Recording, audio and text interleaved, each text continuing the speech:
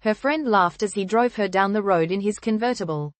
Recounting the story of how Jia had fainted after mistakenly believing she was hit by a truck. He asked where she had been heading, but Jia offered no reply, remaining silent and pensive in the passenger seat. Undeterred, her friend held his asthma inhaler in his hand as he continued the one-sided conversation. As Jia made her way through the affluent neighborhood, her attention was caught by two large, expensive-looking dogs, and she wondered aloud how people could possibly afford them. A feeling of intimidation washed over her as she took in her surroundings. Even the very air felt costly. Suddenly, a bright red convertible slid to a halt beside her. The driver, her friend, leaned over and called out, his words broken by a hacking cough as he enthusiastically asked for her opinion on his sweet ride, annoyance eclipsing any concern. Jia retorted that if he was so cold, he should close the convertible top, and she firmly told him to stop coughing while he was driving. Cruising along in the convertible, Jia friend complained that his asthma was acting up. Jia questioned him when he mentioned his other car, and he clarified that he simply had several rental cars.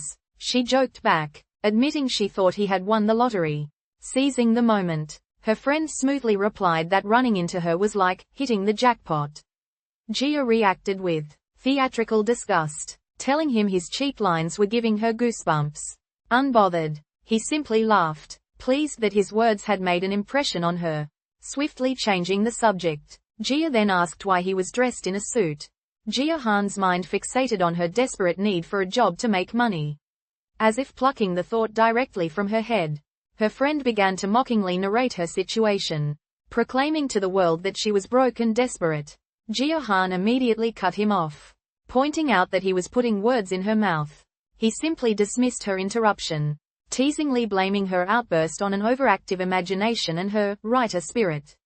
With his jest complete, he then presented a solution, suggesting she could make money quickly by working at a cafe. The offer laid before Jia was almost too good to be true. Her friend described an ideal opening, a well-paying manager's position at a quiet cafe, one run purely as a hobby by some rich man. Logic, however, pricked at her, and she couldn't help but question why an establishment with so few customers would even be hiring. Her friend simply dismissed these concerns, placing the burden of belief squarely on her shoulders.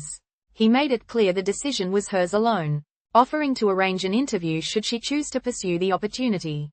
And with that, she was left to her own thoughts, silently contemplating the strange and tempting proposition. Jia walked alone, the weight of the job offer she had received from her friend heavy on her mind. A stubborn pride made her hesitate, as she grappled with the thought of being indebted to that guy. Her long trek home began, taking her across the street just as the sun bled across the horizon. She continued on her way through the city while evening descended, and at long last, Jia arrived at the entrance to her apartment building.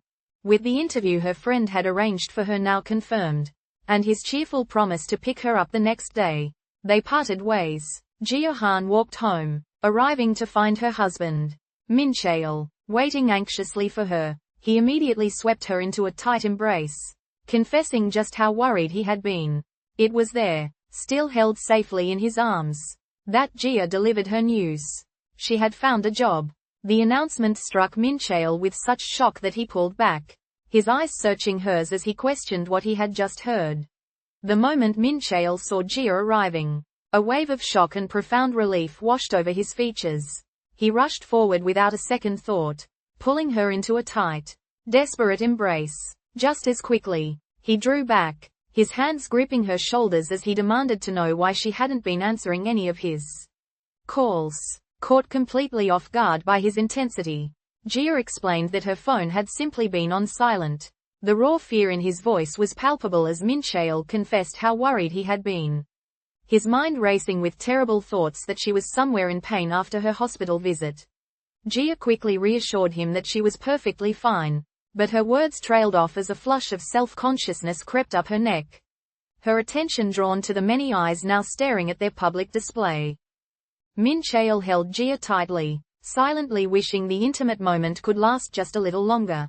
He broke the quiet, telling her he wished she would take it easy, and continued by encouraging her to depend on him more. When his words fell away, the two simply remained as they were, locked in a silent, close embrace. With unrestrained excitement, Jia announced to Mincheol that he no longer needed to worry, for she had secured a job. She explained that a friend had referred her to a cafe, and they felt she was a perfect fit for the position. Her jobless life was officially over, she declared, as she was set to start the very next day. This called for a celebration, and she turned to her husband with a playful question, asking if Mr. Trainer could have a cheat day for the special occasion. Mincheol's response was not in words.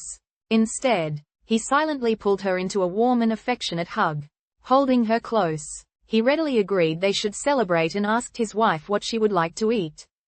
As Jia Han arrived at the location for her interview, her thoughts drifted back to a recent, light-hearted conversation with her husband, Mincheol, about the simple joy of eating good food even while on a diet. Her brief reverie was broken when the interviewer greeted her, expressing a hint of surprise that she was on time. Pushing the odd comment aside, Jia watched as he gestured inward, formally inviting her to begin. Jia Han had once lived a normal, unremarkable life, but she had recently come to the stark realization of just how important it was to work.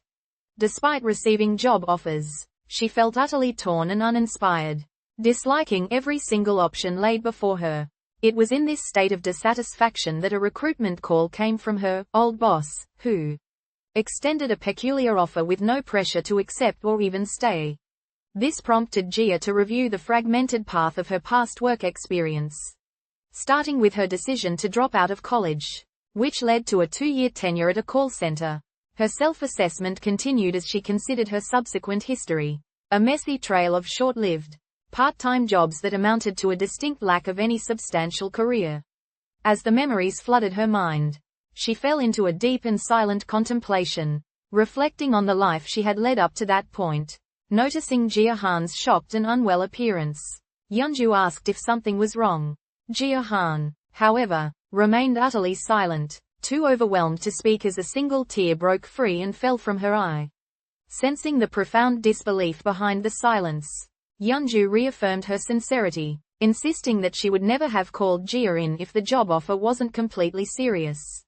With a playful yet critical air, Yeonju continued her monologue, pointing out how Jia had dared to show up with messy hair asking for a job after years of radio silence. She rhetorically questioned if they were still close enough for such audacious favors.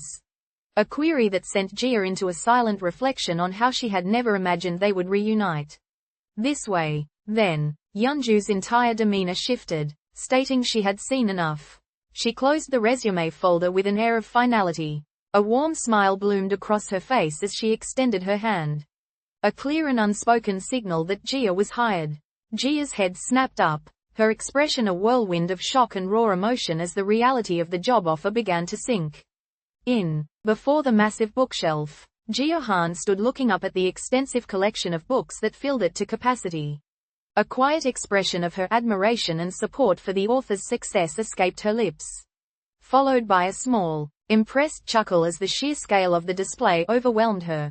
Her mind reeled as she reflected on Yeonju's truly prolific career.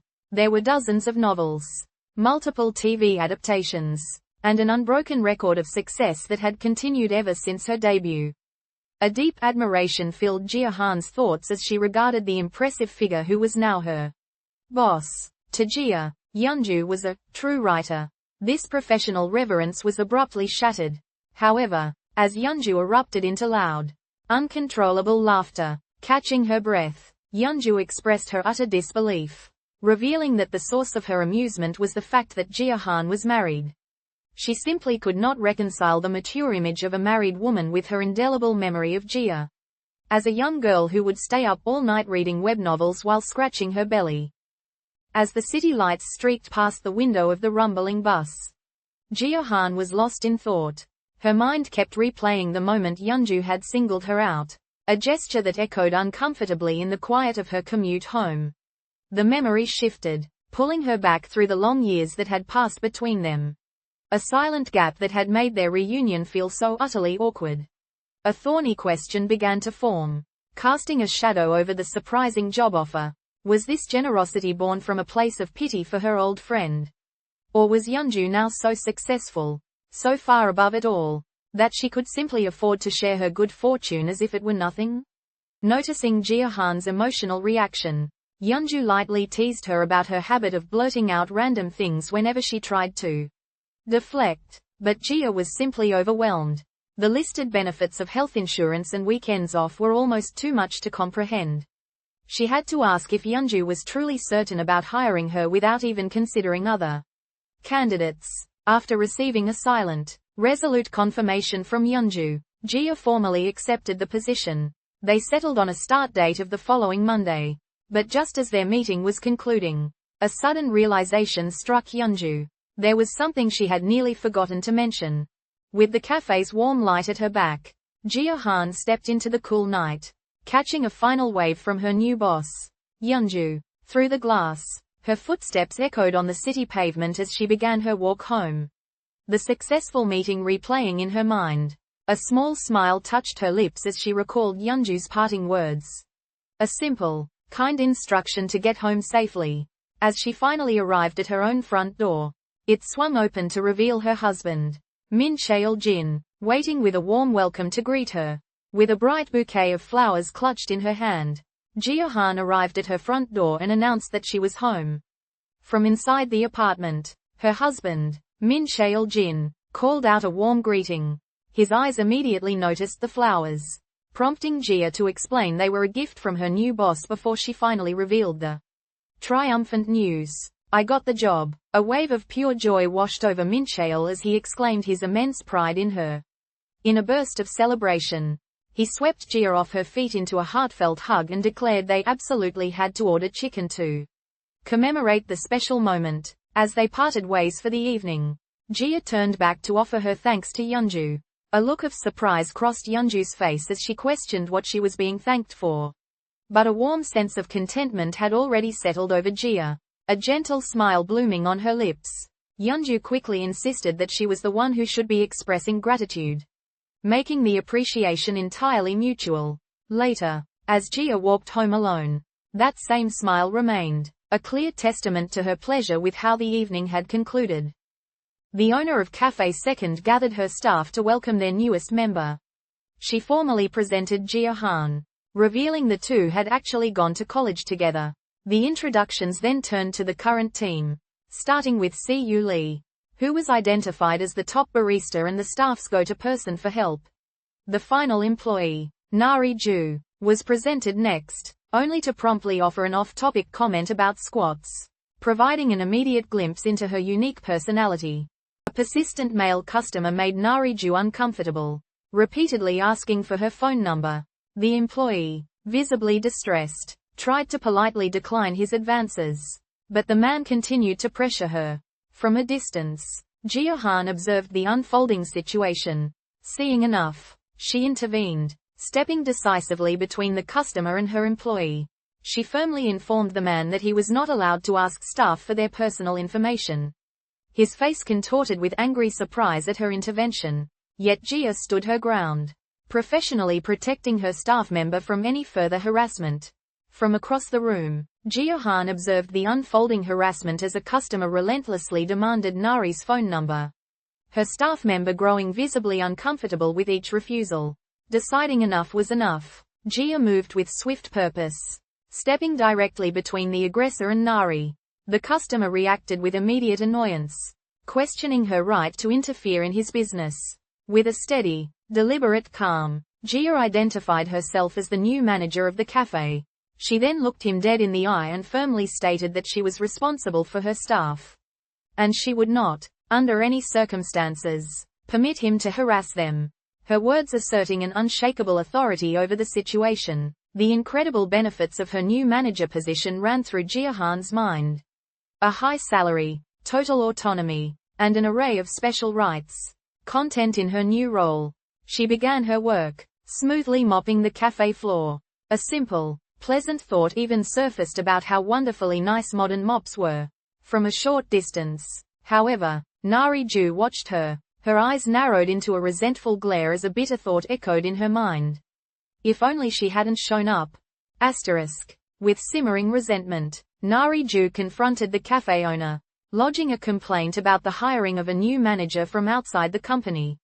She passionately argued that her own contributions and tireless work ethic should have made her an obvious candidate for the promotion. A bold claim, considering she had only worked there a mere 7 months, a period during which the cafe ran perfectly fine in her absence.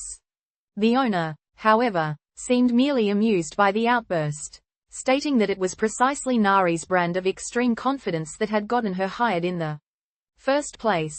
Undeterred, Nari pressed her case, shifting her argument to point out that the newcomer, Jia Han, lacked any significant industry experience.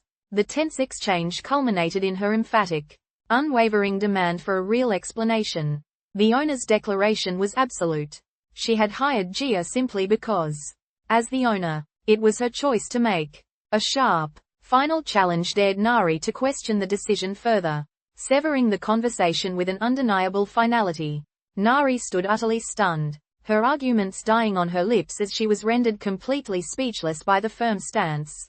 A bitter frustration began to fester within her, her resentment immediately twisting and fixating on the single, infuriating fact that Jia had a totally ripped, hot guy as her husband. Seeking to clear the air, Jia Han approached her co-worker, Cu, determined to speak with him. She offered a sincere apology for their previous encounter at the gym, explaining that she had been completely unaware of the full situation at the time. In response, Cu acknowledged her words and gracefully dismissed the old grievance, declaring that, the past is the past. With the confrontation concluded, Jia Han coolly advised the harassing customer to treat the incident as water under the bridge. Defeated, the man turned and walked away from the counter, leaving a stunned and emotional Nari-ju in his wake. As she watched him go, she could only marvel internally at how freaking cool and utterly awesome her manager had been. For defending her. From nearby, Cu Lee observed the resolution, a subtle and impressed smile gracing his lips. With the pretense of needing help, Nari-ju called the new manager, Jia Han, over to her station. The thin veil of a simple recipe question was immediately torn away as Nari directly challenged her superior's competence, asking aloud if it wasn't embarrassing for a manager to be ignorant of such details.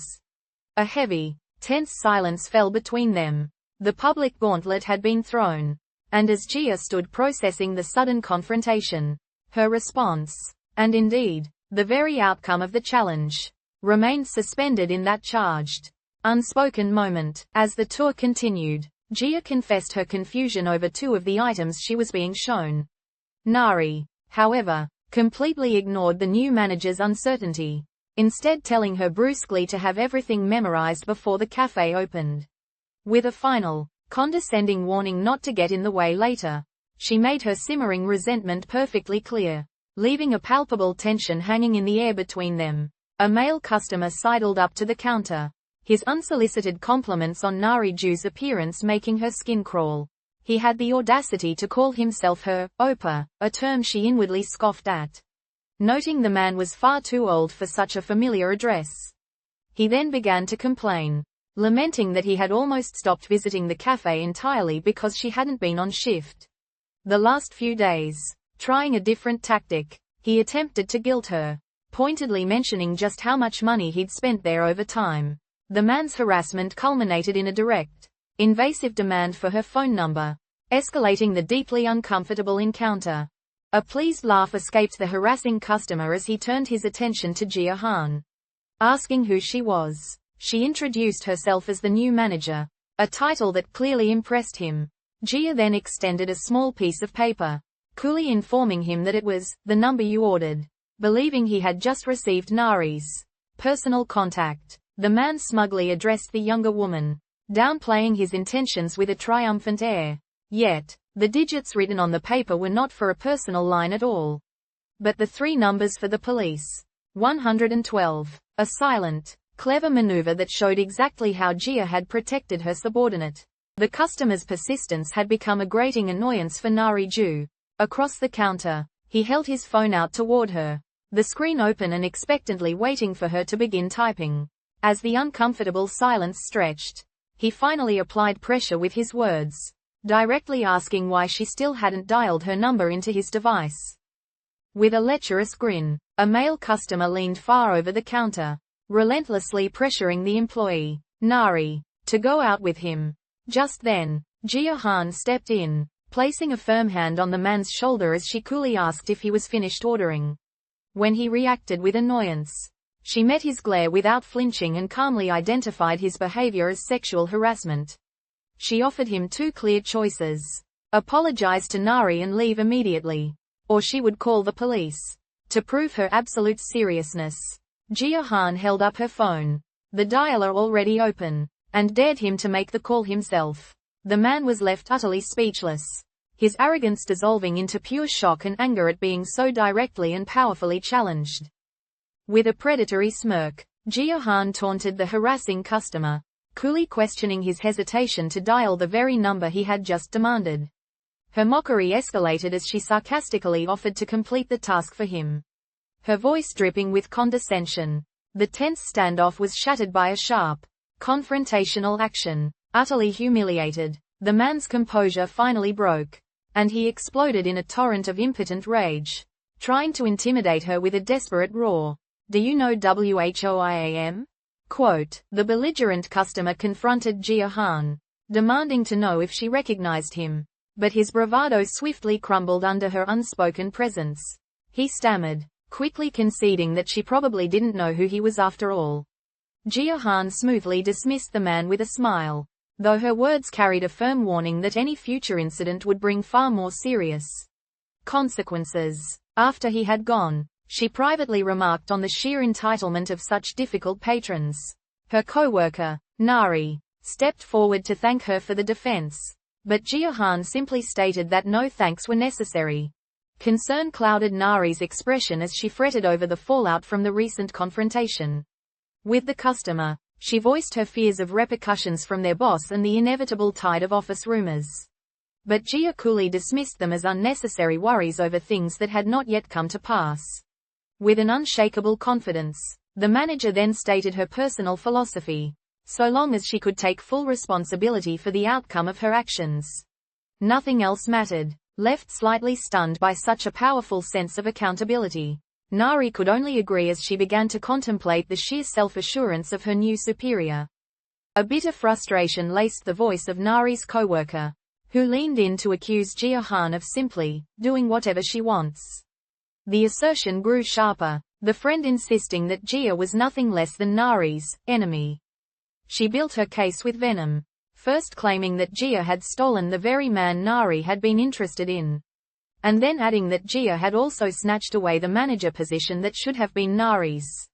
All the while, in the background, a completely oblivious Jia Han cheerfully greeted a new customer, utterly unaware of the poison being dripped into her friend's ear. The day's second villain, introduced as the hot-iced lady, impatiently demanded an update on her order, pretentiously comparing the cafe's service to one she had frequented in Milan. Unfazed, Jia Han calmly confirmed the absurd request for a hot-iced Americano, perfectly mimicking the customer's own lofty affectations, a tactic that left Nari's co-worker friend utterly bewildered. Jia then turned to the counter and began to prepare the drink, pouring a steaming shot of fresh espresso directly over a cup filled to the brim with ice. With the nonsensical order now complete, she served the finished, hot-iced Americano to the waiting woman.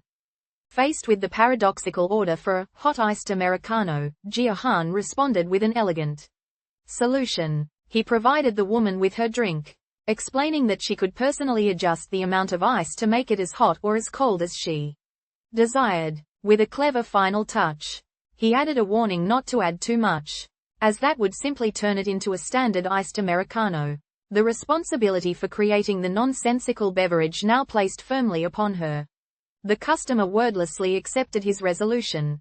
As Nari watched, the new manager, Jia Han, continued to act in her unusual ways. First, a pretentious woman confronted Jia, making the nonsensical demand for a hot iced Americano. Unfazed, Jia cleverly resolved the issue by serving an iced Americano with a cup of hot water on the side. A solution that left the customer both baffled and satisfied. The cafe's calm was soon broken again by another customer talking belligerently on his phone. Jia approached him, but not to speak to him directly. Instead, she pretended to take a call from the cafe's owner. In a masterful performance, she loudly impersonated the owner, instructing herself to eject the disruptive man. The trick worked, and the man hastily left. Throughout it all, Nari, her co-worker Cu, and a customer named Han Gyum observed the chaos. Their expressions a mixture of intrigue and sheer impressiveness at Jia Han's undeniable flair. When the loud customer aggressively challenged Jia Han's authority and demanded to speak with her boss, she calmly impersonated the owner herself. With a cool demeanor, she first offered a refund, then swiftly threatened to sue the man if he didn't leave immediately. Utterly defeated, the customer stormed out of the cafe, shouting that they had lost his business for good. As Nari and her co-worker friend sighed in relief and complained about how loud the man had been, Jia Han brought the confrontation to a close with a touch of flair, theatrically calling for salt to purify the area. A co-worker's question about salt and auras was met with Jia's feigned surprise. As if their ignorance was truly astonishing, she explained that one absolutely had to sprinkle salt to cleanse a space of its negative energy. Then, with a dramatic flourish, Jia threw a handful of salt across the floor. Her co-workers, Cu and Nari's friend, watched in shocked silence as she stood proudly over her handiwork, perfectly satisfied with the ritualistic cleansing she had just performed. The air in the office crackled with tension as an employee's sharp voice publicly accosted Cu, demanding to know why he wasn't focused on his work. Under the weight of the accusation, Cu could only lower his gaze, thoroughly chastised and unable to muster a defense. Seizing the opportunity, Nari's co-worker friend leaned in, her voice a conspiratorial whisper. With a pointed look, she used the incident to cast a shadow on another's reputation, murmuring, "Seeing her for yourself?" The implication was clear. Jia Han was the real source of the conflict and distraction disrupting their workplace. With a shadow of disappointment crossing his features, Han Gyum watched Jia Han from across the counter. He took in her impressive flair and the undeniable charisma that radiated with her every movement. A perfect complement to her striking appearance. A thought crystallized in his mind. Someone with her inherent star qualities could not possibly be satisfied working in a mere cafe. Their brief transaction concluded as she handed him a buzzer for his order. As Han Gyum turned and walked away, his true identity was revealed. He was none other than the CEO of Yomi Entertainment. As the last of the closing duties concluded within the now empty cafe POT, a voice from an unseen co-worker officially marked the end of the workday. A quiet satisfaction settled over Jia Han. She had survived her first day. With that internal acknowledgement, she left the cafe and began her walk home for the night. As her first day of work concluded, Jia Han reflected that while a great deal had happened, nothing truly major had occurred. Her thoughts were interrupted when she noticed someone hiding nearby and promptly called them out. From their spot, a flustered Mincheol revealed himself. Immediately asking when she had known he was there, Jia coolly explained that she had seen him the very moment she stepped outside. Clad in only a simple hat and mask, Mincheol expressed his utter disbelief. Unable to fathom how he had been caught so easily, Jia Han voiced her utter disbelief. Unable to comprehend how Mincheol possibly thought she wouldn't recognize him, he defensively tried to justify his meager disguise, mentioning that his hat and different clothes should have worked and that he'd already been scolded for hiding. Jia swiftly dismissed his efforts, stating that he was still obviously himself, though she wryly conceded that he had put more effort into his appearance than usual. Completely misinterpreting her backhanded remark as a compliment, Mincheol brightened and eagerly asked if he looked good. His hope was immediately crushed as Jia clarified her comment was a criticism of his normally seriously weird fashion, a revelation that left him in a state of shock. Having thoroughly teased him, she then cut straight to the point, demanding to know why he was really there. Jia Han began her interrogation, immediately pointing out the obvious flaw in Mincheol's excuse. He didn't even drink coffee, making his presence at a cafe utterly suspicious. She continued to dismantle his flimsy story, noting that the location was completely out of the way of his home, his work, and even his gym. visibly flustered under her sharp scrutiny. Mincheol began to invent a clumsy excuse on the spot. He claimed he had been stuck in a rut and had therefore started a new workout routine. The transparent lie grew as he elaborated, explaining a new plan to walk outside before going to the gym and insisting that this specific, inconvenient distance was, somehow, just right. With a playful pout, Jia expressed her mock disappointment, telling Mincheol she had honestly thought he came all this way just to pick her up. She pressed on with her teasing, admitting that the romantic idea had almost got butterflies fluttering within her. Scoffing at his weak excuse about a new workout routine, she sarcastically wished him well with it. A bright laugh escaped her as she finally turned to walk away, bringing the light-hearted exchange to a close. Exhausted yet relieved after her first day of work, Jia Han stepped out of the cafe, but her relief was cut short when her foot caught on the uneven pavement. A scream tore from her throat as she pitched forward, bracing for impact. In that instant, Mincheol Jin, who had been waiting for her, suddenly appeared and dove to break her fall. He successfully caught her, preventing her from hitting the ground. But as they landed together, a loud "crack" echoed sharply. Startled but safe in Mincheol's arms, Jia asked what the terrible sound had been. Jia Han cringed inwardly, the mortification of tripping so clumsily after a successful first day washing over her. Yet, her embarrassment was swiftly eclipsed by a gnawing anxiety. She couldn't forget the distinct crack that had echoed from Mincheol's shoulder as he caught her. The memory compounded her concern, bringing to mind how unwell he had also seemed during their earlier workout at the gym. He had brushed it off, insisting he was fine, but Jia's intuition told a different story.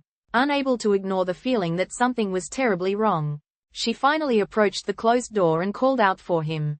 After announcing she was coming in, Jia stepped through the doorway only to freeze in place. A shocked blush crept up her neck at the sight of Mincheol with his shirt hiked up, his entire back exposed. Convinced she had interrupted an intensely private moment, she stammered a quick offer to leave for half an hour. Mincheol, equally flustered by the intrusion, turned and held up several pain relief patches as a desperate explanation. The pieces finally clicked into place for Jia as she processed the new information, the mortifying realization dawning on her that he had simply been struggling to apply the patches to an injury. After Jia finished her scolding, pointing out the simple fact that he couldn't even apply the pain relief patches by himself after injuring his back to catch her, Mincheol grew defensive. He stubbornly insisted the injury was nothing severe and that he could perfectly well handle it on his own. To prove his self-sufficiency, he then challenged her, asking if she knew the secret to putting patches on her own back. With misplaced confidence, he placed the sticky squares face up on the floor and began to roll his body over them, writhing about in a desperate effort to make him adhere. He rose to his feet with an air of triumph, but the sight of the patches clinging precariously and crookedly to his back only served to prove Jia right all along. Taking the box of pain patches into her hands, Jia Han firmly insisted she would be the one to apply them. From his position on the floor, a shirtless Mincheol could only manage a weak protest, claiming he could handle it himself. She paid his words no mind, asking only for the precise location of the injury. Resigned, he directed her with a set of coordinates. Jia then pressed the cold patch against his bare back, and the sudden, chilling sensation drew a sharp yelp of surprise from him. With the day's work finally done, Jia Han stretched her weary arms, a wave of relief washing over her, as she stepped out from the cafe. However, she spotted a familiar figure lingering on the street. It was Mincheol. She approached him, her curiosity piqued, and questioned his sudden appearance. He feigned nonchalance, claiming he was simply on his way home, but his lie crumbled instantly under her sharp observation. His apartment, she pointed out, was in the complete opposite direction. A deep blush bloomed across Mincheol's cheeks as he finally admitted the truth. He had been waiting the whole time, worried about her. The confession, so flustered and sincere, struck Jia as utterly charming. A bright, hearty laugh escaped her as she took in the endearing display of his concern. A warm sense of satisfaction settled over Jia Han as she left the cafe. Her first day of work a resounding success. Her pleasant reverie was shattered. However, when she spotted Mincheol attempting to hide, quite awkwardly, behind a utility pole across the street. So startled was she by his sudden appearance that her foot caught on the steps, sending her pitching forward toward the pavement.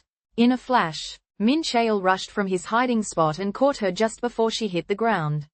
The moment he set her safely upright, though, a sharp cry of pain escaped him as he instinctively clutched his lower back from the sudden, jarring movement. He tried to wave off Jia's immediate concern, insisting with a strained voice that he was just passing by, but she saw right through the flimsy excuse, a playful smile touching her lips as she called him out on the obvious lie about how long he must have been waiting for her. As Jia Han sat slumped and dejected at her desk, Mincheol approached her from behind.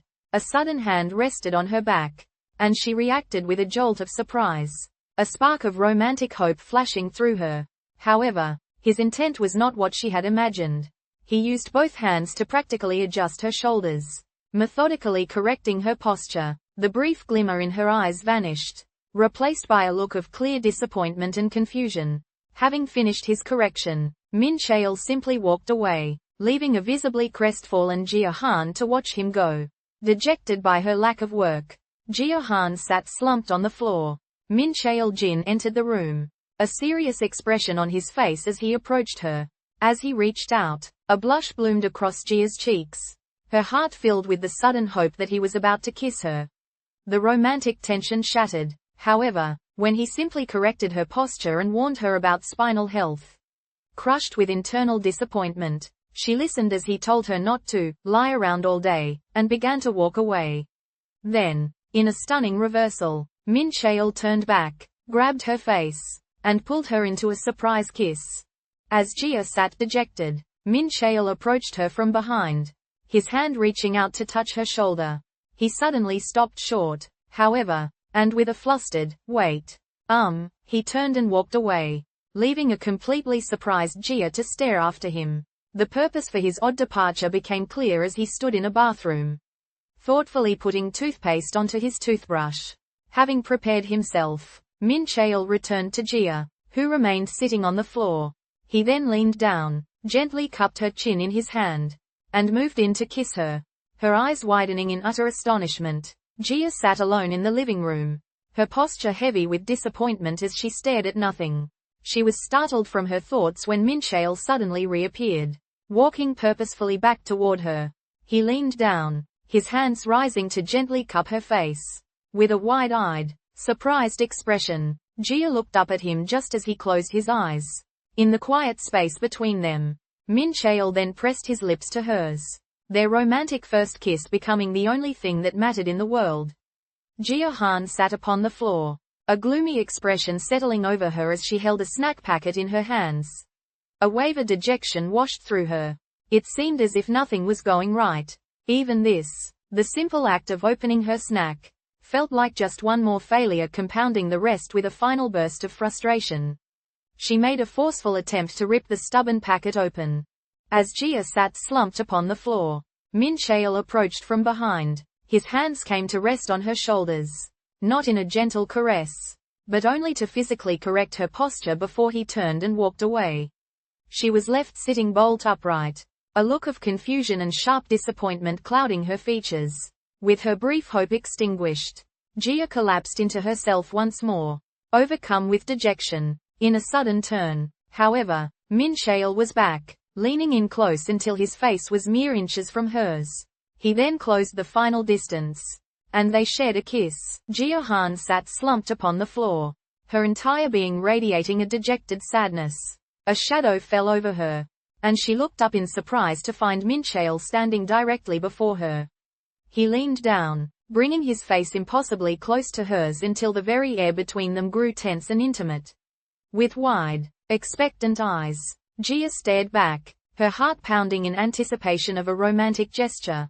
The charged silence stretched, only to be abruptly broken when Mincheol simply pointed out that her slumped position was not good for her back. With an air of unexpected concern, Mincheol launched into an unsolicited lecture on the health problems that could arise from a bad back. His instruction to Jia was direct and intimate. Sit up straight, push her chest out, A charged silence settled between them in the aftermath of his correction. A moment thick with unspoken possibilities. Then, just as suddenly, he shattered the quiet, announcing that he was going to take a shower before promptly leaving the room. Jia was left utterly alone, a bitter wave of disappointment crashing over her at the abrupt and clinical end to their encounter. Disappointment washed over Jia Han as the foolish realization dawned. She had truly thought he was going to kiss her, scolding herself for her naivete. She wondered if she possessed the memory of a goldfish, doomed to make the same mistake again and again. She slumped into a dejected silence for a few moments, lost in her own embarrassment. But then, just as suddenly, Mincheol reappeared, leaning in impossibly close. He kissed her. In that stunning instant, a single, clarifying thought bloomed in her mind. Both of us. Ha. Asterisk. Jia sat alone, a dejected air clinging to her as the singular thought of couple hung heavy in the space around her. Without a sound, Mincheol suddenly appeared at her back, his silent presence making her cry out in utter shock. She whirled around, immediately scolding him for moving so quietly and giving her such a fright.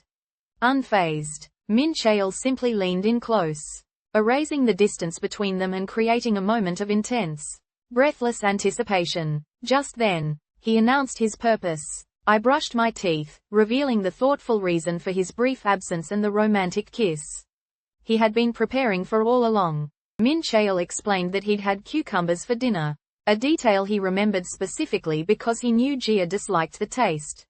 Having thoughtfully addressed the matter, he softly asked for her permission, his voice low as he wondered if he could do it now. A look of surprise crossed Jia's face as Mincheol began to lean in, his form drawing ever closer. He closed the remaining distance between them, and in the quiet moment that followed, their lips finally met in a shared kiss. Slumped on the couch, Jia Han was lost in disappointment, dwelling on her earlier interaction with Mincheol. Her thoughts were suddenly interrupted by the sound of vigorous teeth brushing coming from the bathroom. Puzzled, she turned her head towards the noise just as Mincheol re-entered the room. He walked directly to her, and without a word, leaned in close to share their very first kiss. Lost in dejection, Jia Han sat slumped over at her desk. A presence approached from behind, and the sudden weight of hands on her shoulders startled her as Mincheol corrected her posture. Before she could process the touch, he leaned down, turning her head gently toward him. In a single, fluid motion, he pressed his lips to hers, the unexpected kiss catching her completely by surprise. On the construction site, two female workers were taking a break from their labor. One of them leaned in closer to the seated Jia Han, ready to begin. Hey, did you hear? She asked, her voice lowered to share the start of some new gossip. This was Jia Han, the woman known formally as construction worker Ms. Reason. A construction worker gossiped with her co-worker, explaining that she had heard Mincheol's crew at the neighboring construction site was on strike. Her frustration was evident as she questioned why they were dragging out the work when there was still so much to do. As her words trailed off, a loud boom suddenly erupted from the other site. In that moment, Mincheol himself appeared, declaring that he can't be bothered anymore, and decisively turned his back on the project, choosing to leave. In her kitchen, Jia Han struggled with a stubborn jar, her thoughts a low growl. Get out of the way. I warned you. She continued to strain against the unmoving lid, her muscles taut with effort, yet it refused to budge. A flash of frustration made her pause, a flicker of doubt questioning if this escalating reaction was excessive. But the anger had already taken hold. Giving in completely, she raised the jar high over her head and brought it down with full force, smashing it into the kitchen sink. The container shattered on impact, its contents spilling everywhere as Jia Han simply stared down at the mess she had created. The quiet hum of the apartment was punctuated only by the soft clicking of keys as Jia Han, absorbed in her task, worked on her laptop from the comfort of the couch. Her concentration was gently interrupted when Mincheol entered the room, offering her a glass of water and a moment of light small talk. He then sat down beside her, a subtle shift in his demeanor hinting at a more serious topic. With a touch of hesitation, he asked if she remembered his younger sibling. After Jia prompted him to continue, Mincheol finally revealed the purpose of his cautious approach. His sibling would be coming to stay at their home for a bit. Jia was relaxing comfortably on the couch, her attention absorbed by the glow of her phone. When Mincheol tentatively approached and interrupted her quiet moment, he asked for her permission to have a friend over to their house. A request that brought a look of visible surprise to her face as she questioned who he meant. Mincheol explained that his friend was simply eager to see their new place, as the two had not met since the wedding. After a moment of quiet contemplation, Jia agreed, acknowledging that it was his house too and he should feel perfectly free to have guests.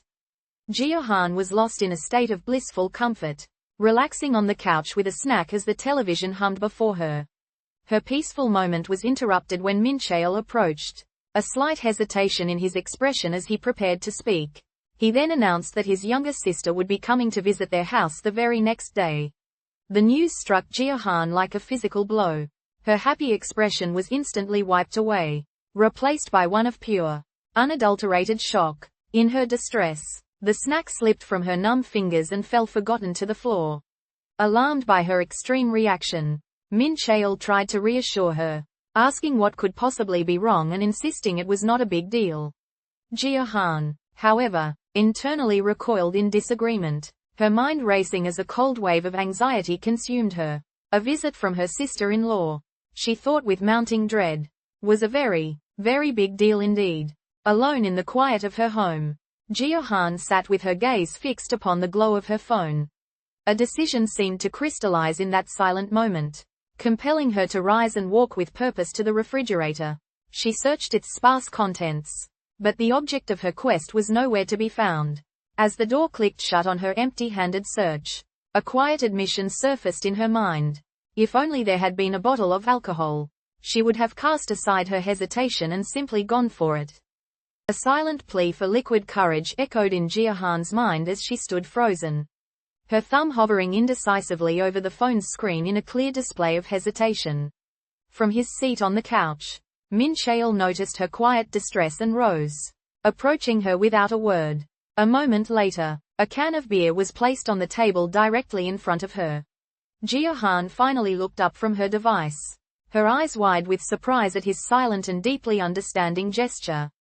At the metaphorical construction site, Jia and Ms. Emotion observed that all work at the neighboring site had ground to a halt. They were on strike. Ms. Emotion was quick to share the gossip, explaining the stoppage was led by a rich and capricious worker who was demanding definite assurance. Jia turned the description of this particular worker over in her mind, mulling it over. The clamor of the imagined workplace then dissolved into the quiet reality of her home with Mincheol. He approached her, casually announcing that his older sister wanted to visit him over the weekend. The news landed with stunning force, leaving Jia wide-eyed and utterly shocked. Lost in concentration at her desk, Jia remained completely unaware as Mincheol slipped into the room, creeping up silently behind her chair. He leaned in exceptionally close, a playful and cute expression on his face that was entirely out of character. Startled by the sudden presence, Jia spun around, her mind racing to understand what he was doing.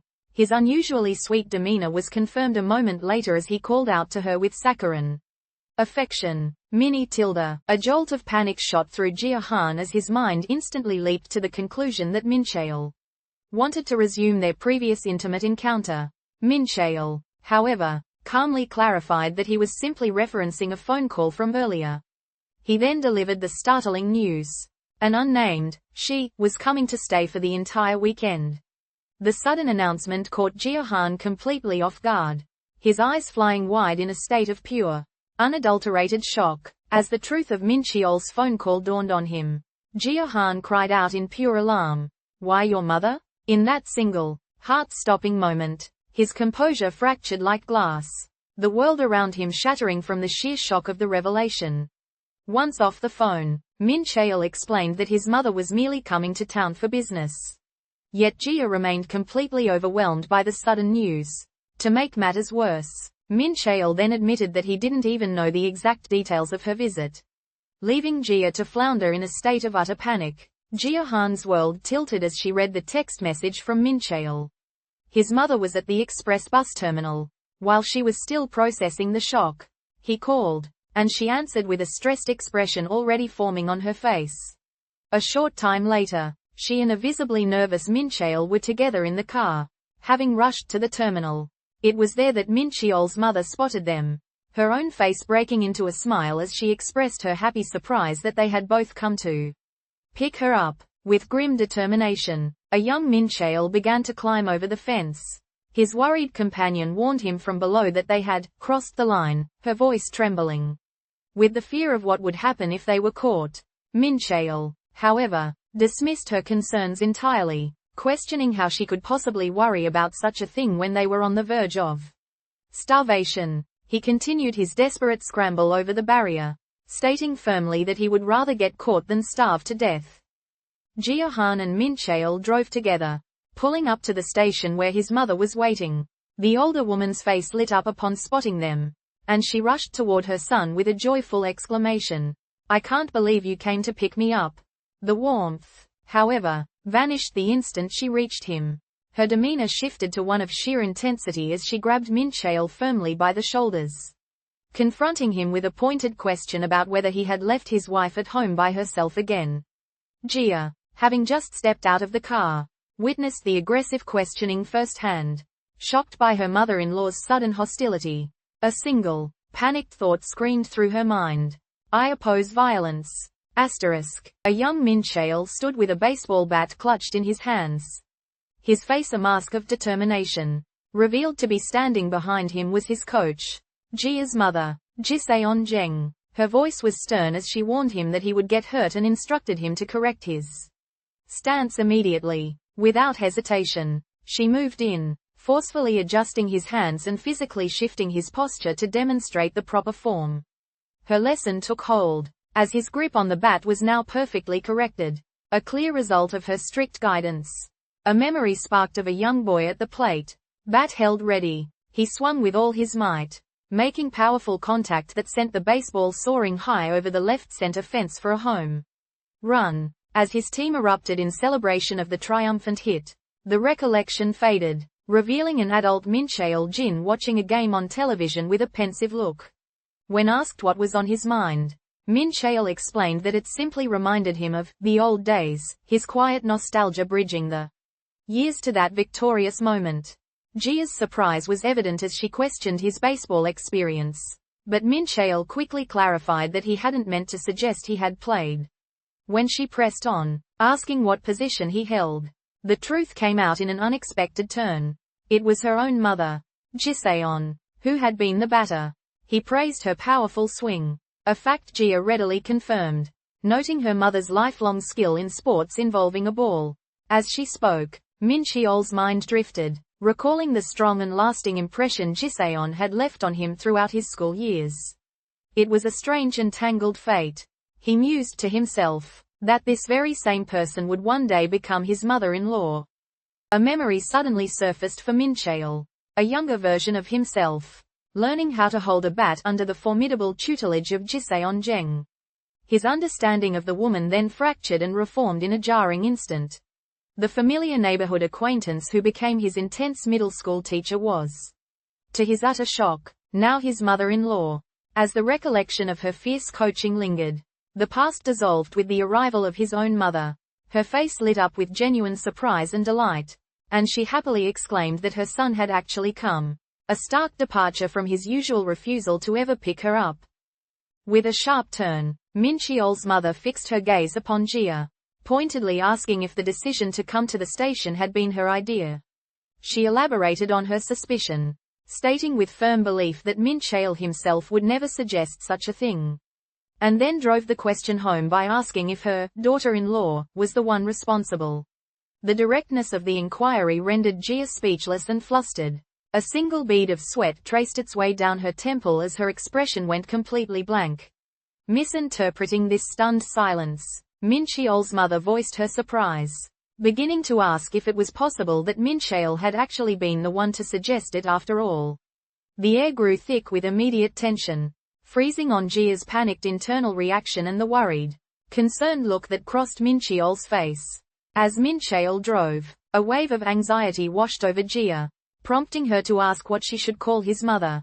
Her question hung in the air, unanswered. She tried again to get his attention, but the quiet from the driver's seat remained unbroken. Frustration finally boiled over, and Jia's voice rose as she yelled at him to look at his texts. Only then did Mincheol finally turn his head to look at her.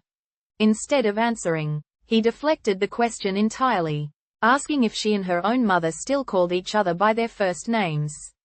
In the heavy silence, Jia Han listened intently to the voice of her mother-in-law, who questioned why the couple still formally called each other by their names. A flustered Mincheol immediately asked his mother to clarify her pointed remark.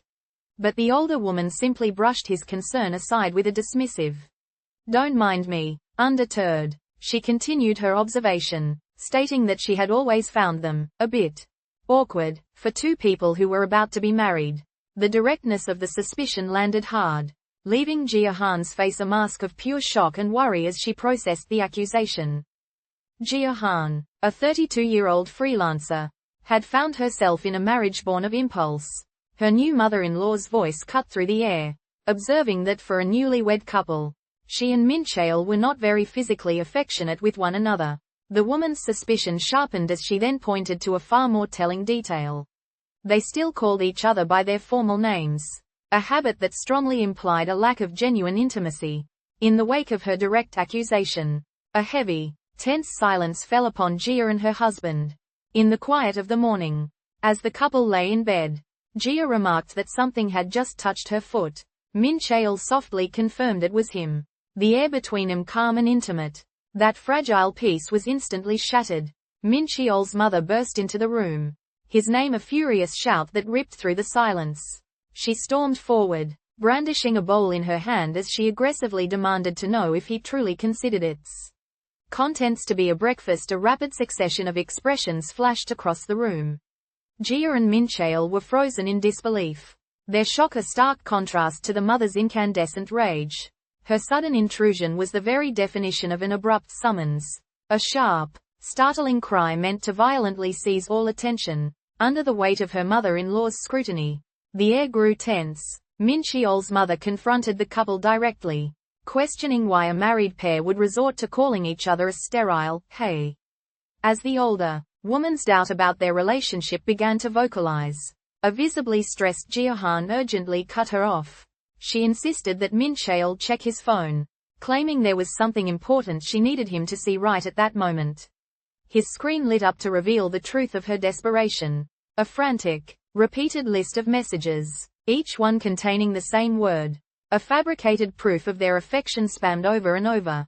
"Babe." The visit began with an uncomfortable observation from Mincheol's mother, who noted that Jia and her husband called each other babe. An internal panic seized Jia over the proper way to address the older woman, forcing her to quietly ask Mincheol for guidance. His unhelpful suggestion, that she simply continue calling his mother, ma'am, did little to soothe her frustration as the mother-in-law's visit officially commenced. Later, gathered around the dinner table, a compliment was offered for the marinated beef, and Mincheol's mother praised the dish. Jia had to clarify, however, that the meal had not been her creation, but was a thoughtful preparation from her own mother, Seon-young. Mincheol's mother began the visit with a jest, claiming she was intentionally acting like a nagging mother-in-law from a soap opera. A comment Jia could only awkwardly dismiss. The joke, however, immediately soured as the older woman's sharp eyes found dust in the apartment. Her pointed criticism startling Jia. Attempting to recover and play the part of a good host, Jia offered to take her mother-in-law's bag. Later, seated at the dinner table, the tension resurfaced when her mother-in-law tasted the beef dish. While conceding the quality of the meat was good, she critiqued it for being far too sweet for her liking. A flustered Jia could only apologize, explaining that her own mother, Seon-young, had prepared the dish specifically for her visit. At the implied criticism, Jia Han rushed to offer a solution, promising to ask her mother to make the beef dish less sweet in the future. Mincheol's mother gently corrected her, insisting she only meant the sweetness required more rice before asking Jia Han to fetch some. She then added a compliment, telling Jia Han to pass on to Seon-young that the dish was delicious. Eagerly seizing the approval, Jia Han agreed, repeating her mother-in-law's specific feedback aloud. A bit sweet, but perfect with rice. A tense quiet then settled around her. Though normally a talkative person, a crushing nervousness in front of her mother-in-law had stolen her voice. And so she remained, sitting silently at the table, unable to be her true self. In the middle of the meal, the atmosphere turned serious as Mincheol's mother began her inquiry, prefacing the question with a deceptively calm, "I'm genuinely curious." Her gaze then fixed directly upon Jia, and she posed the pointed question of whether Jia was the one who had truly prepared the beef. Caught completely off guard by the direct accusation, a flustered Jia could only stammer a confused and nonsensical reply. "Wash it?" Quote. A cold dread washed over Jia Han as she realized her terrible mistake. She had called him Mincheol, with his mother standing just a breath away. Her mind raced, desperately scrambling for a plausible excuse to cover the disastrous slip. But before she could utter a word, a different voice cut through the thick tension. To her astonishment, the mother-in-law's attention was fixed not on her, but on her son, as she questioned why he always wore the same shirt for her visits. A flash of defensiveness crossed Mincheol's face as he insisted he was not a child and did, in fact, change his clothes, clarifying that he had put on a fresh, but identical, shirt the moment they returned home, voicing her suspicion over the couple's hasty marriage. Mincheol's mother suggested they hardly knew one another before confronting Jia directly with a pointed question. What did she like about him? Visibly flustered and stressed by the interrogation, Jia offered a simple, surface-level compliment, stating that Mincheol was handsome. A heavy, unimpressed silence fell as her mother-in-law paused, indicating the answer was entirely insufficient. Panicking, Jia quickly rushed to list off more generic positive traits, describing her husband as nice, considerate, and a good worker. The air at the dinner table grew heavy as Mincheol's mother began her interrogation about the meal, her sharp eyes flicking between Jia and her son. Beneath the table, a phone screen illuminated with a message from Mincheol, a secret proposal to lie and claim Jia had cooked the beef dish herself. Jia's gaze dropped to her own phone, her thumb hovering over the keypad before she began to type a single, firm word in response. "Don't, yet." Before she could press send, a new message flashed from Mincheol, a frantic alert that his mother's stare was now fixed directly upon her, awaiting an answer. The excited shouts of a sports announcer, calling the final, frantic moments of a soccer match, echoed through the darkness. With a triumphant roar, the announcer declared that the Korean team had won, making it into the knockout stage all thanks to a player named Ji-seong. The source of the broadcast was a television, its light flickering upon the solitary figure of Mincheol Jin, who sat watching in the otherwise unlit room. As the broadcast erupted in celebration, his face remained somber and impassive, a silent and still contrast to the victory on the screen.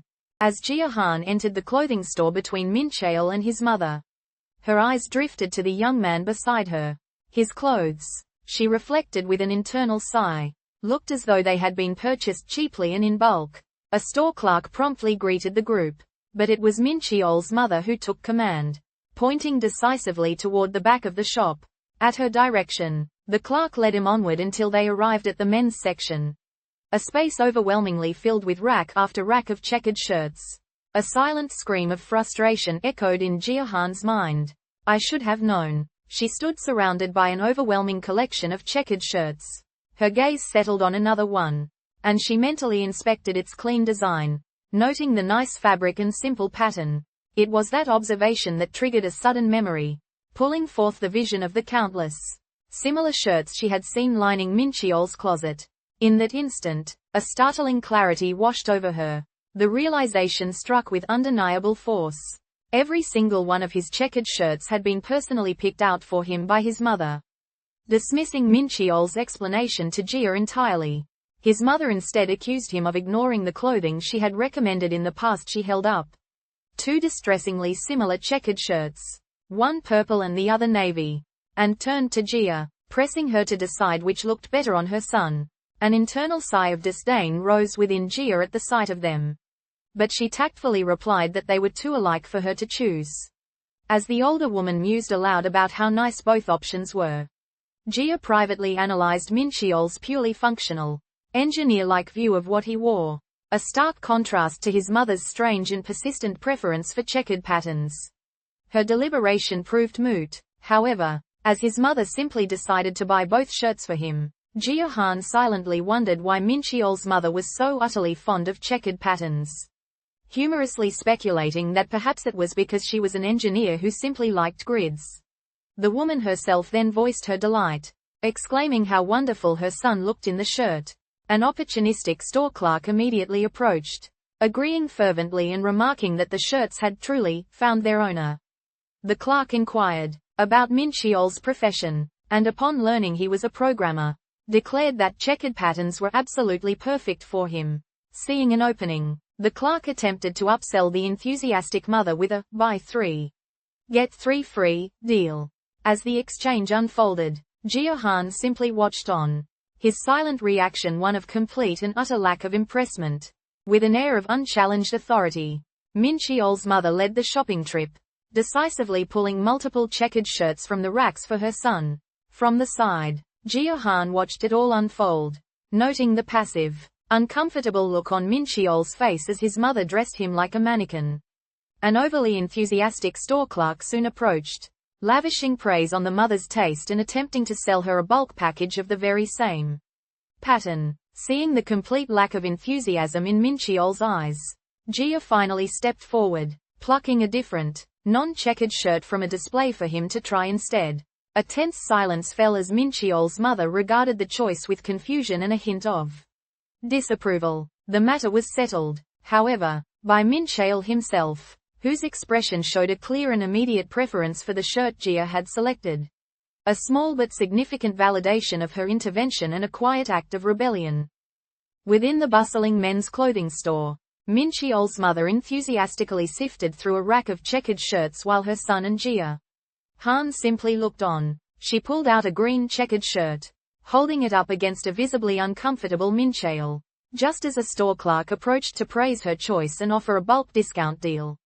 Noting his friend's strained reaction, Jia Han stepped forward and intervened, presenting a simple, plain dark shirt to him instead. Mincheol's gaze met the garment Jia had selected, and a subtle but unmistakable expression of approval and relief washed over his face. Within the clothing store, Mincheol stood trying on a plain, dark shirt, but his mother was quick to dismiss it. He wasn't a child anymore, she insisted, and needed something with more detail. A checkered shirt was the answer, she declared, though Jia Han gently pointed out that Mincheol already owned many of them. Ignoring the comment entirely, the older woman immediately gravitated toward a large rack filled with precisely that pattern. Jia watched in quiet surprise, amazed at how quickly his mother had found them. Just then, a store clerk approached the woman, enthusiastically praising her excellent choice of shirts. Within the clothing store, Jia Han held up 2 different checkered shirts for Mincheol's consideration, asking which one he liked better. He simply stared back, his expression completely blank as he offered no opinion. After a moment passed in which she observed his clear indifference, Mincheol finally stated that his only concern was that the clothes were comfortable. Faced with the choice between 2 shirts, a non-committal Mincheol simply stated that both were comfortable and therefore good. Taking charge of the situation, his mother strode to the counter and declared she would pay, promptly presenting her credit card to finalize the purchase. A satisfied smile graced her lips as the store clerk bagged her chosen items all the while. Jia Han observed the entire exchange with a silent, contemplative expression, watching as the matter concluded with a resigned Mincheol left holding the shopping bag. With an unexpected admission, Mincheol confessed that he preferred the clothes she had picked out for him over the ones his own mother had chosen. The direct compliment sent a visible, blushing shock through Jia, her face flushing with color. A heavy, awkward moment settled between them. She looked utterly flustered while he simply looked on. Overwhelmed by the validation, Jia's gaze dropped to the floor, unable to meet his as she processed his words. The quiet tension finally broke as they both looked away from each other, surrendering to a shared, bashful silence. Under her mother's watchful eye, Jia Han put her plan into motion, walking arm in arm with Mincheol. He played his part perfectly, lavishing her with compliments as they strolled along. The display soon escalated as Mincheol affectionately fed Jia a pastry in the middle of the street. Witnessing the overly sweet act, Jia's mother reacted with shock, appearing completely overwhelmed by the spectacle. Having seen more than enough, she turned away from the couple and made a phone call, deciding to leave. As his mother finalized her decision, an unnamed man commented on the weather, while Jia and Mincheol continued their successful performance in the background. As her mother trailed just behind them, Jia walked with Mincheol, feeling a swell of confidence that her feigned affection was working perfectly. Deciding to escalate the performance for a truly definitive end, she suddenly stopped him, claiming he had something on his cheek. Before he could react, Jia brazenly licked his cheek, a shocking act that left both Mincheol and her observing mother completely stunned. The intense display proved to be too much. Utterly flustered and overwhelmed, Jia's mother abruptly announced she was leaving. In the wake of her departure, Jia and Mincheol were left alone. Mincheol, still reeling with embarrassment as a nearby stranger ironically commented on the heat. Under his mother's watchful gaze from across the way, Jia orchestrated the moment perfectly, having Mincheol tenderly feed her a bite of food. The public display of affection proved too much for her mother, whose face flushed as she began to scold them for being so overly intimate. Completely overwhelmed, she finally turned and walked away, leaving the couple in her wake. As soon as she was gone, a triumphant smile bloomed on Jia's face, a stark contrast to the stressed embarrassment clear on Mincheol's. This entire act, a memory then recalled, was a charade of Jia's own design, a go-to tactic she had convinced Mincheol to employ to put an end to her mother's nagging suspicions about their relationship once and for all. A flicker of doubt crossed Jia mind. Her mother was far too perceptive and would be difficult to fool. Yet, despite her apprehension, a sudden spark of inspiration struck. She turned to Mincheol, a confident smirk playing on her lips, and announced she had just conceived a genius idea. A short while later, the two of them approached her waiting mother, whose expression immediately shifted to one of visible surprise and utter confusion. There, before her, Jia and Mincheol stood in perfectly identical outfits. Jia casually explained that they had seen a store selling the matching sets and impulsively bought them, launching the first, over-the-top step of her elaborate public display of affection. In the middle of the bustling public square, Jia's voice rang out, theatrically declaring her desire to wear matching couple outfits with Mincheol just to show him off. Her mother's face tightened with discomfort, and she hissed for Jia to tone it down. Noting that children were watching their conspicuous display, a sudden realization dawned on Jia as she remembered her mother's lifelong aversion to romance, even to the point of changing the channel whenever an affectionate moment appeared on television. The relentless display proved to be too much. Overwhelmed, her mother hastily packed her suitcase and departed. As her retreating figure shrank in the distance, a bystander made a simple comment about the weather, while Jia and Mincheol simply stood and watched her go. Jia's mother could only watch, a look of pure shock frozen on her face as Jia and Mincheol engaged in an utterly over-the-top public embrace. Visibly flustered and deeply embarrassed by the display, she turned to leave, muttering aloud the flimsy excuse that the couple was walking too fast, and that they should wait for her. With her justification made, she walked away, leaving Jia and a confused Mincheol in her wake. It was only a moment later that Mincheol looked over his shoulder, finally noticing that his mother-in-law had vanished. The brief interaction concluded as an unnamed man nearby simply looked up, a neutral observer to the family's awkwardness. After Mincheol suggested they take a break, the pair relocated to a dessert cafe. There, Jia prepared a spoonful of the confection, lifting it with the clear intention of feeding him. A protest came from Mincheol, who insisted he was perfectly capable of eating on his own. Jia, however, swiftly dismissed his shyness, commanding him to say as she pushed the spoon forward and fed him the bite herself. In the car, Jia's mother had observed the couple's intense public affection, feeling utterly overwhelmed by just how so lovey-dovey they were. This conviction led to a swift decision at the train station, where she announced she was heading back early, satisfied that she had confirmed they were doing well.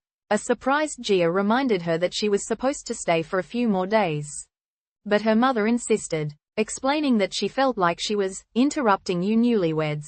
Left with no choice, Jia and Mincheol waved as the train departed, watching through the window as her mother wished her daughter happiness. The moment the train was gone, the act was over. They stood alone on the platform in a stark silence. The quiet broken only when a passing man commented that it looked like it was about to rain. Sound of a gentle breeze, followed by a sudden, comedic pounce sound effect. Jia and Mincheol stood in shared silence, watching the dwindling figure of her mother retreat down the path, luggage in tow. The very instant she was a safe distance away, the quiet shattered. With a sudden lunge that caught Mincheol completely by surprise, Jia launched herself at him. She leaped into his arms, wrapping both her legs and arms around his frame in a dramatic, clinging embrace that left the poor man blushing and utterly flustered. Still hanging from his neck, she cooed an affectionate, if utterly baffling, pet name, "My little baby bird." Quote. On the escalator, Jia and Mincheol locked themselves in an exaggeratedly romantic embrace, leaving Jia's mother, who watched from behind, visibly shocked and overwhelmed. The performance continued as they began to feed one another in public, an act that solidified her impression of them as intense newlyweds. Convinced and completely flustered, the mother abruptly announced she was leaving, stating she didn't want to intrude on their happy life. Jia's weak protest was brushed aside by her mother's firm insistence on going home. With a final wave goodbye, she departed, bringing the couple's successful plan to its conclusion. As they watched her go, a bystander's comment on the impending rain quietly settled over the moment. As Jia and Mincheol walked away, she deliberately clung to his arm, initiating a brazen display of affection meant entirely for her mother's benefit. Her mother could only watch, her face a mask of profound shock and discomfort at their cloying, newlywed behavior. Once the couple had moved on, she made a swift phone call to announce a change of plans, stating that she simply couldn't stand to watch him anymore. She turned and began pulling her suitcase, resolved to head straight back home. Just then, a bystander remarked that the first flakes of snow had begun to fall. With bright smiles and cheerful waves, Jia and Mincheol Jin bid farewell to Jia's mother as she departed in a car, concluding her visit. The very instant the vehicle was out of sight, however, the affectionate facade crumbled. The couple's happy expressions vanished, replaced by a shared look of profound relief and utter exhaustion. As they stood apart in a sudden, heavy silence, a man walking past commented on the coldness of the wind, his words echoing the palpable chill that had settled between them now that the act was finally over. Faced with sharing the room, a flustered Mincheol declared he would sleep on the floor, believing it simply wasn't right for him to share Jia-han's bed. As he turned to leave, however, Jia-han's hand shot out to grab his arm, stopping his retreat. She pulled the startled man down onto the mattress beside her, reminding him that their married status was the very reason they had to share. Now lying next to a stunned Mincheol, Jia-han attempted to comfort him, softly telling him to relax and not worry about their predicament. In a moment of playful intimacy, Jia-han was positioned on top of Mincheol in bed when a sudden knock came from their bedroom door. It was Mincheol's mother, asking if they were decent before she entered. Before a proper answer could be given, the door swung open, and she was immediately flustered by their compromising, though entirely innocent, position. A frantic, overlapping clamor erupted from the couple as both Jia and Mincheol desperately tried to explain that the situation was not at all what it looked like. The embarrassed mother quickly retreated, stating she would simply see them in the morning. Their predicament, however, had only just begun, as an unexpected storm had forced Mincheol's mother to stay for another night, cruelly extending their awkward ordeal. From the very moment she had arrived, a single suspicion had taken root in Mincheol's mother's mind. Her doubt finally found its target as she pointed an accusing finger directly at the two separate beds in the room. Put on the spot, Mincheol blurted out a desperate excuse, insisting that he moved around far too much in his sleep. He quickly elaborated on the fabrication, claiming the restless habit was a holdover from his childhood and that they had only recently purchased the second bed so that Jia could finally get some rest. As Jia lay beside Mincheol, she observed his uncharacteristic silence. He wasn't talking about his usual topics of gaming or working out.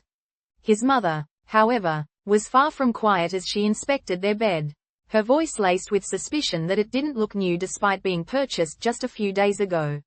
She then pointedly asked if they had bought the bed used, putting Mincheol directly on the spot. His heart began to pound in sheer panic as he internally compared his mother to a robot, recalling how she never rested until she had methodically uncovered the truth about anything that felt even slightly off to her. With his mother's pointed remark about show window couples still lingering in the air, a heavy cloud of suspicion settled over the room. Left alone together in the bed, Mincheol broke the tense silence, questioning if he should simply return to sleeping on the floor, as the mattress was clearly too small for them both.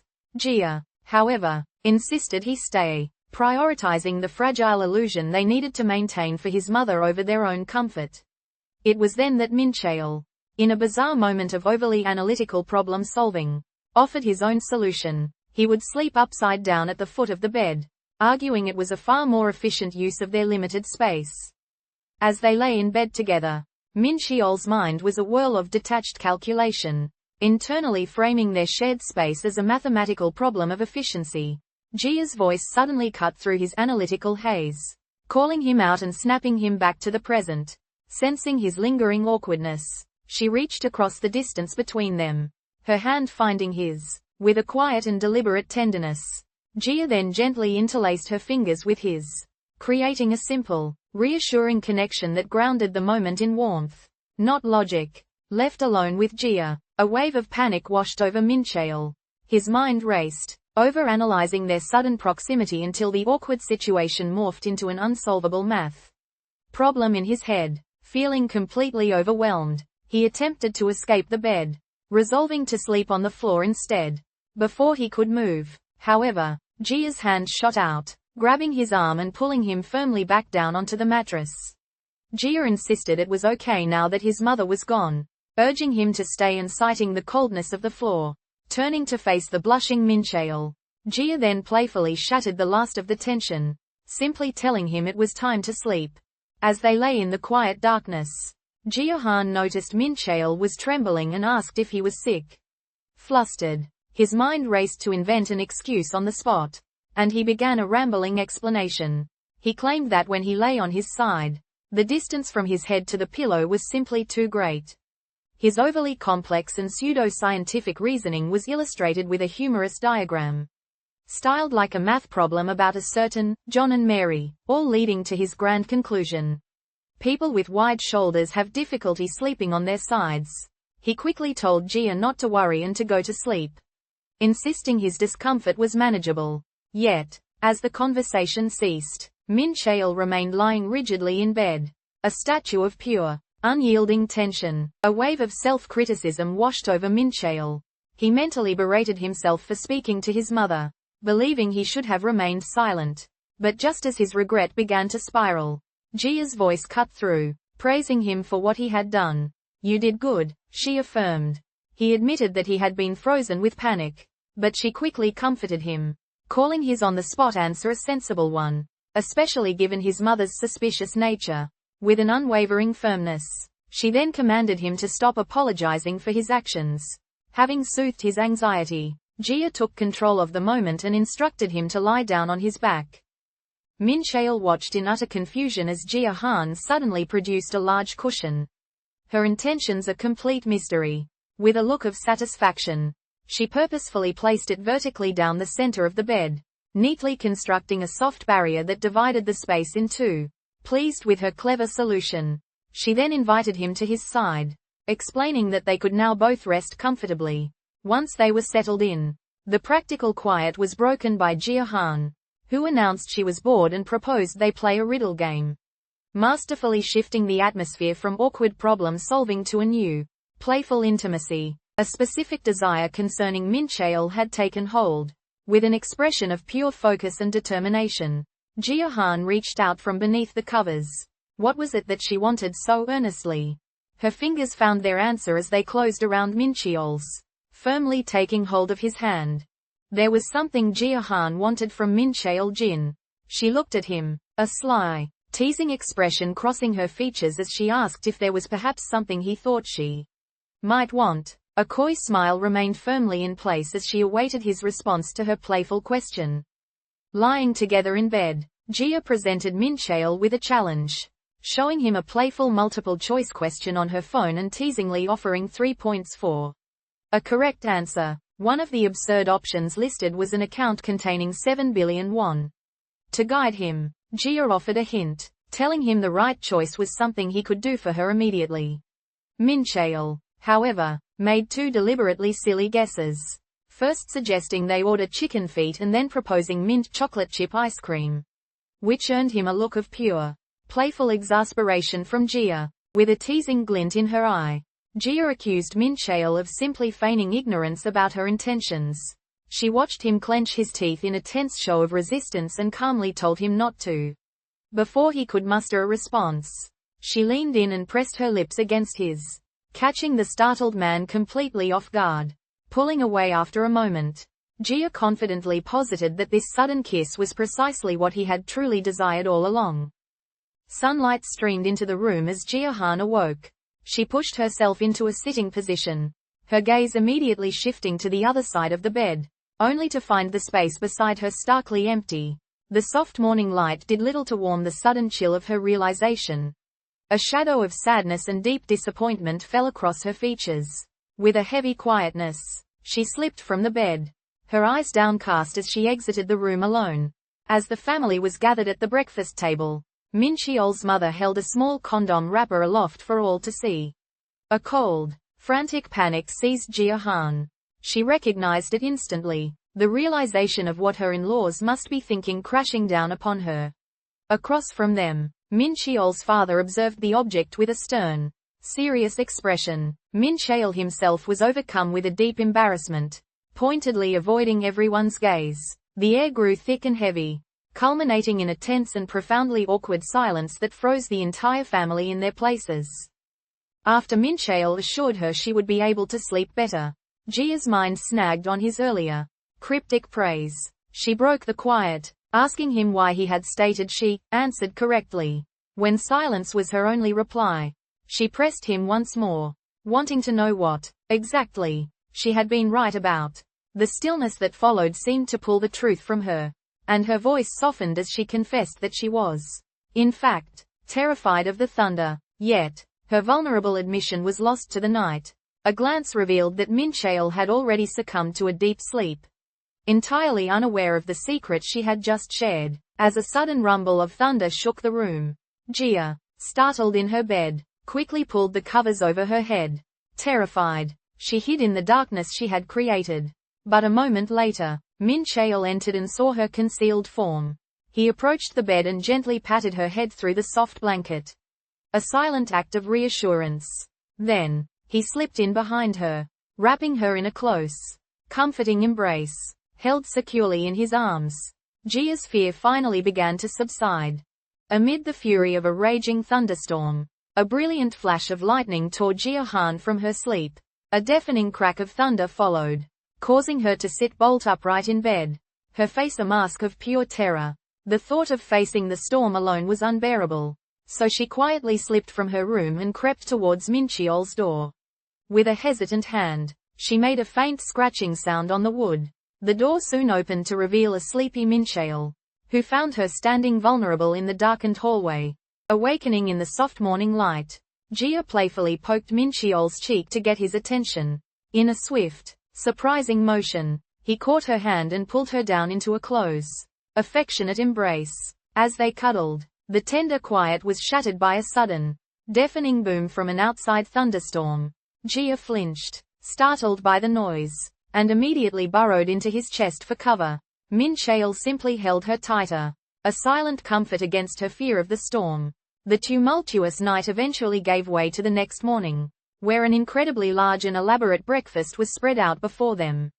An important detail surfaced in Jia's mind as she stared at the feast.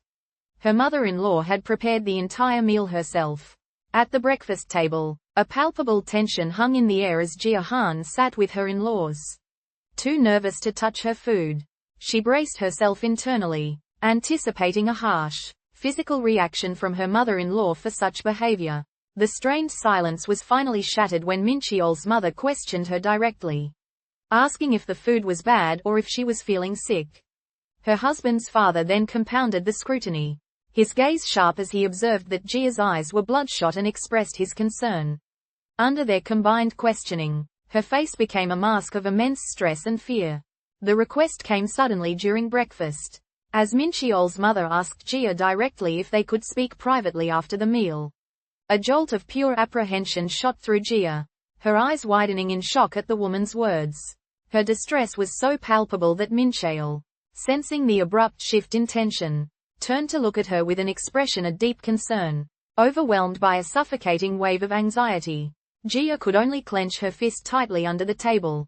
A silent, desperate action hidden from view. A cold panic gripped Jia Han as she wondered why her mother-in-law had summoned her to speak alone. She nervously followed the woman away from the dining area and into a separate room, her dread mounting with every step. Once inside, her mother-in-law turned and simply presented her with a box. Jia could only stare at the unexpected item, her face a clear reflection of pure surprise and utter confusion, with a serious demeanor settling upon her features. Mincheol's mother directly informed Jia that she needed to have a private conversation with her. The weight of the sudden request was immediate. A visible wave of anxiety washed over Jia, her composure instantly faltering in the heavy silence that followed. Having finally initiated the serious conversation, Jia Han sat opposite Mincheol, the space between them charged with unspoken tension.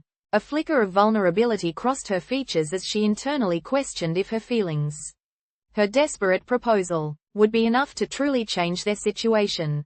Her thoughts drifted for a mere second to the moment he first gave her their marriage contract. A stark contrast between that cold business arrangement and the genuine emotion now swelling in her heart, snapped back to the present. She looked down, a deep blush rising on her cheeks, utterly flustered by her own confession. Yet, gathering what little courage she had left, she willed herself to look up and meet his gaze.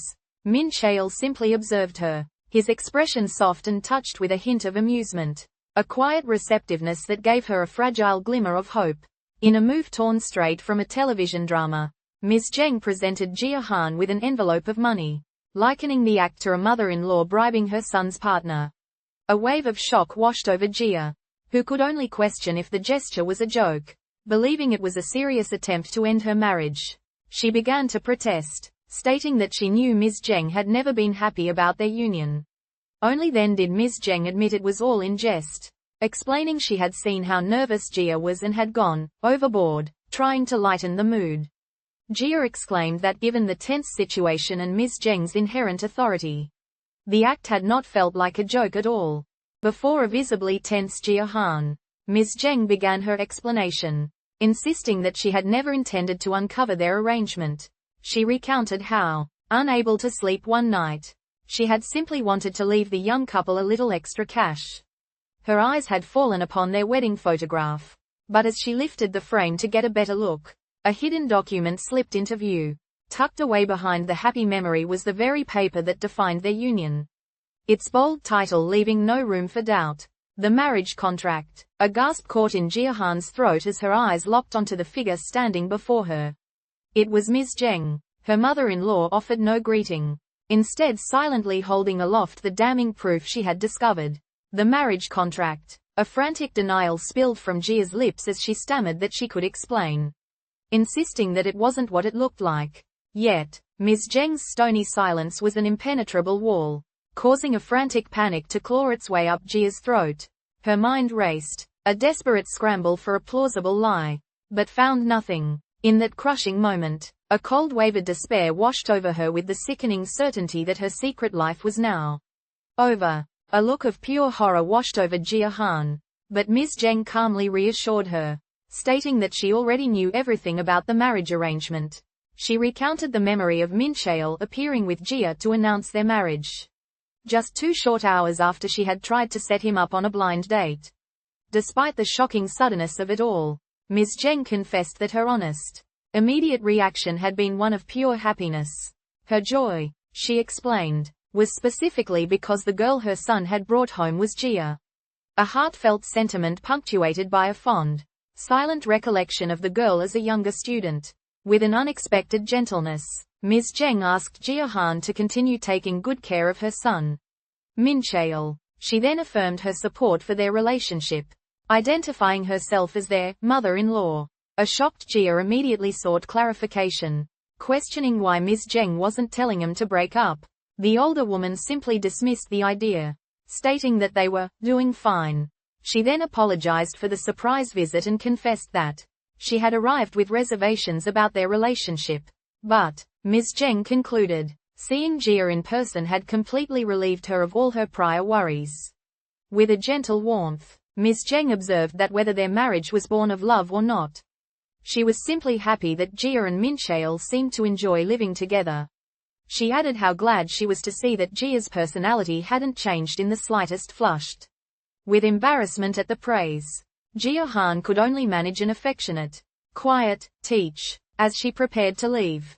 The older woman thanked Jia for her hospitality, then apologized for the hard time she had caused them recently. Jia quickly insisted it had been no trouble at all, assuring her that she was always welcome. And with that, Ms. Zheng departed, leaving Jia to stand alone in the doorway, left to process the profound weight of a visit that had mended so much.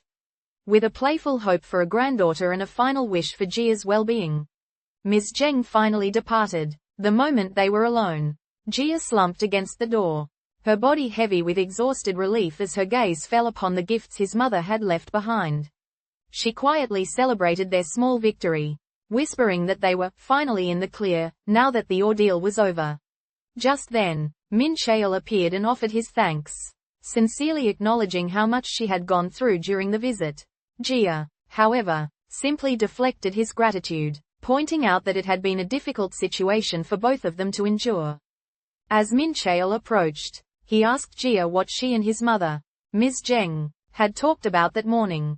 The simple question sent a wave of fluster through Jia, and a thoughtful, conflicted expression took hold of her features. She began to speak with a noticeable hesitation, attempting to downplay the conversation or perhaps correct an assumption she felt he was making. But as she struggled for the right words, her thoughts were suddenly pulled back to a memory of their original agreement. A specific thing Mincheol himself had once said now felt deeply relevant to her overwhelming desire to change the very nature of their relationship. With a trembling breath, Jia began her heartfelt confession, admitting that while their marriage had not begun with love, her feelings had since blossomed into something genuine. The sheer weight of her own words overwhelmed her, and as tears began to stream down her face, her earnest explanation devolved into choked sobs. Ms. Zheng, however, saw only a flawless performance, misreading the raw display of emotion. She gently told Jia that the acting was no longer necessary, assuring her that she already knew the truth of their arrangement. A flash of panic cut through Jia sorrow as she urgently tried to correct the devastating misunderstanding, insisting that what she was saying now was real and not for show. Without warning, Jia hand shot out, striking Mincheol Jin on the arm. Startled, he asked for the reason, but she could only offer a feeble, nonsensical excuse, blaming it on the bone. Her own action seemed to short-circuit her thoughts. A wave of flustered embarrassment washed over her, rendering her unable to articulate anything clearly. Then, in a sudden torrent of emotion, the words tumbled out. Since they were both feeling like crap, she proposed they should just date for real. The air hung heavy with her impulsive confession, leaving Jia with an expression of pure, mortified embarrassment frozen on her face. Upon Mincheol's inquiry about what his mother had said to her, Jia became visibly flustered, struggling to find the right words to begin. Her mind flashed back to their initial agreement, a simple one-year contract marriage conceived only to deceive their families. Returning to the present, she nervously suggested they should fool them for good. A sudden burst of courage then washed over her, and she asked Mincheol directly if they could start dating for real, confessing that she had developed genuine feelings for him. Her declaration left Mincheol utterly stunned and speechless, overwhelmed by her own boldness and his stark silence. Jia quickly backpedaled, insisting that he didn't have to agree and that she had only wanted him to know the truth of her heart. With unwavering confidence, Jia declared that she and Mincheol should begin to date for real, insisting that the simple fact they liked each other was reason enough. Her sudden proposal left him utterly stunned. He could only stare back, wide-eyed and completely speechless, struggling to process the weight of her confession. Finally finding his voice, Mincheol asked her to clarify what she was saying, his tone betraying his immense surprise and confusion. With Mincheol's hesitation hanging in the air, Jia boldly challenged it, insisting that no other reason was necessary. They should date simply because they liked each other. Her direct and heartfelt declaration left him visibly flustered, rendering him utterly speechless. Seizing the charged moment, Jia decisively closed the distance between them, taking control and finally acting on her feelings. She initiated a passionate kiss. A blush crept across Mincheol's face as he, flustered, finally asked Jia to confirm if she liked him as more than just a friend. Instead of speaking, a look of pure determination washed over Jia as she leaned in close, closing the gap between them without a word. Just as she moved to kiss him, she finally offered her answer, the affirmation a soft whisper, "Still do." With that, Jia initiated a passionate kiss, decisively solidifying the romantic turning point in their relationship. With a sudden surge of resolve, Jia seized control. Her hand shot out, fisting the fabric of a surprised Mincheol's shirt as a blush crept across his cheeks. She pulled him in close, closing the scant distance between them until his breath hitched. "If you truly like me," she began, her voice a low challenge as she started to state her terms. Yet, before the sentence could be completed, she abandoned words for action. Leaning forward, Jia initiated a passionate kiss, a silent and undeniable dare that solidified her challenge, forcing Mincheol to finally confront his own feelings and commit to the moment she had so boldly created. With her back pressed against the wall, Jia met his advance with a bold challenge, giving Mincheol a mere 5 seconds to kiss her if he wanted to convince her of his feelings. His aggression faltered, replaced by shock and confusion as he questioned the appropriateness of their location. Jia was quick to call out his hypocrisy, reminding him that he was the one who had cornered her there in the first place. Mincheol defensively claimed he had only done it to speak with her face to face. But Jia ignored his flimsy excuse. She calmly raised the stakes, declaring that if he kissed her within that 5-second window, they would officially start dating. Jia and Mincheol were drawn impossibly close, on the very verge of a kiss, when Yeonju entered the room, interrupting them just before the moment could culminate. She froze in her tracks, a wave of shock and embarrassment washing over her at the intimate sight she had walked in on. Noticing her sudden presence, Jia and Mincheol sprang apart from each other, both of them blushing a furious beet red. An intensely awkward silence then hung heavy in the air, trapping all three of them in the deeply uncomfortable situation. Yeonju hesitated outside the door, unable to bring herself to go in. Suddenly, it opened to reveal Jia and Mincheol wrapped in a startlingly intimate embrace. A sight that left her utterly shocked. A flustered panic seized her, and a comical denial burst from her lips. "No, no, it's not like that." Quote, as if she were the one who had been caught. A short while later, the three of them stood in an elevator, submerged in a complete and awkward silence. Yeonju observed internally that everyone's gaze was fixed firmly on the changing floor numbers. The universal method for surviving such a moment. The mounting frustration became too much for Jia to bear. It was all, she thought, total nonsense. With a sharp, sudden resolve, she decided she would act on her own. A surprised Mincheol had just begun to speak when she surged forward, closing the distance and cutting him off completely. Jia then shut her eyes and initiated the kiss. What followed was a passionate embrace.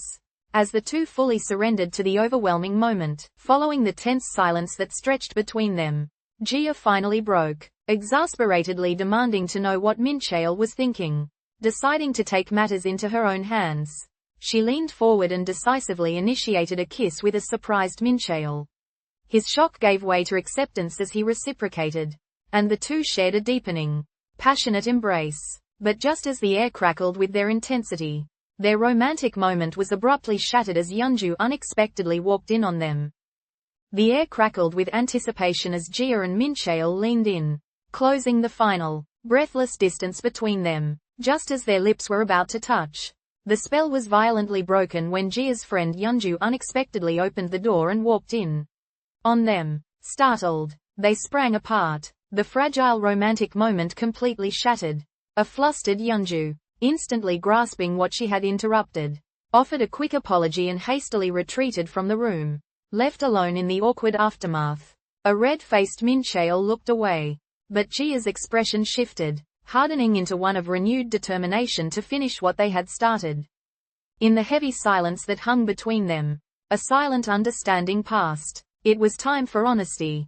Seizing the moment, a look of pure determination washed over Jia Han's face.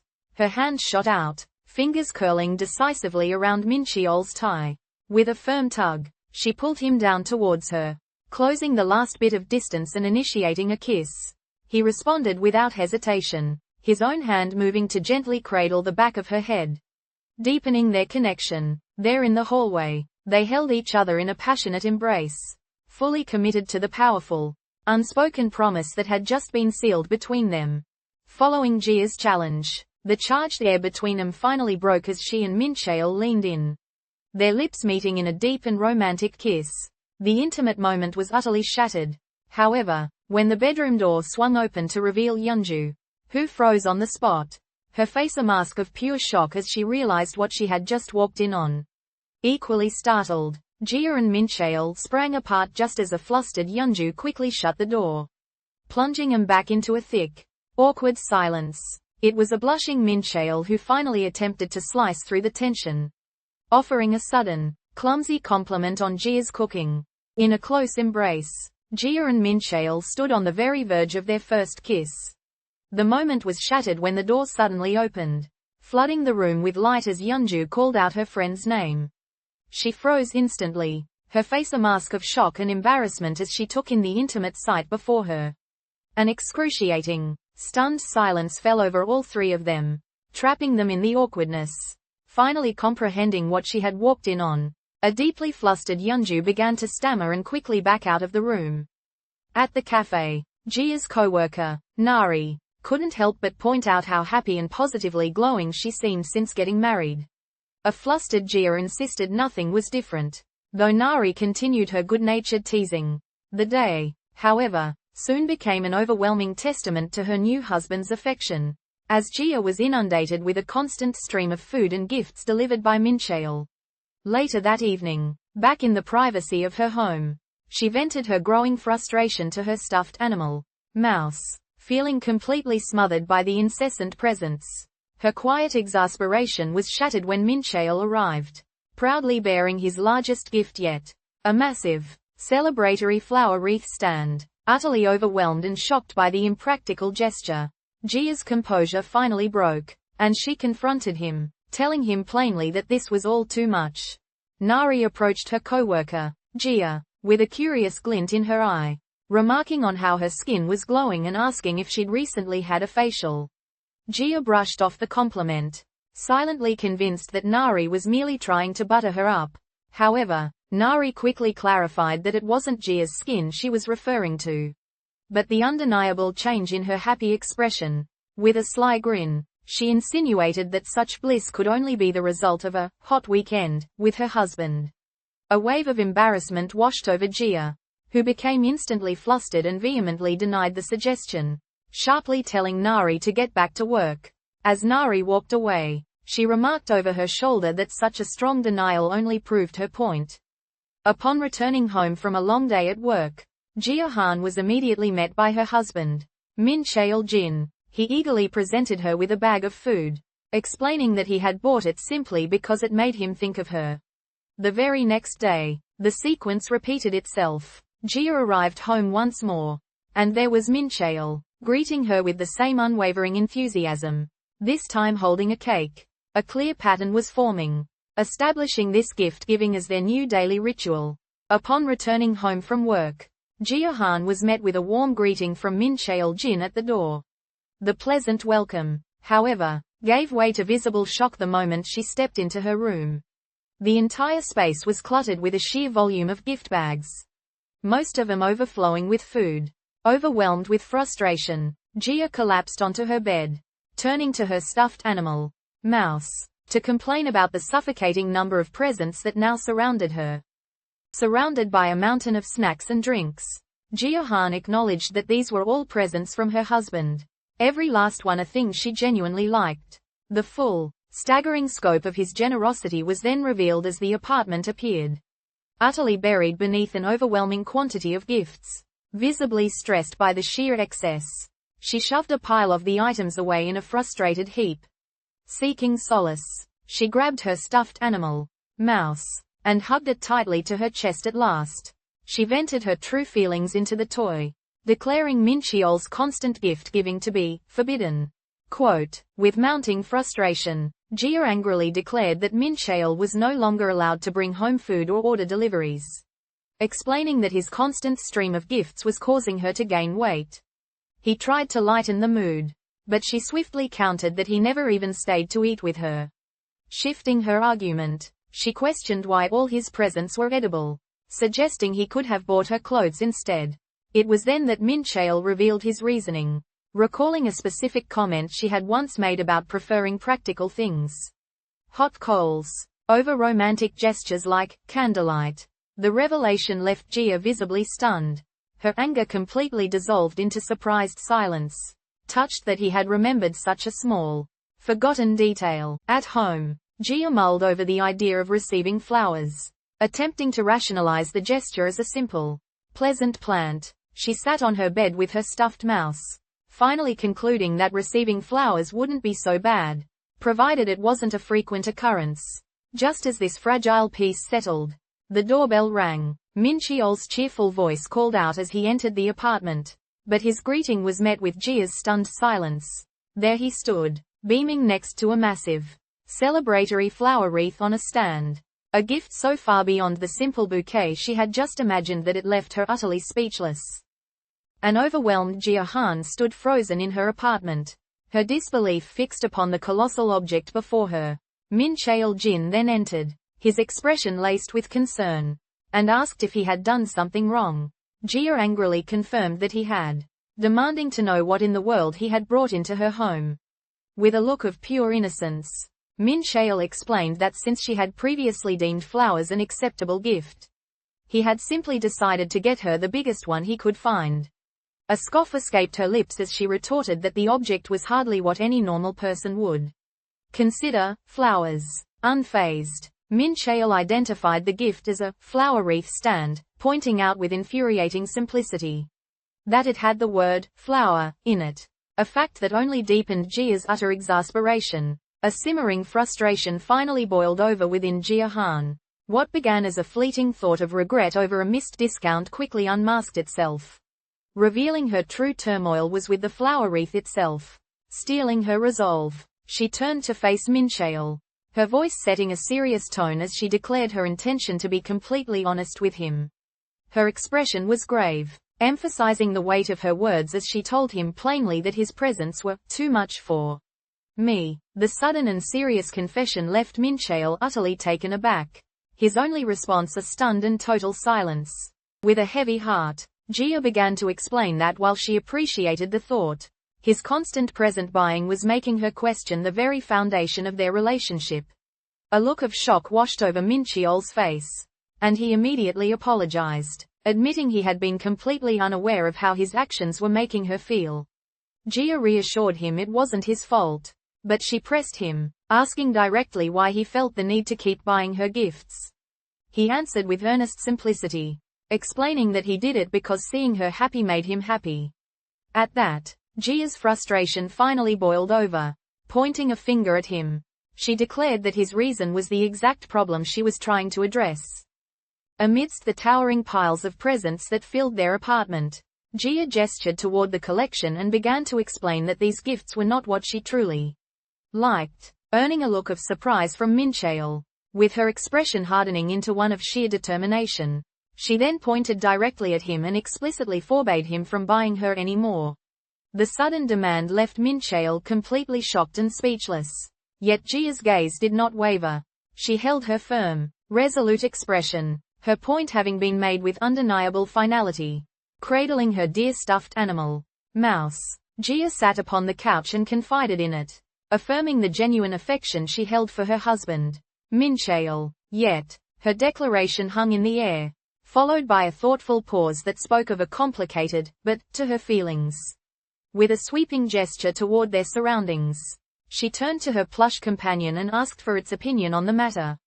The full, staggering scope of her frustration was then laid bare. The entire living space was buried under an overwhelming mountain of food and gifts, prompting an exasperated Jia to wonder if Mincheol thought she was some kind of pig. With his full attention captured, Mincheol Jin felt Jia Han's hands suddenly grab his own. The emotionally flustered girl leaned in close, her voice earnest as she told him, "Just be yourself." Mincheol processed her words, his mind immediately recalling how she disliked the presents he had been giving her. A conclusion then crystallized in his thoughts. She must like some specific, unknown, something, about him. And so, a new and perplexing quest for understanding had just begun. Mincheol pleaded with her to tell him what he was doing wrong, promising he wouldn't make any more mistakes for the sake of their relationship. His earnest words seemed only to deepen her turmoil, and Jia's gaze fell downward, her expression a mixture of pain and conflict.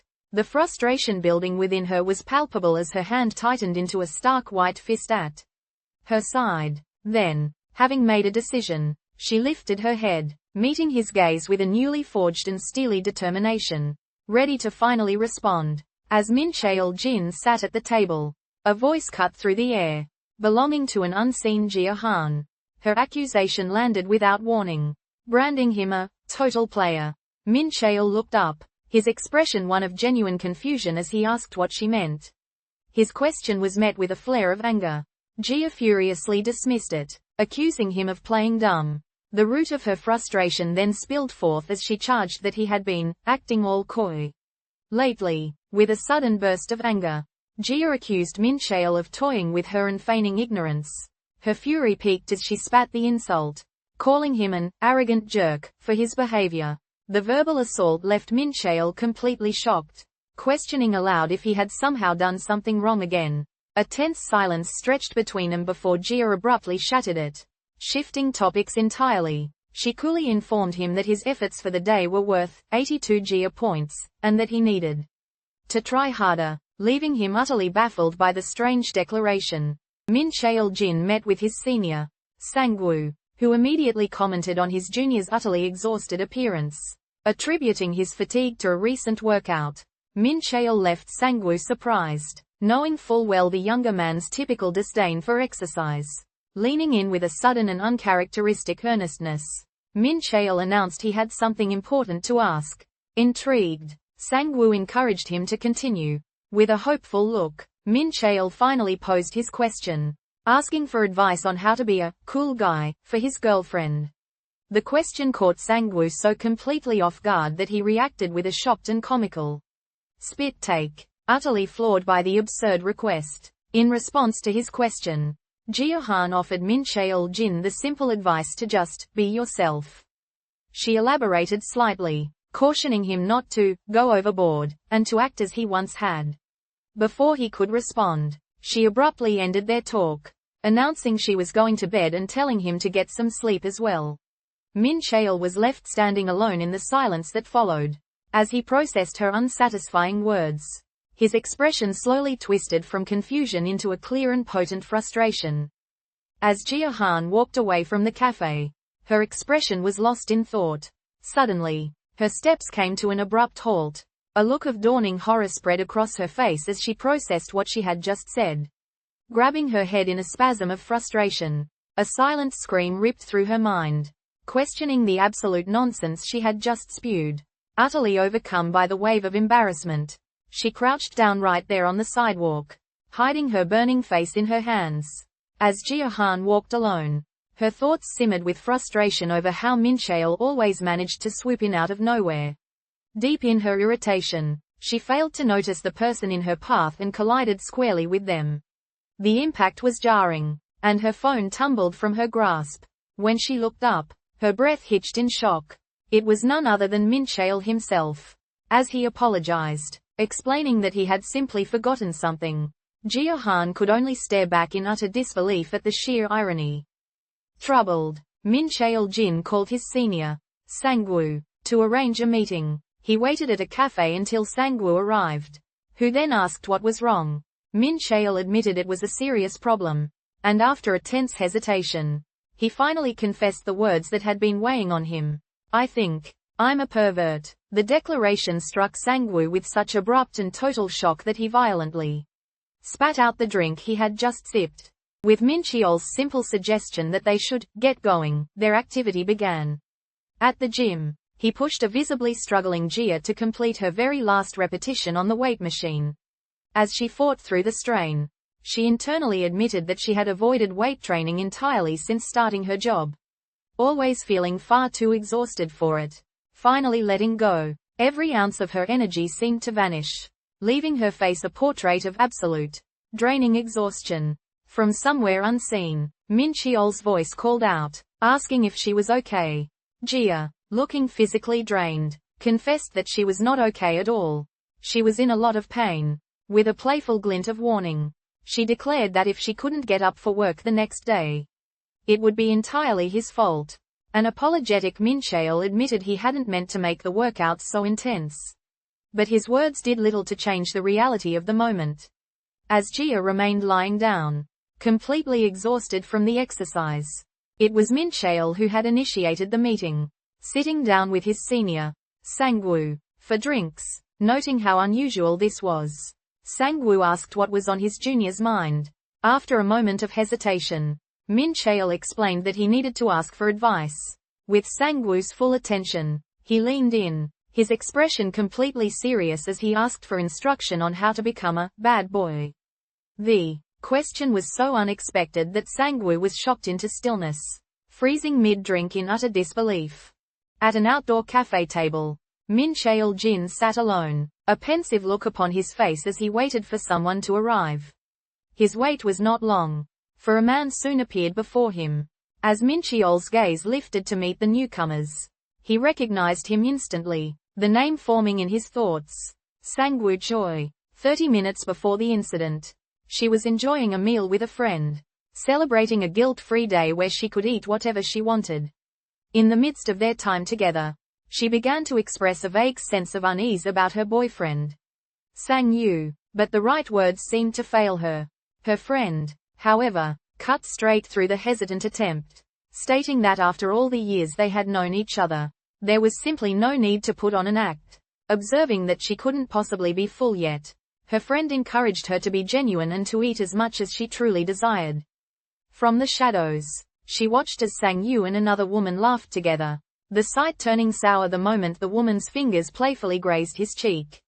An expression of shocked disbelief washed over her face, which quickly curdled into pure outrage. What does he take me for? The thought burned through her mind just as she saw the woman intimately lift a piece of food to his lips. Overwhelmed by the brazen act, she bit down hard on her own lip, her eyes welling with tears as she fought to contain the storm breaking inside her.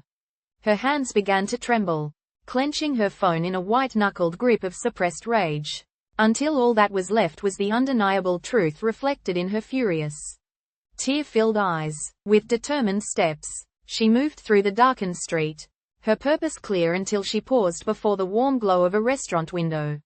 She peered through the glass, her gaze falling upon a couple laughing together at a table inside. A sharp, cold recognition pierced her heart as she identified the man. Sang-woo? Her breath hitched as she was forced to watch him and the unfamiliar woman share a close, affectionate moment. The world outside the window seemed to fade away, leaving only the reflection of her own stunned and distraught face as she began to process the devastating truth of what lay before her. A nagging feeling had settled over her.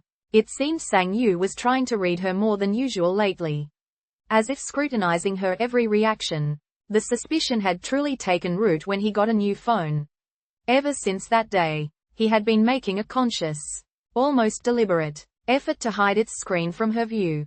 The memory concluded as she pushed the unease away for a moment, initiating a simple conversation about what they should do for dinner. With a flicker of doubt, she asked Sang-woo if he had plans, but suspicion, sharpened by past experience, immediately took over. Her voice followed him, questioning if he was going to see that person you know again. Sang Yu confirmed it was so, offering only the cryptic explanation that he owed this individual a great deal. Without waiting for another word, he turned his back on her and walked away, leaving her alone with his vague and unsettling admission. From the shadows where she concealed herself, she could only watch as Sang Yu and the other woman shared a moment of easy laughter. A desperate thought raced through her mind when the woman pointed out a smudge of food on his face. Surely, in a restaurant this crowded, they couldn't possibly know she was there. This couldn't be a performance meant to torture her. But that fragile hope was obliterated in an instant. The other woman leaned forward, her gesture undeniably intimate as she gently wiped the food from Sang Yu's cheek with her thumb, leaving the narrator to simply stare, her eyes wide with the devastating shock of what she had just been forced to witness. From a distance, she watched them, desperately trying to silence the rising questions in her own mind. They were just friends, she told herself, forcing the thought to take root. Sang Yu wasn't the type of person to cheat. She reinforced her own belief in his character, resolving then and there not to be suspicious. As the pair continued walking, the unnamed woman turned to Sang Yu and thanked him for saving her. His reply, however, was laced with a chilling purpose. He stated that he hadn't done it for free, implying their entire interaction was nothing more than a carefully orchestrated transaction. From nearby, she watched the entire exchange unfold. The other woman leaned in close to Sang Yu, reminding him of his promise to take care of her for the day. A playful, flirtatious air hung between them as Sang Yu quipped back, calling her my queen, before jokingly telling her to consider her age and have some dignity. The woman merely offered a pout in response to his teasing. All the while, Sang Yu's girlfriend could only observe, her jaw tightening as she clenched her teeth in silent, rising distress. A comfortable atmosphere settled around Sang Mincheol and his companion as they exchanged pleasantries about their meal. The woman then playfully teased Sang Yu for his naivete, explaining that a girl craving spicy food was a clear sign of incredible stress. A remark clearly intended for another's ears. Sang Yu played along perfectly, feigning confusion and accusing her of being drunk, to which she immediately retorted by reminding him of a time he had been the one passed out. Escalating their public display of intimacy, she leaned in close to gently wipe something from the corner of his lip, teasingly calling him a sloppy toddler. To complete the charade, Sang Yu reacted with a show of feigned embarrassment, pushing her away as he told her to stop. As the woman beside him playfully chided him for being embarrassing, a question surfaced in Sang Mincheol's mind. Had he gone too far? This entire act had been a deliberate test. A childish provocation designed to make his onlooking girlfriend come over and say something. To his astonishment, however, she had simply left. His companion's voice cut through his thoughts, remarking how the moment reminded her of the drama of when she first started dating.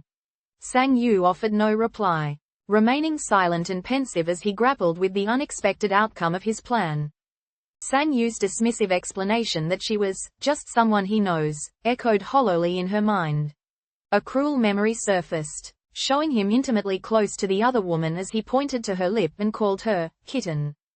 The woman had responded with a flirtatious request, asking him to wipe it for her.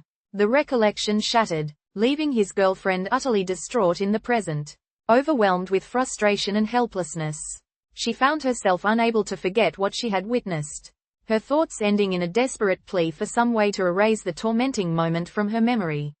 Forever. She sat at the table, her gaze lowered in quiet contemplation. A single, stubborn belief had always anchored her. Sang Yu, for all his foolishness, was not a liar. The thought summoned a warmer memory, a fleeting recollection of an affectionate time the two had once shared. But that simple, unwavering trust was a feeling from the past. It was, she finally admitted to herself, only something she used to believe. She stalked them through the night, a silent shadow trailing Sang Yu and the woman on his arm. The sight of their casual intimacy was a twisting blade in her gut, and a bitter sting of tears blurred the streetlights into a watery haze. Utterly consumed by a storm of heartache, her gaze dropped to the cold pavement, and she failed to notice they had stopped dead in her path. A solid bump sent a shockwave through her frame as she collided with the woman's back. Her head snapped up, and in that heart-stopping instant, the cold, Horrifying realization dawned. She had crashed directly into the very people she was following. From the shadows where she had concealed herself, she could only watch as her boyfriend, Sang Yu, sat across from another woman. A cruel, knowing smirk twisted his lips as his gaze found her hiding spot. For he was fully aware he was being observed. His eyes remained locked on hers as he purposefully lifted a hand. The gesture deliberately slow and intimate, to affectionately caress the other woman's face. He wanted her to see. As shock and then searing anger contorted his girlfriend's features, Sang Yu's performance ended. The pretense fell away, and he spoke directly toward her concealment. His voice a cold challenge. Just come out and say it. Seated across from a woman at a restaurant table, Sang Yu's gaze suddenly fixed forward, becoming intense and confrontational. He spoke directly to his hidden girlfriend, verbally accusing her of chasing him out of every single place he went. As the accusation hung in the air, the woman with him looked up, a slight smile touching her lips. But Sang Yu's hard, unwavering stare never faltered from its unseen target. With determined strides, Soo-yeon moved down the street until her steps came to an abrupt halt. She called out into the air, her voice sharp with a command for the unseen figure to reveal themselves and speak to her. At last, her target was known. It was Yeonji. Soo-yeon's finger shot out, pointing directly at the girl as she closed the distance between them. Leaning in to press the confrontation, she accused her directly. You're chasing me out of every place I go. Her patience worn thin, Soo-yeon finally confronted the woman, stating plainly that she had seen her passing by multiple times and knew she was being followed. The woman, Yeonji, met the accusation with a look of feigned recognition, asking if they had perhaps met before. In the very next breath, however, she contradicted herself, claiming a poor memory for faces and insisting this must be their first encounter. Yeonji continued her maddening game, suggesting they might have crossed paths at a wedding or even a child's party. Soo-yeon attempted to cut through the charade, clarifying that while they had never been formally introduced, another reason entirely had prompted the confrontation.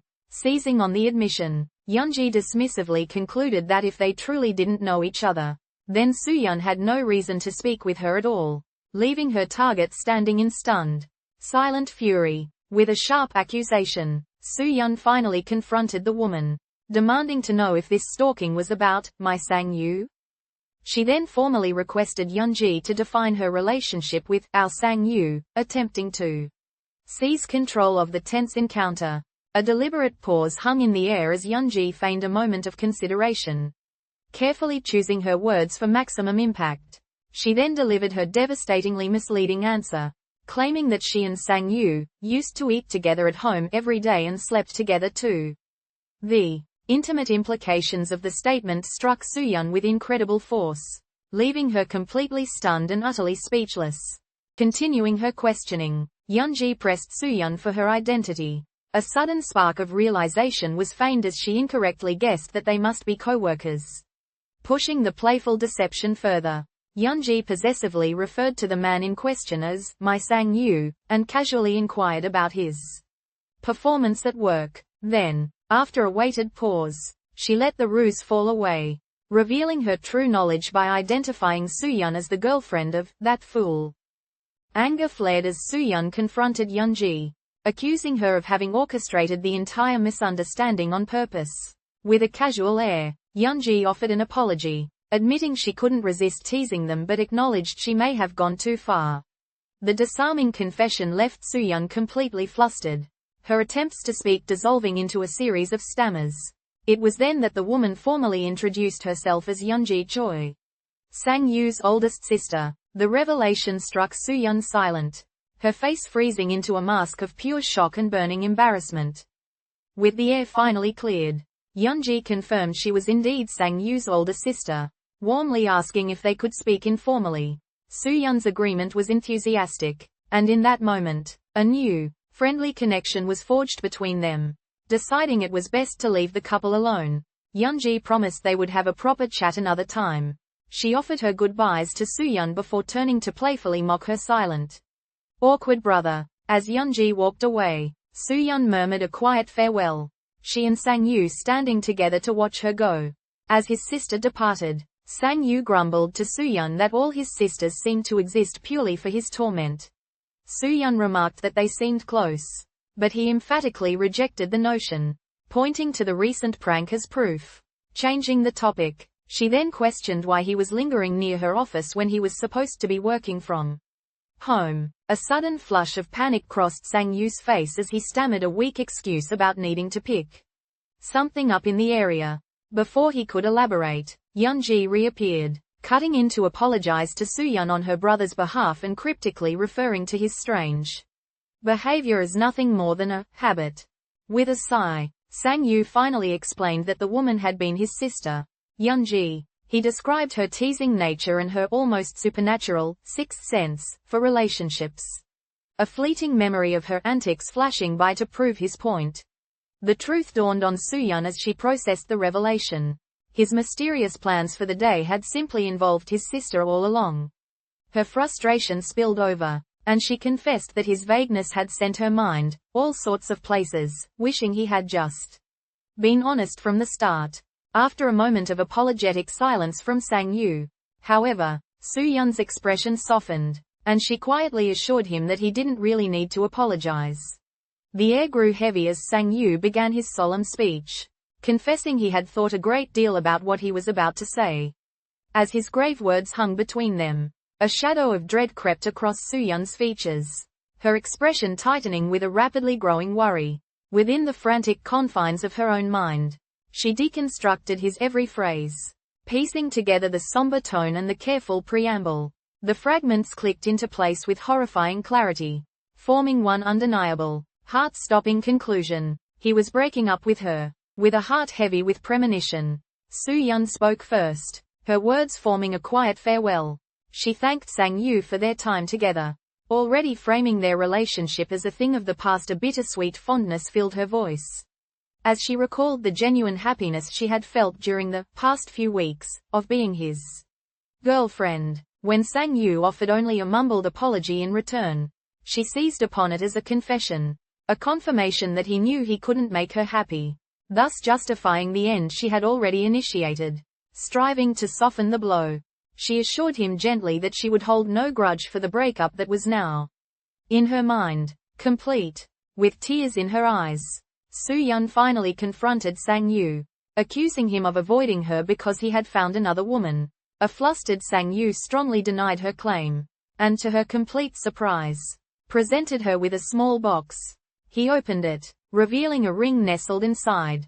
He then explained that while he knew she didn't care for overt displays, he had wanted a tangible representation of them being together.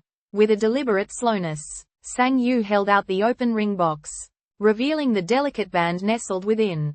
A profound formality then settled over him as he finally broke the silence, asking Soo-yun if she would accept it. As Jia and Mincheol reflected on the end of their tough day, he suddenly revealed that he had been thinking of giving her a reward. Before she could fully comprehend his meaning, he closed the space between them. His eyes drifted shut as he leaned forward, his intent to kiss her unmistakable. Wholly taken aback by the sudden intimacy, Jia confessed that he was now making her nervous. A scream tore through the dream's fragmented darkness, followed by the haunting vision of a distressed face and a hand reaching out in desperation. Jia was jolted from the nightmare, shooting upright in her bed as she gasped for breath. Her eyes were wide with lingering terror, a cold sweat clinging to her skin. As she sat there, she tried to dismiss the chilling vision, wondering to herself if she always had this kind of dream after a grueling leg day.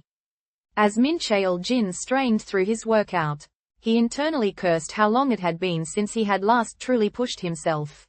His concentration was broken when Jia approached, offering a simple, "Good morning."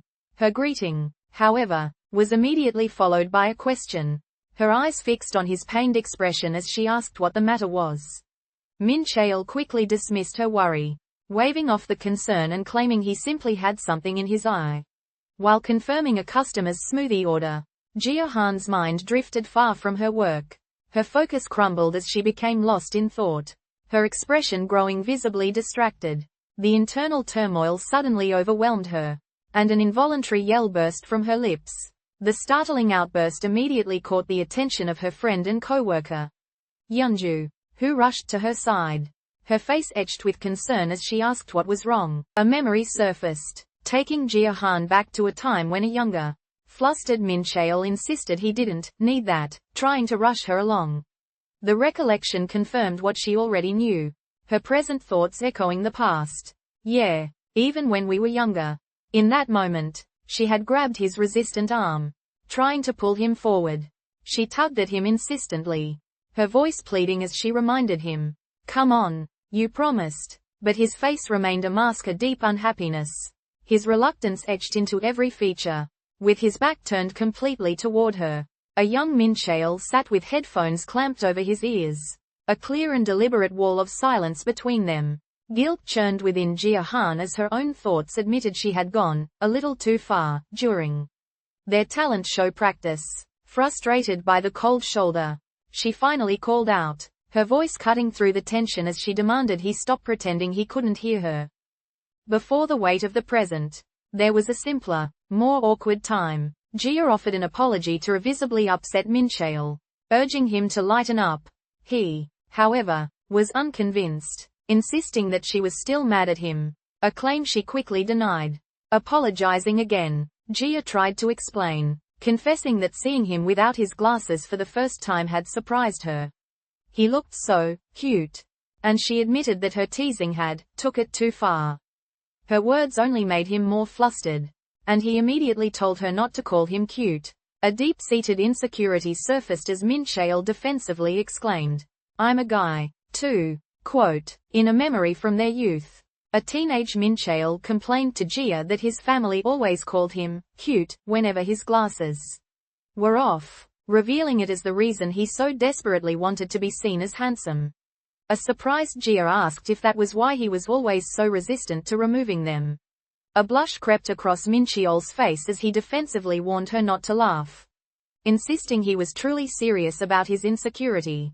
Jia validated his feelings, agreeing that he did look more manly with his glasses on.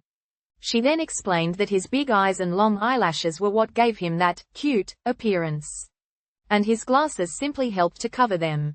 With a playful glint in her eye, Jia commented that Mincheol's glasses made him look a smidge more manly, earning an immediate sound of displeasure in response. She pressed him further, asking him to take them off just one more time so that she could be sure of her suspicion. A blush crept across Mincheol's face as he begged her to stop teasing. But Jia only insisted, questioning what harm there could be in showing her.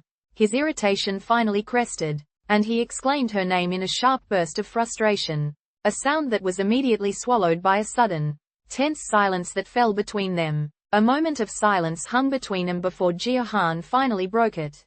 Turning her attention to Mincheol's eyewear, she asked him directly if he wore the glasses just for looks. A confused Mincheol questioned what she could possibly mean by that. Jia then clarified, explaining that her curiosity came from the fact that she remembered him always wearing glasses with big lenses, even when they were children. Her voice trailed off as she grew thoughtful, reflecting on this long-standing observation. With a straightforward tone, Mincheol explained the practical nature of his choice. His work, he noted, was heavy on computer use, making the large lenses far more comfortable than smaller frames or the strain of contacts. As a final, logical point, he added that they also had a blue light filter. A sudden, sharp regret hit Jia. Inwardly, she berated herself for even bringing it up, feeling she had completely overstepped. Pushing the feeling down, she recovered and bid him goodbye, wishing him a good day at work as she turned to go. Mincheol simply reciprocated the well wishes as she departed. Lost in thought, Jia walked with a pensive air, her mind caught on Mincheol's simple excuse. She kept mulling over his claim that contacts just dry out his eyes. So deep was her preoccupation that she didn't snap out of it until she was at work, where her friend Yeonju finally got her attention. Seeing Jia's distracted state, Yeonju asked what was on her mind, confirming just how far away her thoughts had wandered. A flicker of concern crossed Yeonju's face as she watched her friend. Jia simply stared down at her desk, her posture still but her mind clearly miles away. Completely lost in thought, the blankness in Jia's eyes gave way to a deeply distracted and preoccupied expression. a silent testament to the weighty matters that had captured her full attention. Finally, Yeonju spoke, her voice cutting through the quiet office air in an attempt to pull Jia back from the depths of her consuming reverie. Jia Han stood frozen in the bookstore aisle, a single volume clutched in her hands. Her expression was a storm of conflicting emotions as she stared down at the cover, which boldly proclaimed the title, "Is It Hot Because It's Summer?" A wave of memory washed over her, bitter and sharp. This was her debut novel, a ghost from her past she now saw only as an embarrassing testament to her own inexperience, the clumsy work of a writer who had yet to truly begin. The late hour found Jia Han still at her desk, a weary focus etched upon her features as she labored. Yet, as her fingers moved across the keyboard, a profound awareness began to dawn within her. The familiar rhythm of typing, the steady flow of words. It was all stirring something she thought had been lost with sudden clarity. She understood that this feeling was an echo of the past, a powerful reminder of the very first time she had ever experienced the pure joy of writing. As this truth settled in her heart, the exhaustion on her face melted away, replaced by a soft and deeply contented smile. A notification from her bank suddenly illuminated Jia Han's phone screen, confirming a deposit of 500,000 won from Yeonju. Her eyes went wide as she stared at the glowing numbers, struggling to process the amount. Then, the understanding hit her with sudden, heart-stopping clarity. Yeonju knew. She knew that Jia Han was the one who had written the report. The realization that her own words, her own long-neglected ability, had earned this reward was simply overwhelming. A slow smile spread across her face, even as tears of profound joy and validation began to well in her eyes.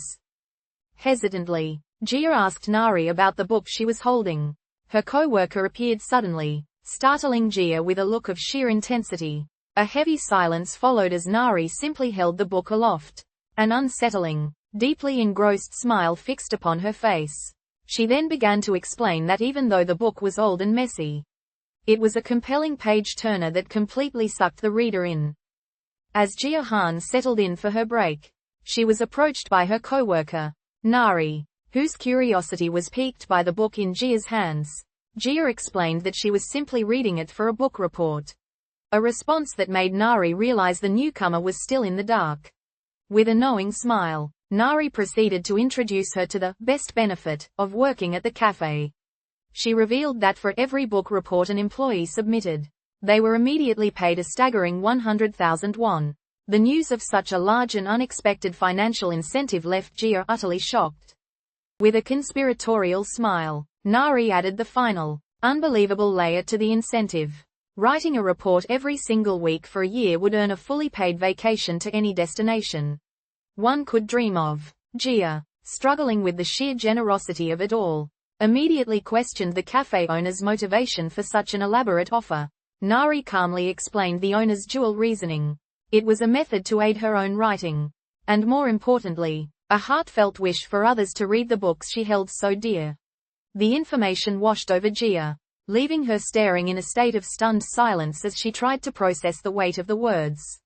Her disbelief finally broke through, and she asked Nari if this was all some elaborate April Fool's joke. With unwavering seriousness, Nari confirmed it was all true, adding that even the cost of the book itself would be reimbursed.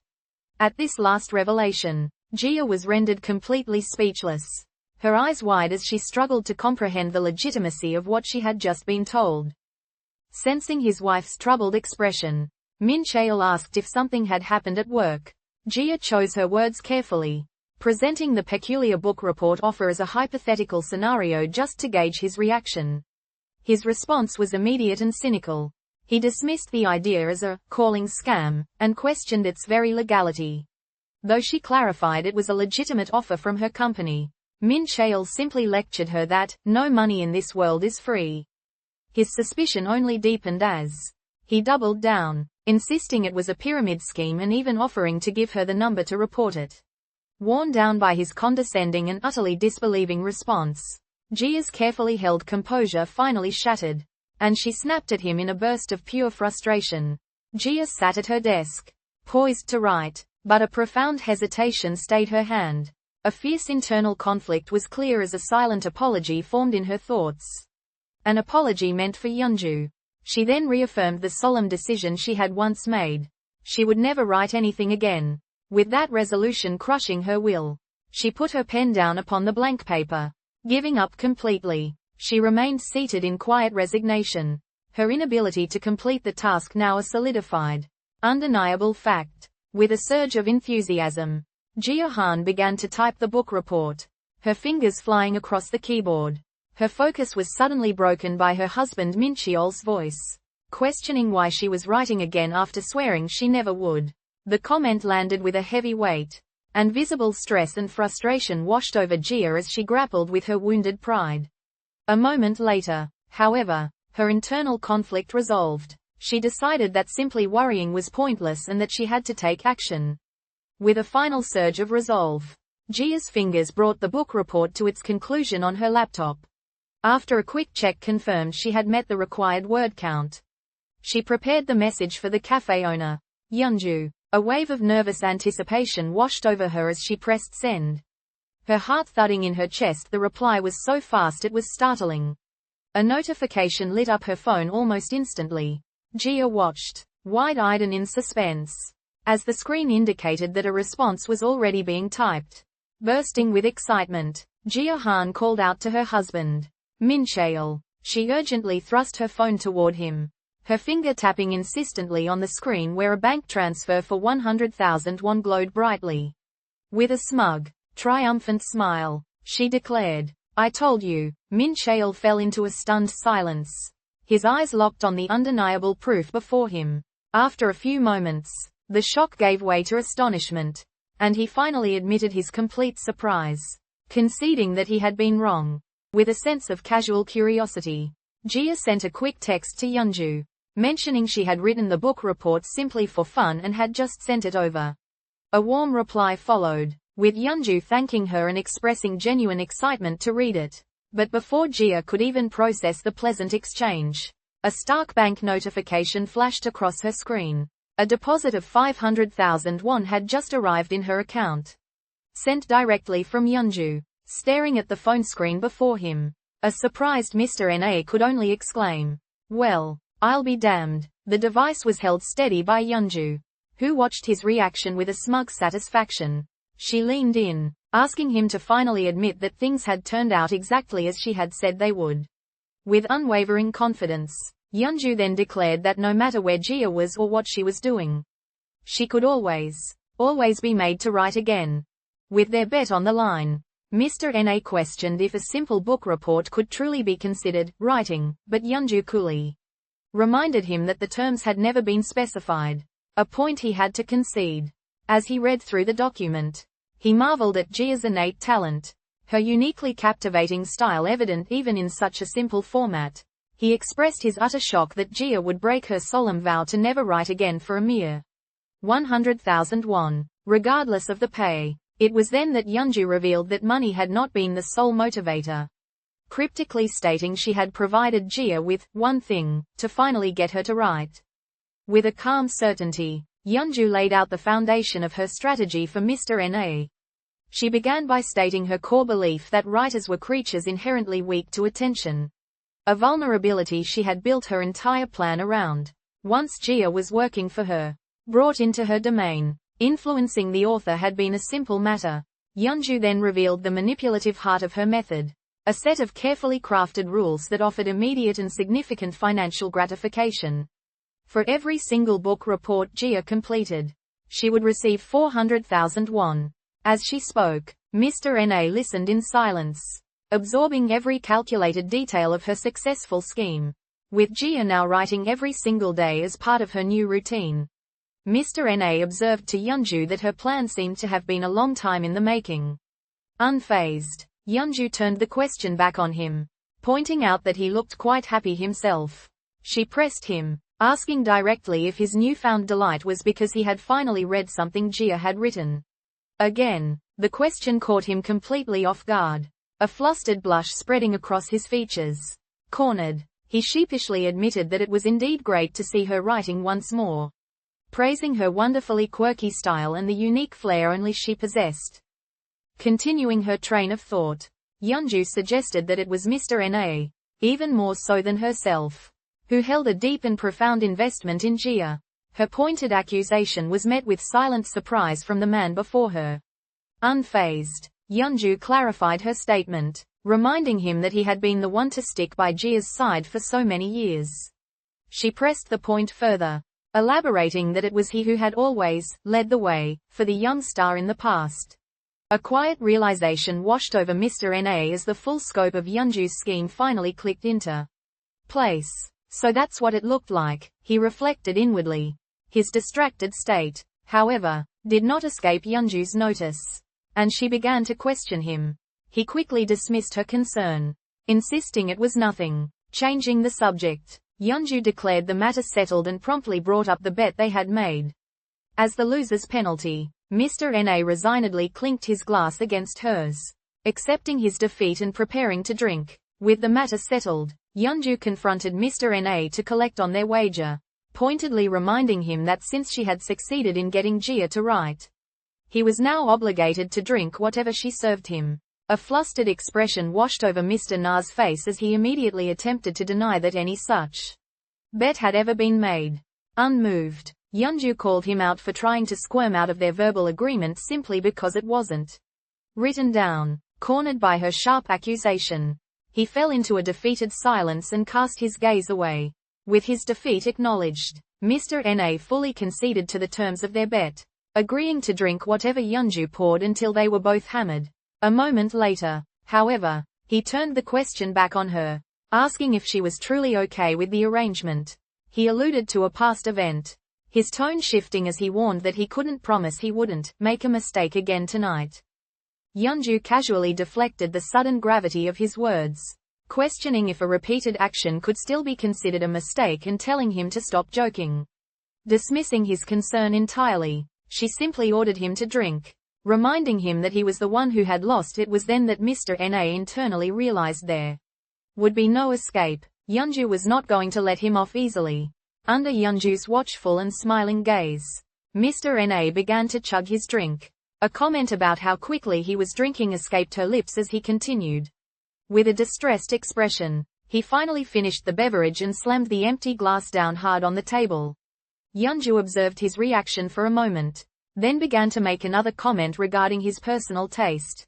With a skeptical eye, Mr. Na questioned the suitability of the snacks Yeonju had brought out to be paired with wine. The spread consisted of traditional sweets, delicate sweet bean cinnamon jelly, crisp honey biscuits, and rich walnut and red bean cakes. Unfazed, Yeonju confidently defended her selection, declaring that a classic alcohol simply paired perfectly with classic snacks. While he had to concede that the combination tasted good, Mr. Na still expressed that he found it an interesting choice, rather than an obvious one. Yeonju brought the exchange to a close with a simple assertion. There was no special reason for her preference. She just liked it. Noticing Mr. Na's glass had been refilled yet again, Yeonju raised the stakes with a bold new condition. Should he fall asleep before her, he would owe her another night of drinking. 3 long hours bled away, and the contest reached its inevitable conclusion. Mr. Na lay passed out, slumped over the table, while Yeonju, still perfectly sober, coolly observed her fallen opponent. He had lasted longer than she expected, she noted to herself, but the victory was undeniably hers. The wager lost. A defeated Mr. Na poured a drink for the triumphant Yeonju at their table. Her gaze swept over him, a silent, scathing critique forming in her mind as she noted his greasy hair and clear lack of grooming. With an air of smug finality, she concluded that no woman would ever want to date him. A heavy silence then settled between them as they began to drink. Mr. Na's expression was somber, but Yeonju's eyes remained fixed upon him. Watching him intently in his quiet humiliation, Yeonju's gaze fell upon Mr. Na, who had fallen into a deep sleep, his head resting heavily upon her shoulder. A silent, cautious thought arose within her. He couldn't stay there, for they might make another mistake. Yet, the warning almost immediately gave way to a dangerous contemplation, her resolve softening as the thought trailed off into a tantalizing possibility. We might. In that quiet, charged moment, a phone buzzed to life on the table, its sharp vibration tearing through the stillness. Pulled from her reverie, Yeonju stood and moved away from the still sleeping Mr. Na to check the insistent call. With the unshakable confidence of a winner, Yeonju presented her empty glass to Mr. Na, a pointed reminder that as the loser of their bet, he was now obligated to pour. While he filled it, he couldn't help but express his continued surprise that her audacious plan to get Jia writing again had actually succeeded. Holding the freshly filled glass, Yeonju savored her victory, teasingly attributing her triumph to the simple and undeniable power of money. As dawn's first light filtered into the disheveled living room, it revealed the debris of an all-night gaming session where Jia and Mincheol Jin lay asleep on the floor. Mincheol was slumped fast asleep against the couch, but a restless energy remained in Jia. Her hand lay near a controller, and her finger twitched, instinctively pressing a button. In the next instant, her eyes snapped open, revealing a bloodshot and crazed expression.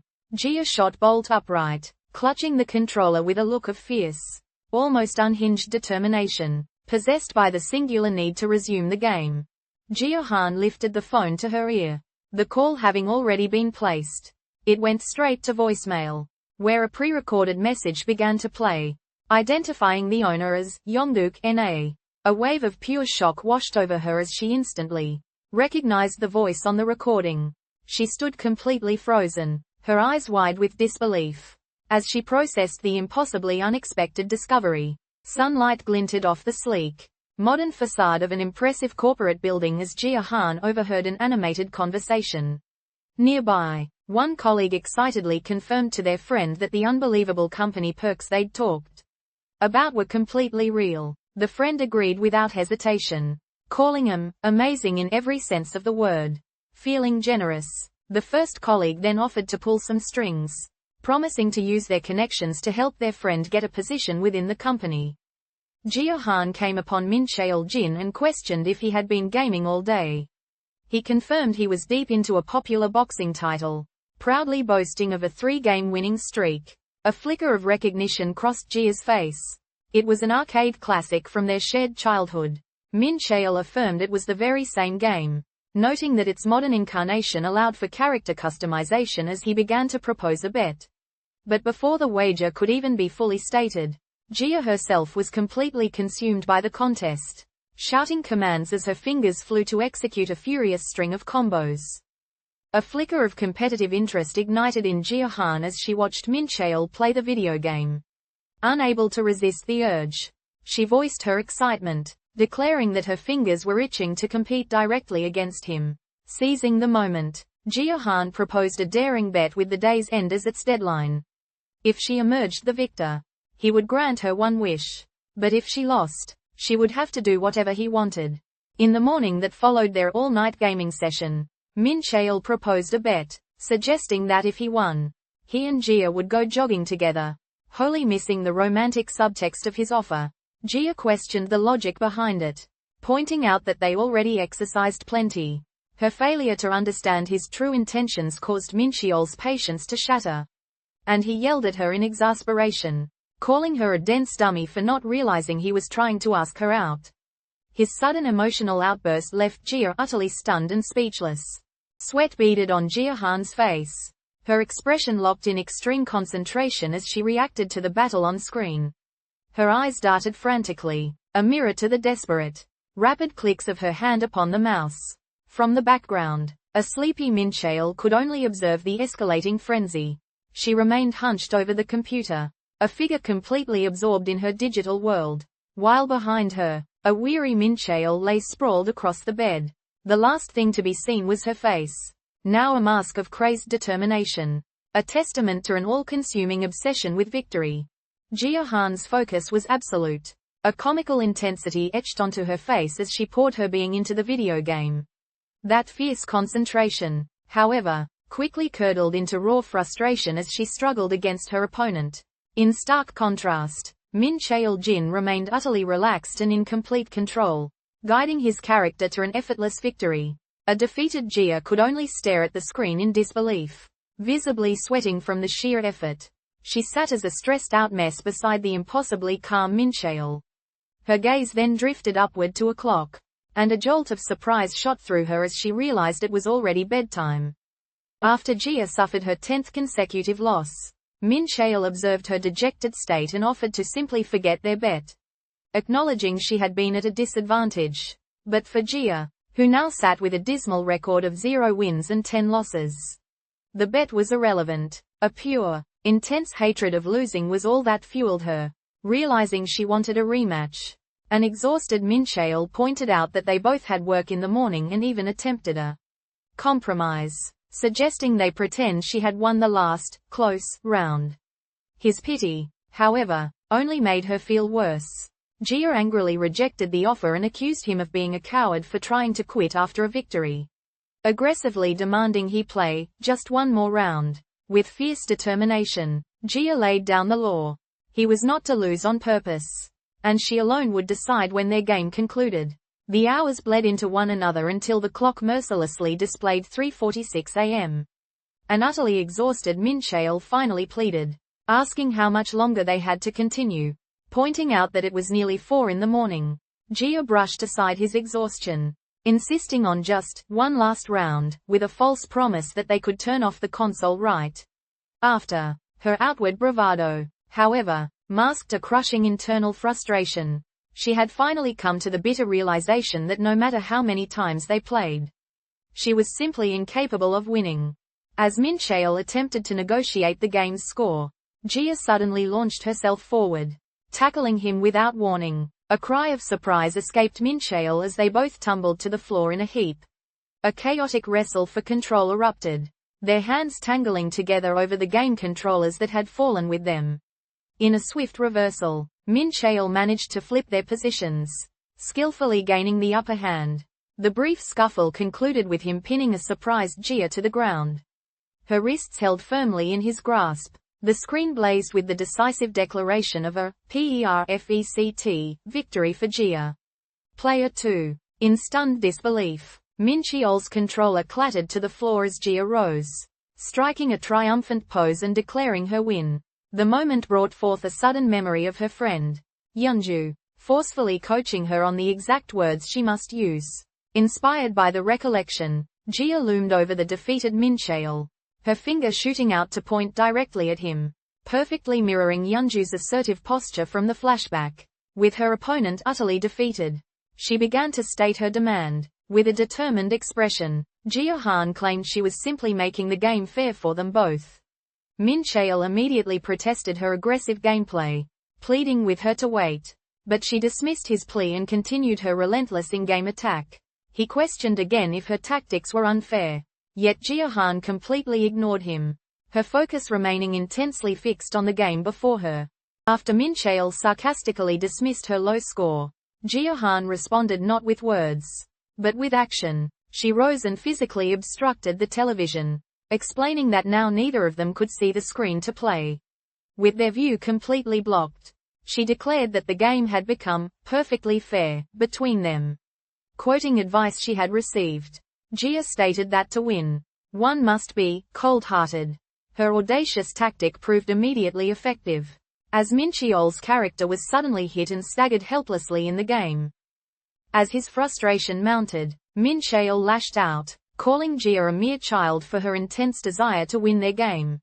Unfazed, Jia coolly justified her aggressive tactics by simply reminding him that it was his own advice to be cold-hearted. Mincheol could only react with pure exasperation upon hearing his words turned against him. With her opponent reeling, Jia then dealt the final comical blow, defeating him and decisively winning their wager. Triumph sent a jolt through Jia, who erupted into an exuberant victory dance in the middle of the room.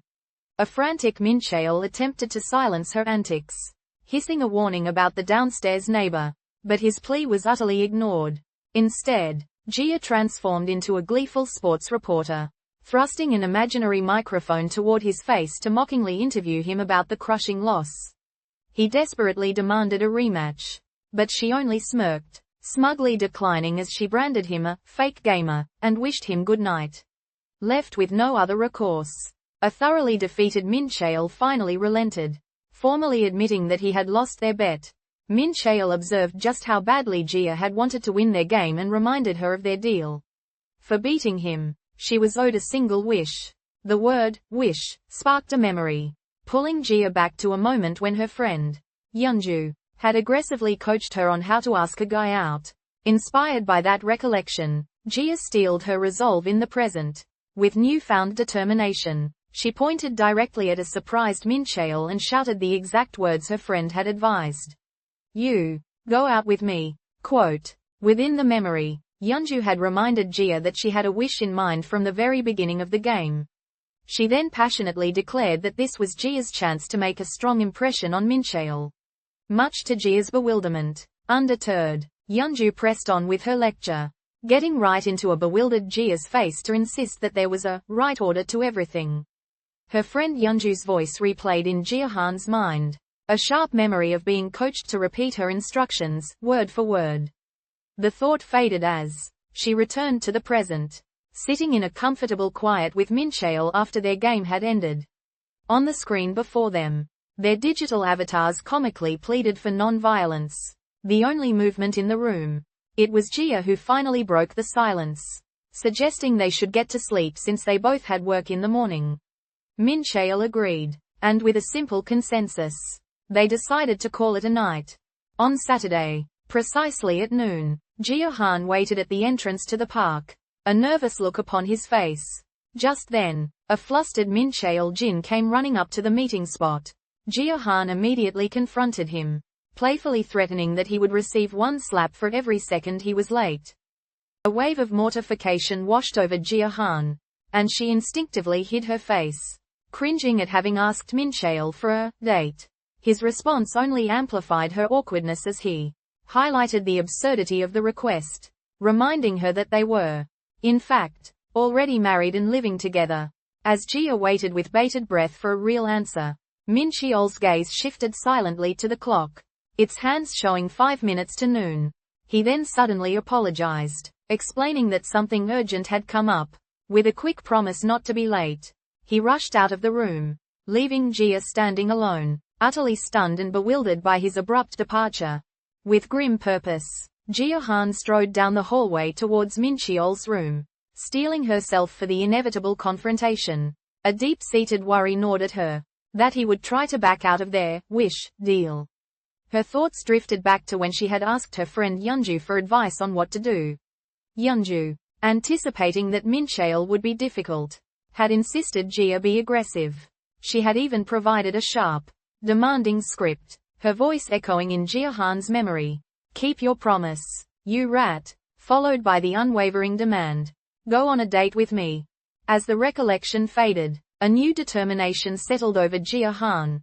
She was now ready to unleash her friend's confrontational words upon him. Dressed for the occasion, Jia Han arrived and offered a sweet apology to Mincheol for having kept him waiting. He, who had also dressed up for their meeting, turned to look at her, his expression one of clear surprise and admiration as he took in her appearance. Standing together outside, their much-anticipated date officially began. His hair was meticulously styled, falling perfectly into place above the collar of a fine shirt. Upon his wrist, a polished watch gleamed, the final touch on an appearance crafted with immense effort. Mincheol waited with an uncharacteristically serious expression, a quiet figure poised within the upscale venue. When Jia Han arrived, her eyes widened in pure surprise as she took in the man before her. Utterly flustered by his transformation, she offered a hesitant apology for her tardiness. He then turned to face her fully, and the air crackled between them as they were caught in a moment of tense, expectant silence. Upon her arrival, Jia was brought to a sudden halt, visually taken aback by Mincheol's dapper, well-dressed appearance. A question laced with confusion escaped her, wondering why he was acting so unusually formal, almost as if they had only just met. Her gaze traveled from his perfectly styled hair down to his nice clothes. And in that moment, everything clicked. This was the mysterious thing he had to take care of, he had mentioned that morning. Overcome with the sudden, sweet realization of his immense effort, a deep blush crept across her face just as Mincheol formally presented her with a bouquet of flowers. An awkward sincerity overtook Mincheol as he began to compliment Jia, telling her she looked pretty. His initial confidence faltered, and he stumbled over his words, repeating a hesitant, "You're while struggling to articulate his thoughts. At last, he managed to complete the sentiment, clarifying that she was really pretty today, too. The unexpected praise left Jia completely flustered, a deep blush spreading across her cheeks. Internally, the surprised young woman could only question his uncharacteristically suave attempt, her thoughts forming a single, stammered word, GGO0OD. Quote, Jia Han was immediately taken aback, questioning Mincheol's new hairstyle, for she had truly never seen him wear it like that before. He grew defensive, insisting it was his normal look before quickly trying to move their date along. As they began to walk, however, Jia stumbled, and Mincheol reacted in a flash, catching her deftly and pulling her into a sudden, close embrace, held securely against him. A fragrance she had never noticed on him before reached her. Cologne. The unfamiliar scent stood in stark contrast to the soft, familiar aromas of his diffuser and face cream. And in that instant, the realization dawned on her just how much effort he had poured into their day together.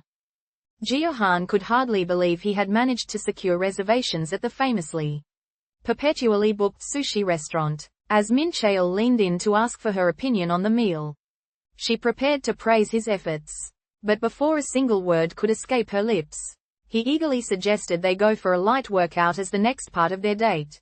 In that instant, the sheer meticulousness of his planning became clear. A surprised, deep blush crept across Jia's face as she looked at him, her expression softening with a deeply touched warmth at the realization that he had orchestrated their entire evening so thoughtfully. With a satisfying swish, Jia Han sank a perfect shot during her one-on-one game against Mincheol. As they left the court, he suggested they should incorporate ball sports into their workouts, even proposing table tennis for their next outing. A faint blush warmed Jia's cheeks as she privately admitted that this date was turning out to be far more fun than she had anticipated. Their day continued at an arcade, where Mincheol became wholly determined to win her a prize from a claw machine. After a moment of intense focus, he successfully retrieved a small plush toy, holding it up with a look of pure triumph as Jia watched on. A wide, genuine smile spreading across her face. Amidst a colorful array of hair accessories, Jia's attention was captured by a single, decorative hairpin. Mincheol's voice gently broke her focus as he asked if she had found anything she liked, prompting Jia to shyly admit she was still deciding. Giving in to her curiosity, she carefully placed the hairpin in her hair and turned to examine her reflection. Just then, Mincheol offered a sincere compliment, affirming that the ornament looked nice and truly suited her. A warm blush spread across her cheeks, pleased by his approval. With his words echoing in her mind, she turned to him and asked if she should buy it. His opinion having suddenly become the one that mattered most, Jia Han's thoughts drifted back, recalling the cute but useless socks Mincheol had insisted on buying for her as part of his elaborate plan. Her mind then shifted to the movie theater, where he had specifically chosen seats further in, a deliberate effort to shield their experience from the disturbances of other people. It all began to connect when she considered a story he must have told her from his work. The same professional meticulousness was being poured into every detail of their date. Pausing her inner reflection, Jia Han returned to the moment, quietly finishing her drink as she processed the immense and thoughtful effort he had truly made. Even as she spoke on the phone, Jia's mind reeled with a disbelief that bordered on suspicion. Mincheol's sudden, drastic change was simply unfathomable. She noted how utterly out of character it was for him to have even suggested they go for a drink. The day felt so surreal that, overwhelmed, she jokingly concluded the man she had been with couldn't be him at all, but some sort of alien imposter. Needing to process it all, she cut the call short with the excuse of an early morning meeting. After hanging up, however, her own words sparked a connection. The thought of an early start triggered a powerful realization that struck her with the force of a tidal wave. For Mincheol to have done everything he did for their date, he must have also woken up extremely early. A shocked and touched expression bloomed on her face as the true depth of his effort finally, and truly, sank in. A thought surfaced in Jia Han's mind. Mincheol had always been someone who tried his absolute best at everything. She recalled how, if he couldn't master something, he would simply stay up all night practicing. His efforts, she acknowledged, weren't always met with success. And a brief memory of him struggling to study for a test flashed through her mind. As she considered their date, she understood that this time was no different. She could only imagine how hard he must have tried behind the scenes to prepare. A specific memory then came to her. That awkward, cringy pose he had struck at work. And with a sudden wave of endearment, she realized it was all part of that same earnest effort. All to look good just for her. With a flourish of pride, Mincheol presented his perfect 100-point score from the shooting gallery. A clear trophy of his success. Jia, however, met his accomplishment with a playful jab, suggesting he could have done even better, a comment that left him momentarily confused. The teasing air between them then dissolved as her expression softened into genuine gratitude. She sincerely thanked him, revealing that she saw through his facade and understood the immense effort he had poured into planning their entire day together. Caught off guard, Mincheol became flustered and clumsily attempted to downplay his actions, pretending his careful preparations were nothing out of the ordinary. But Jia met his denial with a knowing smile, playfully cornering him as she asked directly if his meticulously planned behavior truly wasn't because of their date. Just as Jia suggested they continue their casual nightly routine of drinking beer together, the familiar comfort of the moment was shattered. After a brief, serious contemplation, Mincheol suddenly invaded her personal space, leaning in until his face was impossibly close to hers. A visible shock overtook Jia as a deep blush bloomed across her cheeks at the abrupt and intimate gesture. With a profound earnestness, he then declared, "I'm going to try my best to get you to like me." His direct and utterly unexpected confession left Jia completely speechless, her mind a flustered, reeling void. With a look that was both direct and discerning, Jia Han prefaced her words to Mincheol, carefully clarifying that she was asking him, purely out of curiosity. A weighted silence stretched between them, the moment held in a quiet suspension before she finally broke it. Looking straight at him, she voiced the question that had been forming, asking just how far he had truly been planning to take their date. Her inquiry hung in the air, immediately followed by another profound stillness as the full impact of her words settled between them. A thoughtful expression settled on Jia Han's features as she listened to Mincheol speak. His question began with a casual claim of pure curiosity, yet a stillness fell over her as he asked just how far she intended for their date to go. Her hand paused on her drink, and her gaze dropped while she processed the surprisingly forward inquiry.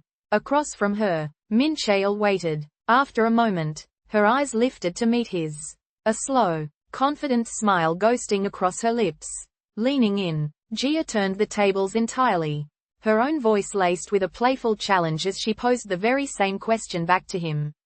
With a teasing glint in her eye, Jia speculated aloud that Mincheol must have prepared for their date by diligently watching online videos.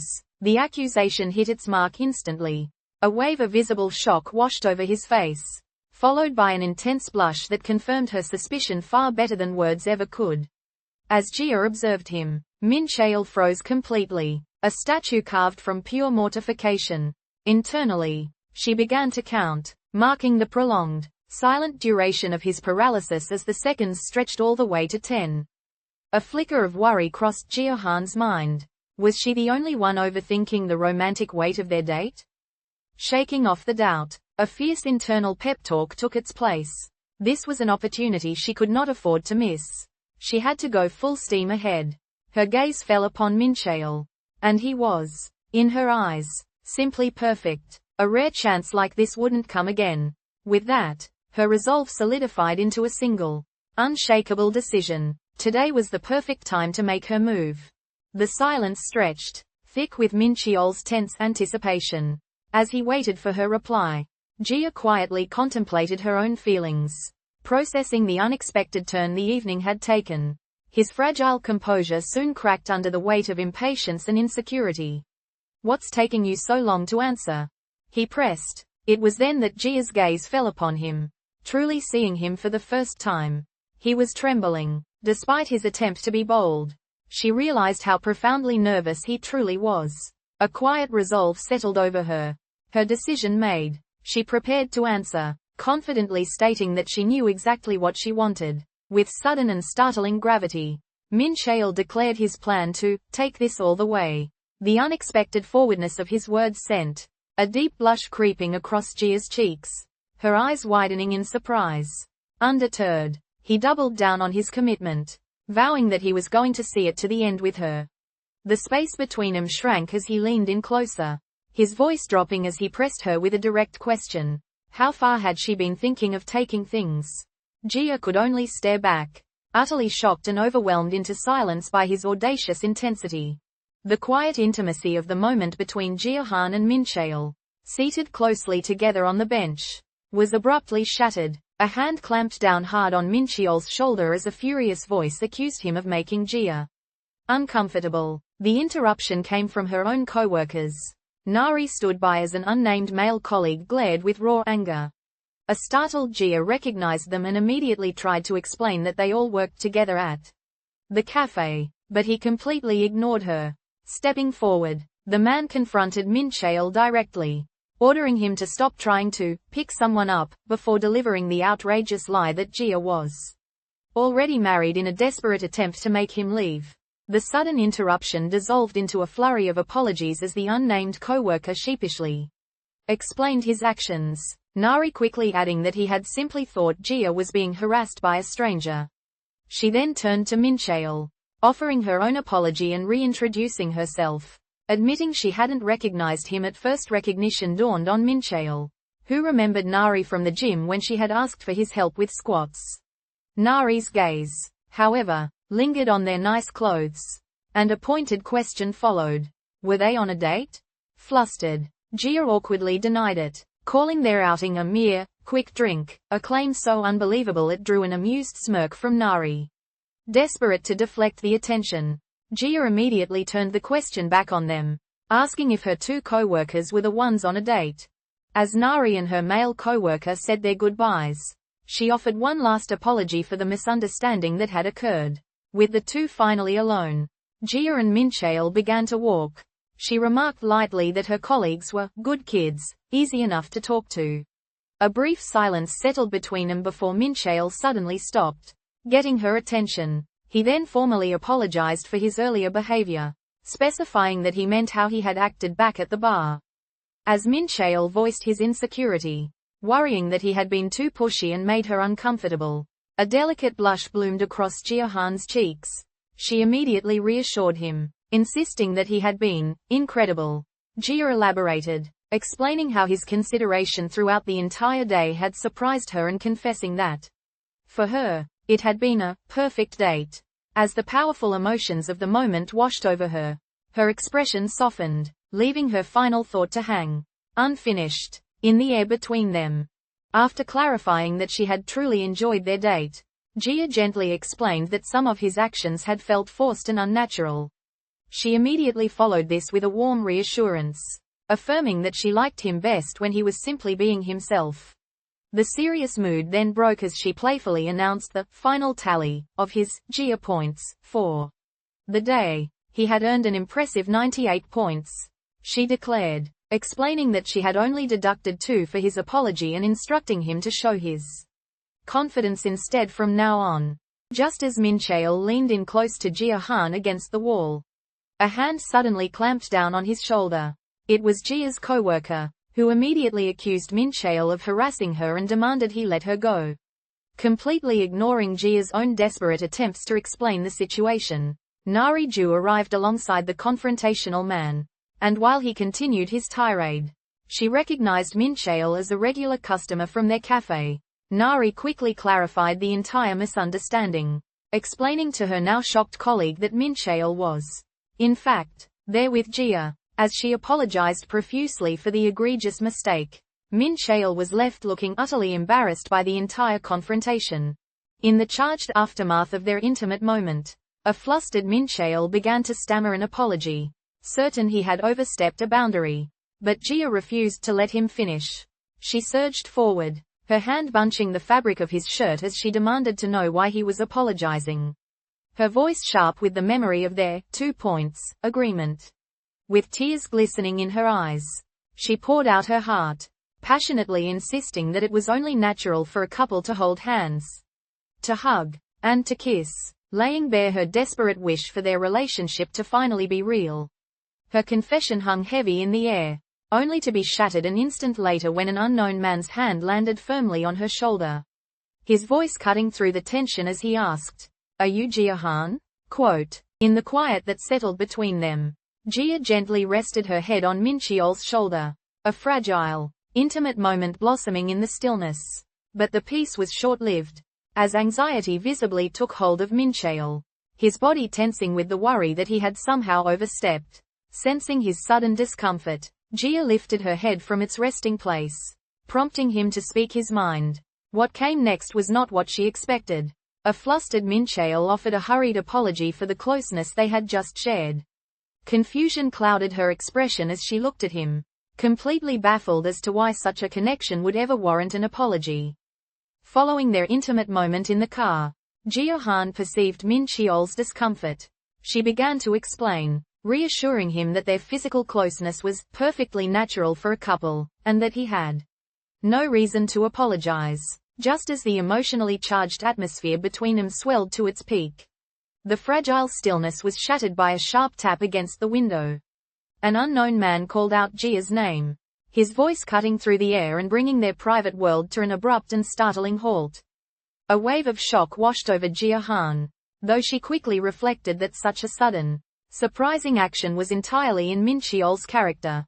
For his part, Mincheol was already drowning in a sea of regret, convinced he had completely misread the atmosphere and had just messed everything up. A tense, awkward silence descended between them, heavy with his spiraling anxiety.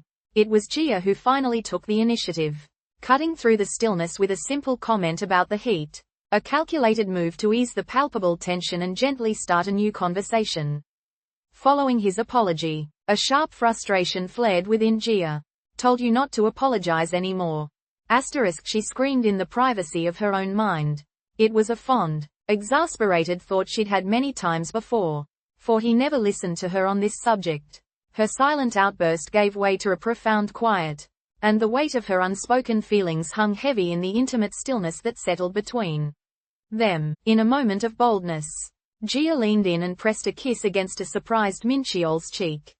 As she pulled back, a flustered Mincheol immediately began to apologize, leaving her both confused and hurt. She demanded to know why he was sorry, and he tried to explain his fear that he had completely misread the situation and acted inappropriately. Overcome with a wave of emotion, Jia cut him off, her voice trembling as she demanded that he stop saying he was sorry. Jia Han questioned Mincheol, demanding to know why he kept apologizing when he had done nothing wrong. To make her point, she drew a sharp distinction, explaining that forcing such an act on someone or doing it with a stranger would be an illegal offense for a couple. However, she countered that the same action was simply a normal way of flirting or showing affection. With firm resolve, Jia declared that she would not apologize for her part in what had happened. To do so, she explained, would be to frame their shared moment as something wrong, a definition she refused to accept, asserting her desire for it to be considered a genuine act of affection. Jia insisted that as long as no one was hurt, there was no need for Mincheol to apologize for showing his affection. A wave of embarrassment immediately washed over her, and she grew flustered, blaming her inability to speak clearly on having had too much to drink. All the while, Mincheol listened in utter silence, his intense gaze fixed directly upon her. Gathering her resolve, Jia reiterated her point with more emotion, stressing that she did not want him to say sorry for something he hadn't done wrong. A long, charged silence then stretched between them as they were locked in an unwavering stare, the air thick with unspoken feelings. Just as the moment reached its peak, an unseen man's voice called out her name, abruptly shattering the intimate tension. A new resolve hardened within Jia. She steeled herself with the thought that it was simply too cruel to offer a baby a piece of candy, only to snatch it away. As a nervous and flustered Mincheol suggested they should head back because of the late hour, the fragile moment between them threatened to dissolve. But before they could part ways, Jia interjected, her expression turning uncharacteristically serious.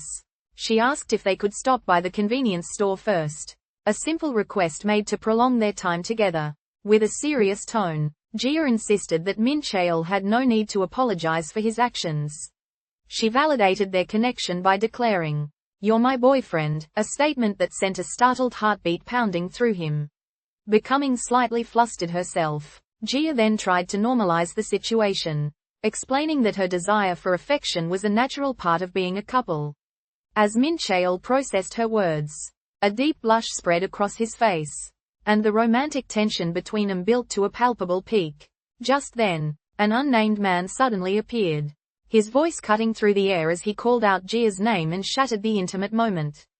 With heartfelt earnestness, Jia Han poured out her feelings to a quiet Mincheol, passionately attempting to frame the physical affection between them as something natural for a couple. He listened, his expression a mixture of surprise and receptiveness as she made herself so emotionally vulnerable before him. In response to her words, Mincheol reached out and gently placed his hand over hers, forging a silent, intimate connection in the space between them.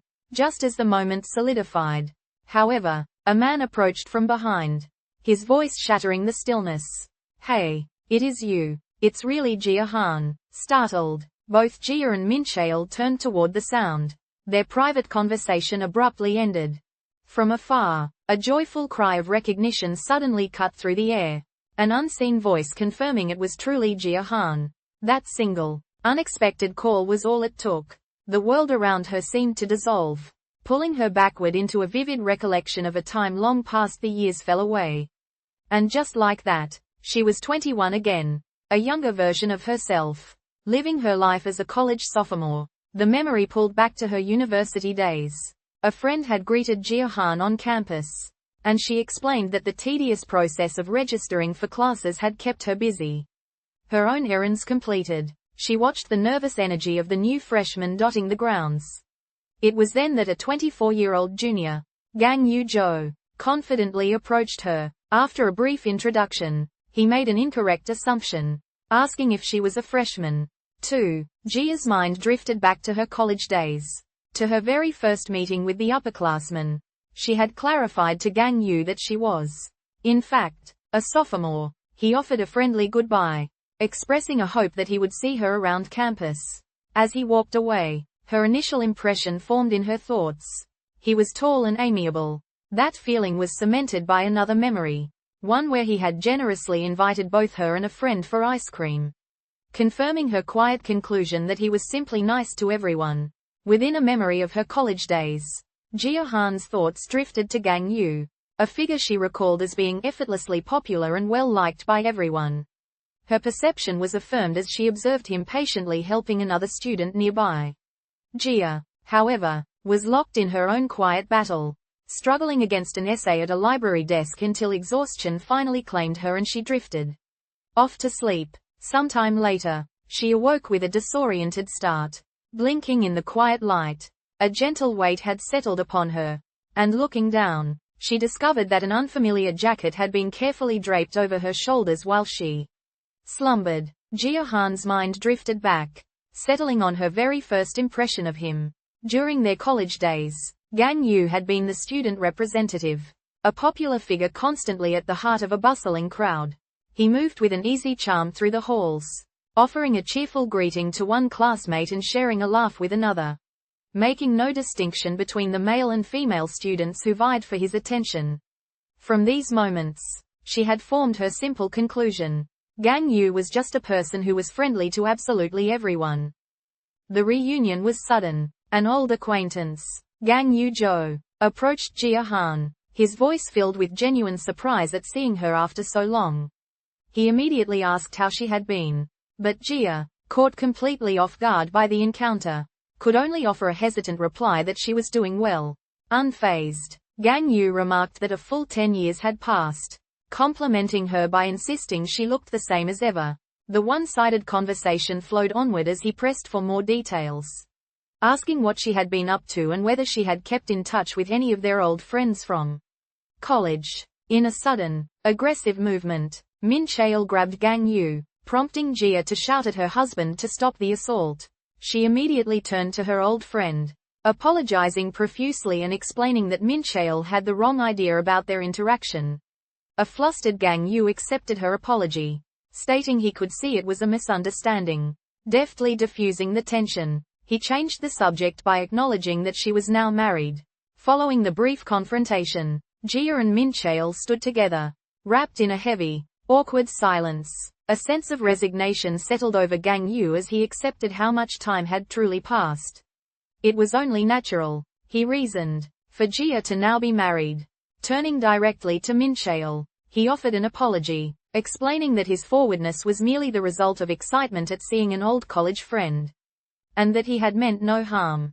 His gaze drifted between the two of them, and he commented quietly that they looked happy together. With the air cleared, Gang Yu said his goodbyes to Jia and started to leave. Before he had fully departed, however, he paused, leaving her with one final, cryptic piece of information. Their mutual friend, Jisoo, and the others had once been very worried about her. With a quick goodbye, Gang Yu-jo departed, leaving Jia Han behind. She stood alone on the street for a long moment, her eyes tracing his retreating form. Lost in the weight of their reunion, she finally began to walk, moving without destination. Her solitary journey soon brought her to a nearby bench, and as she sat, the silence enveloped her, allowing her quiet reflection to deepen. A dark scowl twisted Mincheol's features. His jealousy laid bare in the wake of Jia's encounter with Gang Yu. He continued to glare as they walked, a storm of unintelligible, angry thoughts brewing just beneath the surface. Sensing his foul mood, Jia began to explain that Gang Yu was nothing more than an old acquaintance from college. He had been the popular student representative for their major. She elaborated, implying his friendliness was simply part of his personality. Stop muttering and relax, she chided. But Mincheol defensively denied having said a thing. With a touch of sarcasm, Jia mimicked his denial right back at him before taking the still pouting man by the hand and pulling him along. Under the cloak of a late night, Gang Yu-jo finally slipped into his car. He arrived home to find his partner, Jisoo, waiting for him, her expression immediately questioning why a simple trip to the store had kept him out so long. Answering the unspoken tension, Gang Yu revealed the true reason for his delay. He had run into Jia Han. Jisoo's world seemed to halt at the mention of the name. A wave of shock washed over her as she repeated it in utter disbelief. Jia Han? Quote. With a thoughtful gesture, Gang Yu-jo presented his partner, Jisoo, with snacks he had gone out of his way to purchase for her.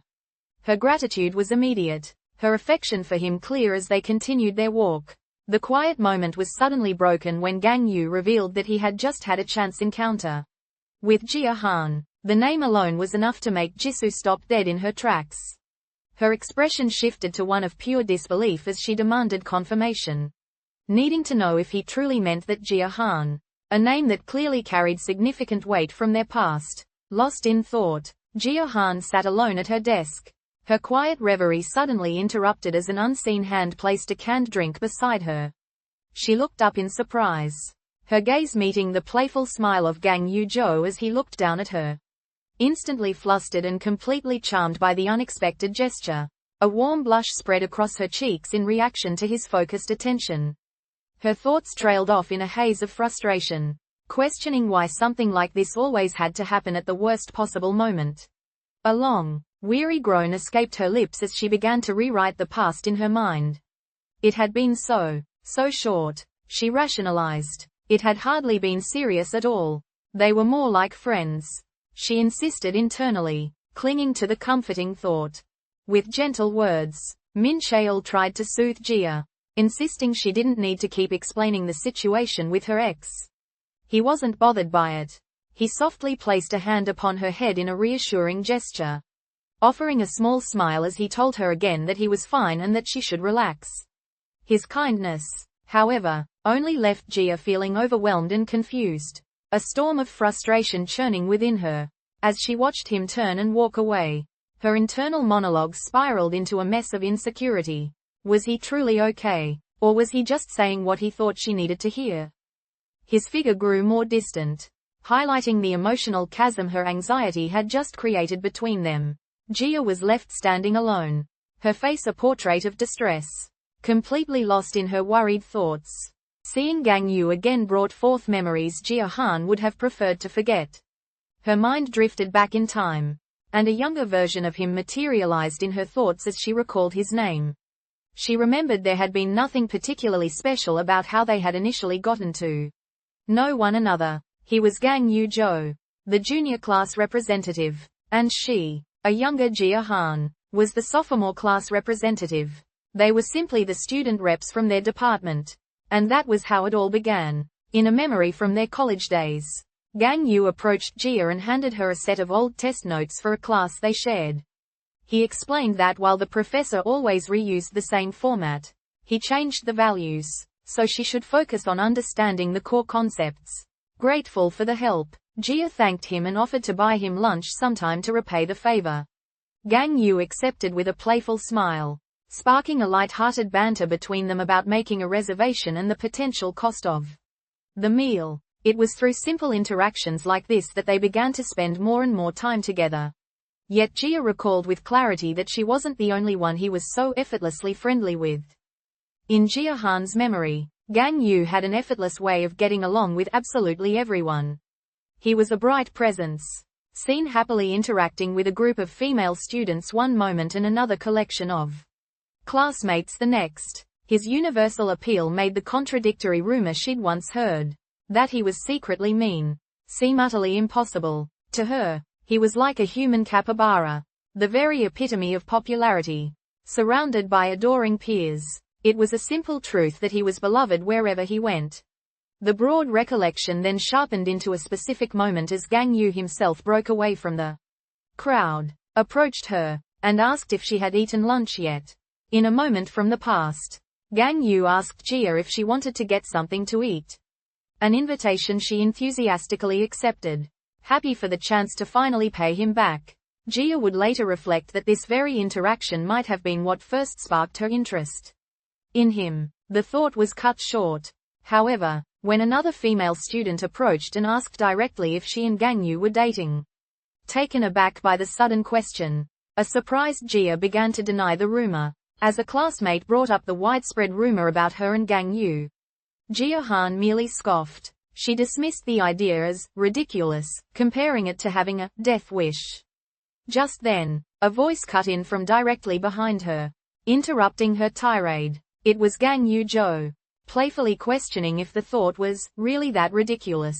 Utterly startled by his sudden presence, Jia was visibly flustered. Gang Yoo, however, remained casual as he greeted both her and the other student.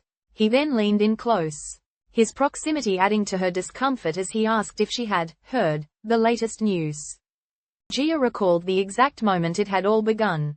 Gang Yoo had approached her, casually mentioning the rumor circulating that they were dating, and then he jokingly suggested they should simply make it true, though she immediately rejected the idea.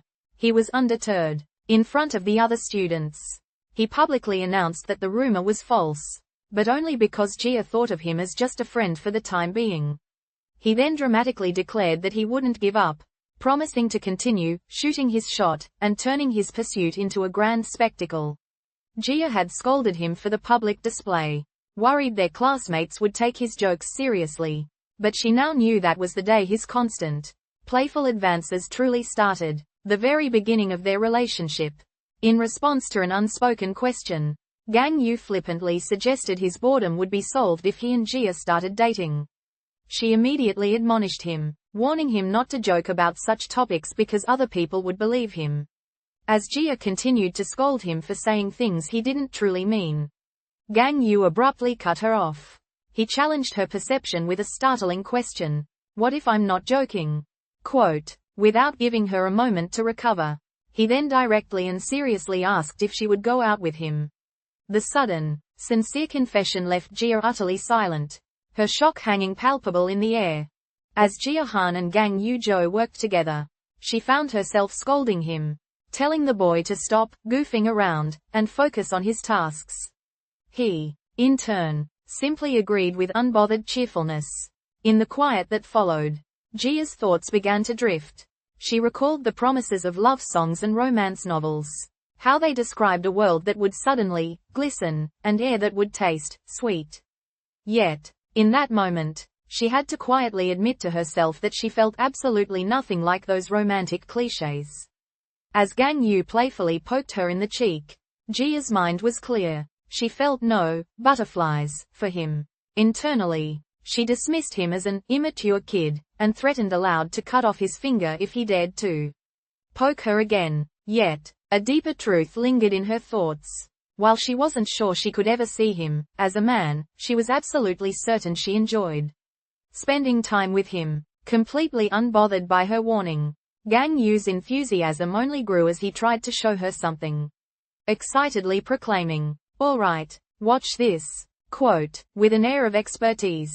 Gang Yu declared that opening the bottle was a matter of science and skill, not mere strength. He began his demonstration, meticulously explaining how to grab the bottle by the neck and position a finger for the perfect leverage. The moment he pressed down to pop the cap, however, the contents erupted in a violent, foamy geyser. The spray shot out with surprising force, striking him directly in the face.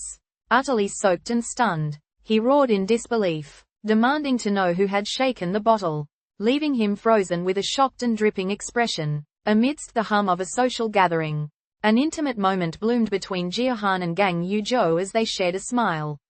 Gang Yu then placed his hand over Jia's where it rested on the table, a gesture both affectionate and possessive. Their quiet connection was abruptly broken when another student interrupted, voicing a direct question to Gang Yu. Why were he and Jia not officially dating yet? All attention fell upon Gang Yu, who responded only with a slight, enigmatic smile, leaving the question to hang unanswered. In the charged air, Jia made her way across campus, her expression lost in thought. Her mind drifted back to the social gathering from the previous night, a memory that brought a shadow of discomfort to her features. She recalled the text message that had appeared on her phone, a check-in from none other than Juho Kang, the student body president. Pulled from her reverie, a friend's voice cut through the air, teasingly accusing her of showing up to class merely to avoid a failing grade.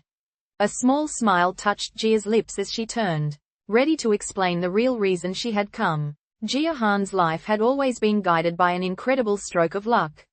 She recalled her college entrance as a prime example.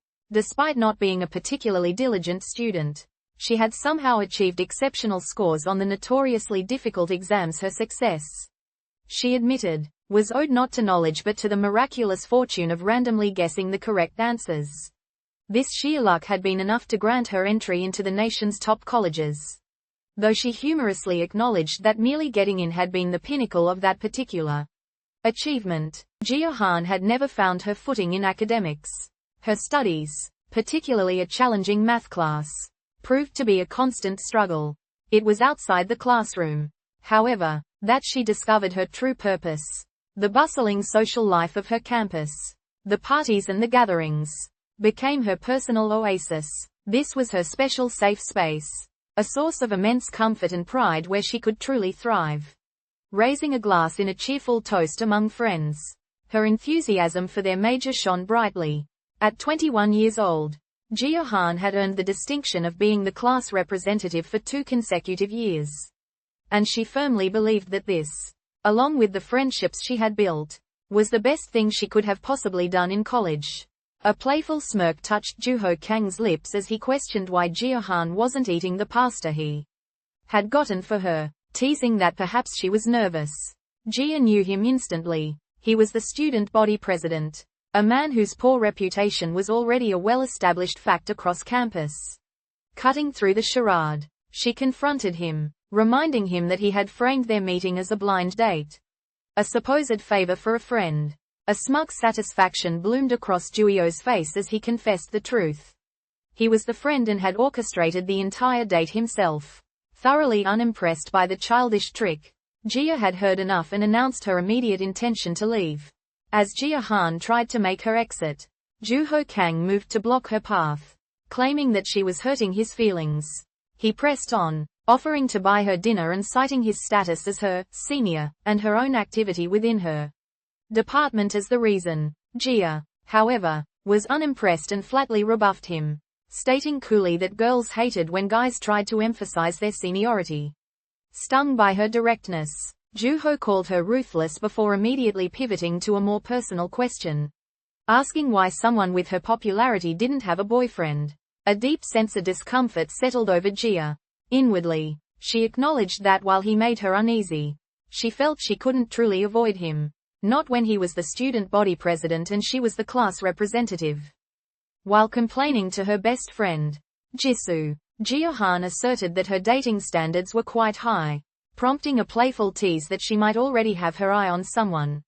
Visibly annoyed, Jia revealed that the person on her mind was none other than that senior Juho. She explained that Juho had been relentlessly pursuing her ever since he had tricked her into a date. Jisoo's light-hearted attempt to call her popular was met with frustration.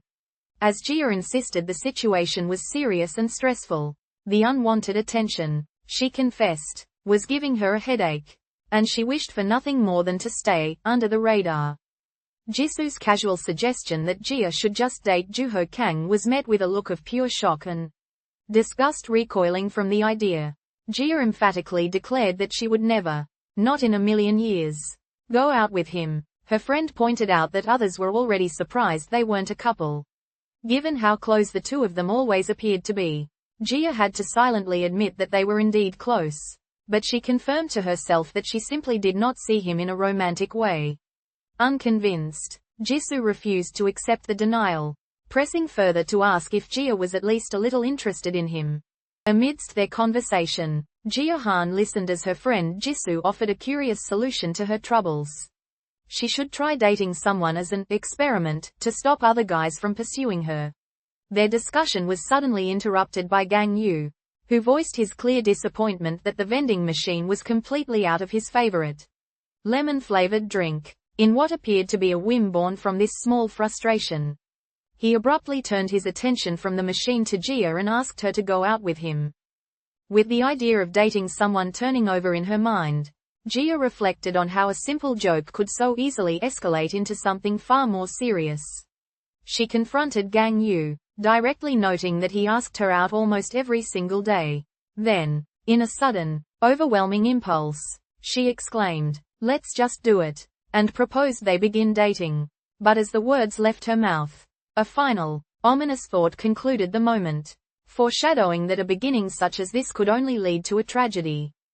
Jia recalled the beginning of it all, an arrangement born not of affection, but of pure convenience. She had been brutally honest with Gang Yu, confessing that she only started their relationship to make other guys leave her alone. To her surprise, he had simply beamed, cheerfully accepting the challenge and vowing to make her genuinely fall in love with him someday. His commitment was startlingly immediate. He informed her that he had already confronted Juho on her behalf. Jia was inwardly taken aback to hear him swear, calling the other boy a bastard. He then offered his unwavering protection, promising to be by her side in 5 minutes if Juho ever bothered her again. As a flicker of hesitation crossed her face, Gang Yu's voice grew passionate, firmly reaffirming his new position. She was, after all, his girlfriend now. With their new dating status hanging tentatively in the air, Gang Yu dared to ask if Jia might start calling him Gang Yu Oppa. The request was met with a dead-eyed stare before she physically recoiled, as if from a bad taste. Jia then cut through the awkwardness with a blunt question. Did he have any sisters? She had already guessed the answer was no. Internally, she reasoned that if he'd grown up with sisters, he would have known better than to utter something so cringy. Utterly embarrassed by her visceral reaction, Gang Yu immediately backpedaled, apologizing and insisting that she absolutely did not have to call him that. With a dismissive wave, Jia insisted it was not that big of a deal. The moment the soft beep of the ended call left her in solitude, however, her brave front collapsed. She conceded to herself that the situation had, in fact, been really awkward, and resolved, with a sigh, to simply call Gang Yu by his name from now on. As she stood there, a quiet realization bloomed within her. Dating him wasn't nearly as bad as she had anticipated. Her thoughtful reverie was abruptly shattered when Jisoo suddenly appeared, excitedly exclaiming that she had just run into one of her friends. A message from a friend flashed across Jia Han's screen, a comment on her popularity that she swiftly ignored. Her attention was instead captured by the next notification. An accidental pocket text of curse symbols from her boyfriend, Gang Yu, which sparked a light-hearted, teasing exchange between them. Yet, beneath the surface of their easy comfort, Jia wrestled with her own heart. While she genuinely enjoyed their time together, a persistent uncertainty about her feelings for him clouded her thoughts. Driven by this quiet confusion, she finally sought out her friend from a general education class, Yeonju Choi, hoping for guidance. However, before Jia could even properly explain her dilemma, Yeonju cut straight to the chase with her signature brutal honesty, comically accusing her of simply wanting to brag about having a boyfriend rather than genuinely seeking any real advice. Seeking guidance, Jia confessed her romantic confusion to her friend, Yeonju, admitting her feelings were just a bit fluttery, but not particularly intense. She hopefully asked the aspiring author for her professional opinion, only to be met with a brutally cold dismissal. Yeonju bluntly diagnosed her friend's emotions as symptoms, advising her to go to the hospital if her heart felt funny and adding that she should get her mouth fixed while she was at it. Annoyed, Jia playfully retorted, asking if Yeonju's bad mood was simply due to loneliness. This earned her a sharp accusation of bragging about her relationship. Despite the bickering, Jia would later reflect on this time in her life with a fond warmth. Her grades were okay, she had a great boyfriend, and she was surrounded by good friends. For Jia Han, it was a time she would always remember as the epitome of a good college life. Her days unfolded in a blissful rhythm, a perfect balance struck between serene moments relaxing with her boyfriend, Gang Yu, diligent hours spent focused on her studies, and the bright, easy laughter of sharing a meal with her friends. The memories narrowed, focusing on the simple tenderness of her romance. They strolled hand in hand, shared sweet dessert on a date, and relaxed in comfortable silence together outside. That cherished period of her life was sealed in her memory with the quiet intimacy of a shared kiss. In a moment of comfortable intimacy, Jia Han's boyfriend, Gang Yu, rested his head on her shoulder. Their quiet happiness, however, was revealed to be tragically fleeting. The words appeared, a stark pronouncement that this peaceful period was about to come to an end. That is, until then. With that, the tranquil interlude concluded, marking an ominous transition into the next chapter of their story. In the time of the Silla dynasty, there lived a man named Seodong, who appeared as a mere commoner but was secretly a banished prince. His heart was irrevocably captured by the highly sought-after Princess Seonhwa. And to possess her, he devised a cunning plan to shatter her pristine reputation. Seodong paid the children of the capital to become his instruments, their innocent voices filling the city streets with song. They spread a malicious rumor, a carefully crafted lie that the princess was meeting the commoner Seodong for secret trysts under the cover of night. As the telling of the Ballad of Seodong concluded, the final account revealed that the rumors had worked, and Seodong had successfully married Princess Seonhwa. Yet, the story's end was instantly soured by a stranger's sharp, judgmental comment on the princess's character. The thoughtless words struck Hannah like a physical blow, triggering a painful spiral into her own past. An old, agonizing thought echoed in her mind. The memory of a time when she, too, had believed the whispers that she looked loose. Overwhelmed and lost in the distressing recollection, her upset became plainly visible, prompting her friend Jisoo to call out her name in a worried tone. An angry disbelief coiled in Hannah's thoughts.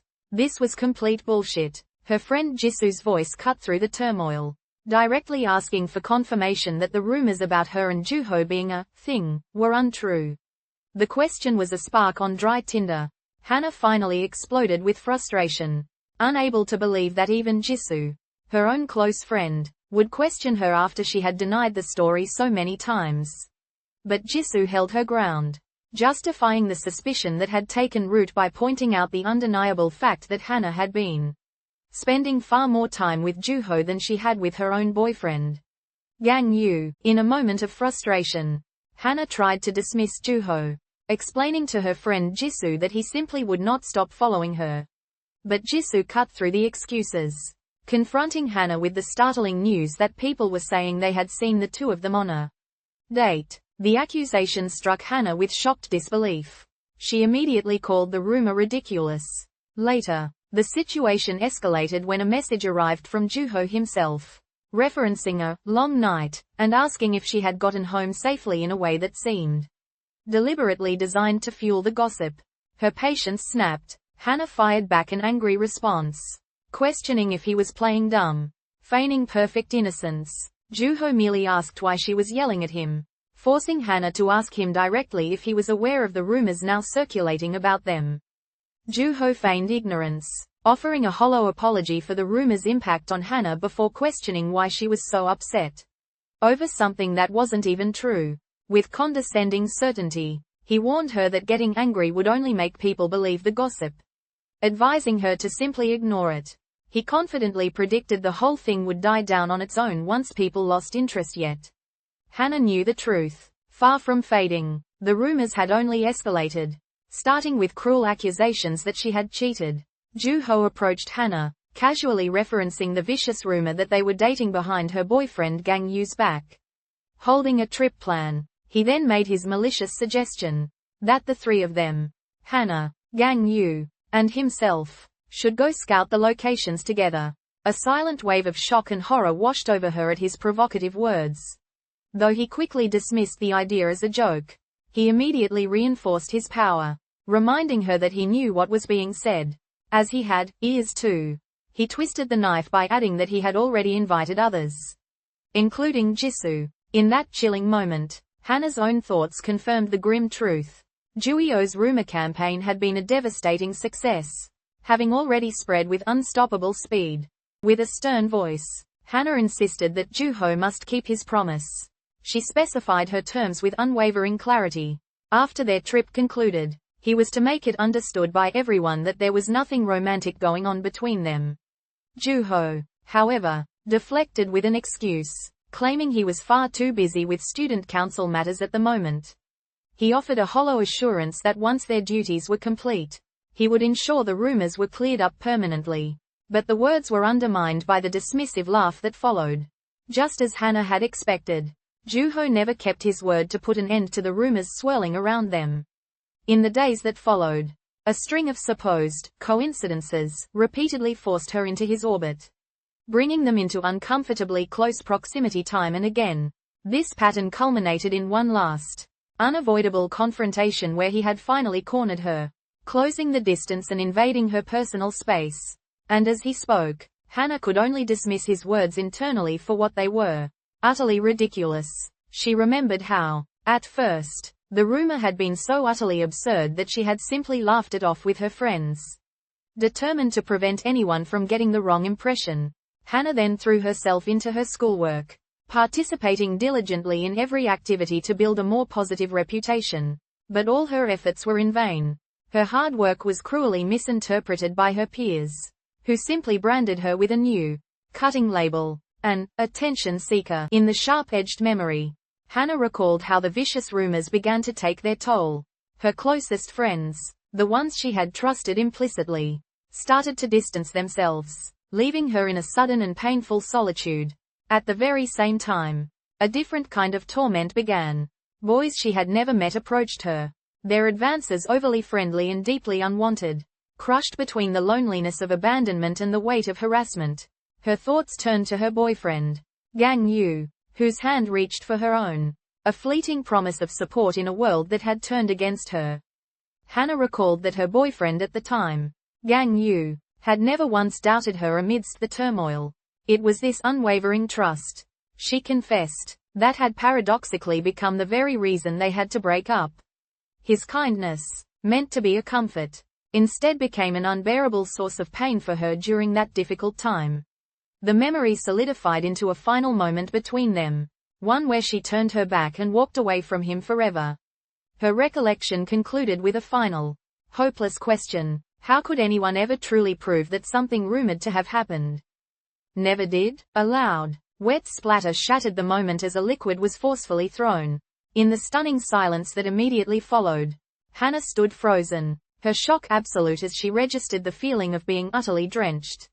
That heavy stillness was soon broken, not by a cry, but by the first fragmented sounds of distress that escaped her, a quiet testament to the profound humiliation that had just washed over her. As Hannah walked, a car glided to a stop beside her. From within, Joo-ho confirmed that he had heard about her breakup with Gang Yu. His timing impeccable. He invited her into the vehicle. And as soon as he had her attention, he began poisoning the air with negative rumors about her ex-boyfriend, attempting to isolate her completely.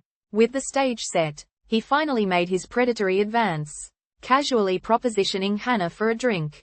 She could only stare back, frozen in a state of silent shock and profound disgust. Following the sight of Juhyo's smug expression, Hannah's rage finally boiled over. She surged forward, her hand bunching the fabric of his collar in a tight, furious grip as she demanded to know what he thought he was doing. Unmoved, Juhyo met her anger with arrogant defiance, questioning what she took him for without a hint of remorse or any sign he would back down. His brazen dismissal left her frozen in a tense silence, her expression a stark canvas of simmering anger and utter frustration. With raw aggression, Juhyo confronted Hannah, demanding to know if she truly thought any of what had happened was a joke. His accusation was met by a profound, empty silence, a void that stretched the tension between them to its breaking point. And there, in that charged stillness, the confrontation was left hanging, cruelly unresolved. Under the shelter of a single umbrella, Mincheol escorted Jia home through the steady rain. His frustration soon boiled over, and he began to scold her, demanding what she could have been thinking to have gotten herself hurt. The exasperated worry for her well-being continued to pour from him, a relentless stream of concern. Beside him, Jia simply listened in silence, her expression drawn and tired. Wordlessly, they continued their walk together down the glistening, rain-soaked street. Picking up from her past resolve to give people something real to talk about, Jia was met with Mincheol's blunt assessment in the present. "You're a wacko," he stated, prompting a retort from Jia that he said it as if it was something to be proud of. She conceded that the label wasn't the best, but felt it was a fitting one to end her college years with. Amused by her attitude, Mincheol declared that she needed a good smack, following through with a light tap. Jia complained with a theatrical yelp that she was hurt and told him to be careful. Their playful banter continuing as they walked on together. In a vivid memory, an angry customer's shouts erupted, directed at her co-worker over an incorrectly remembered latte order. Jia Han intervened with an unflappable calm, methodically presenting the customer with their receipt and then the security camera footage as irrefutable proof of their actual purchase. Proven utterly wrong, the customer countered not with embarrassment, but with the absurd demand for an apology. After the unreasonable patron was gone, Jia turned to her shaken colleague, gently consoling her that it was fine and that people simply make mistakes. A memory flickered to life for Jia, pulling her back to a time when a concerned co-worker had told her that intervening with the angry customer wouldn't have made things better. A reassuring hand had come to rest on Jia's shoulder as the colleague insisted they were fine and urged her to relax. The recollection dissolved, returning her to the present, where she and Mincheol stood watching a downpour begin just outside the cafe. When Jia suggested they simply buy an umbrella, Mincheol dismissed the idea as a waste of money. Instead, he unfurled a large umbrella of his own, humorously labeled, Cafe Treasure Number 1, preparing to shelter them both from the rain. As Jia questioned the ethics of using the umbrellas left behind by other customers, Mincheol swiftly justified the temporary loan, explaining they would be returned and that other stores had a surplus anyway. Just as they prepared to step outside, however, the rain abruptly stopped, parting the clouds to reveal a clear sky. Mincheol pointed out that their umbrellas were now completely unnecessary. He then followed this with a comical complaint, joking that a man with his kinda good fortune should really have to pay extra taxes for it. As they walked together under the shelter of a single umbrella, the steady rain falling around them, Mincheol made a funny comment about a nearby sign, prompting a gentle correction from Jia. A quiet moment passed between them before he explained, his voice sincere, that the moment he saw the rain start to pour, she was the person who had come to his mind. His simple, thoughtful words struck her with an unexpected force. Visibly taken aback and moved, Jia's expression softened as the weight of his kindness washed over her, causing a single, glistening tear to well in the corner of her eye. As the rain fell, Jia and Mincheol made their way down the street, huddled together beneath a single umbrella even as Mincheol carried a second, unopened one in his hand. Unbeknownst to them, Their peculiar arrangement had been captured and immortalized online. The perspective shifted to the bright glow of a phone screen, where a photograph of the pair appeared under a mocking caption from an anonymous poster. "I'm standing next to a couple of doofuses lol." A thread of comments quickly followed, with others pointing out the absurdity of the situation and calling the couple weirdos for sharing one umbrella when they clearly had two. The digital mockery took a final turn, however, when one commenter replied directly to the original poster, humorously suggesting that they sounded lonely. All the while, far removed from the flurry of commentary, Jia and Mincheol simply continued their quiet walk home, completely unaware that they had become the subject of an online spectacle. As they walked together under the shelter of a shared umbrella, Mincheol's simple question cut through the quiet air. Was she okay? Jia was visibly taken aback by his words, a deep blush instantly blooming across her cheeks. Inwardly, she registered just how unusually forward he was being. An awkward silence fell between them as they continued on their way. Jia still looking thoroughly embarrassed by their close proximity and his sudden, direct concern. Finding Jia still awake and struggling to drift off in her bed, Mincheol became determined to help. He quickly consulted his phone, pulling up an online guide for deep sleep hypnosis. To create a relaxing atmosphere, he first set up a rose-scented candle warmer on her bedside table. Then, with great focus, he began to follow the instructions, performing a series of strange, deliberate hand gestures over Jia's head. Her initial perplexity at his bizarre ritual soon gave way to a fit of suppressed laughter at the sheer absurdity of his earnest attempt. With great care, Mincheol Jin presented Jia with his masterpiece, a complete relaxation station. He had arranged a massage chair, a head massager, a warm blanket, and an aroma diffuser just for her. He then eagerly asked if she was feeling sleepy, but his efforts were met only with her blank, overwhelmed stare. Undeterred, Mincheol checked his phone for the next step. Reading from an online guide on how to induce sleep, the instructions recommended playing classical music. After a moment of thought, he wondered aloud if perhaps Bollywood music would have the same relaxing effect. Following the instructions on his phone, Mincheol Jin performed the curious hand-waving ritual over Jia as she lay still in her bed. A convincing snore soon followed, and Mincheol's eyes widened with astonishment. He was ecstatic that the online advice had actually succeeded. To confirm his triumph, he leaned closer, giving her a gentle shake and whispering to see if she was truly asleep. All the while, however, Jia was perfectly awake, her internal thoughts screaming with annoyance at the hand that had been waving right in front of her face. In the quiet of the room where they stood together, Mincheol's attention was fixed upon his phone. He read the bizarre instructions from its screen, his voice suddenly breaking the silence as he announced, "You'll be hypnotized." He then questioned the subsequent step, voicing the single, cryptic word aloud. "Think?" Quote. Jia, having overheard this sudden and unnerving plan, reacted with outright shock and alarm at the proposition. Jia Han gazed down at the sleeping Mincheol, a moment of hesitation causing her to reconsider her plan as she quickly searched her phone for any other alternative. Finding none, she resolved to proceed, producing a pocket watch to begin the hypnosis. As she started to swing the timepiece back and forth and began to speak, her cat, Mouse, suddenly batted at the dangling object. The process came to an abrupt halt as Jia stopped to scold the feline, telling him firmly that the watch was not a toy, gently setting her cat, Mouse, aside with a quiet promise to play as soon as her work was done. Jia Han's gaze fell upon Mincheol. She scrutinized his still form, a question echoing in her mind. Had it truly been successful? But beneath that placid exterior, a secret awareness stirred. Mincheol was wide awake, merely playing along with her attempt. In that same instant, a jolt of ice-cold dread shot through Jia as she recalled her instructions with sudden, sickening clarity. Hypnosis required a soft, gentle light, not the piercing, direct beam of the flashlight she had used. With her subject finally vulnerable, Jia Han stood over the sleeping Mincheol, ready to begin the hypnosis. She leaned in and started the induction, her voice calmly insisting that he was getting sleepy.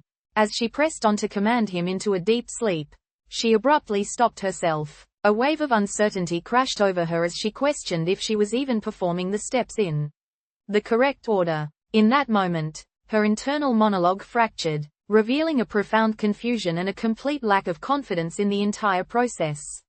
With the induction underway, Jia first confirmed that her subject was in a deep sleep. Her voice then began to narrow the slumbering mind's focus, honing in on a secret, on a past you can't tell anyone. Then came the final command. On the count of 3, the subject would come face to face with their past self from that very time. A silent pause followed, hanging in the air as her words were left to take effect.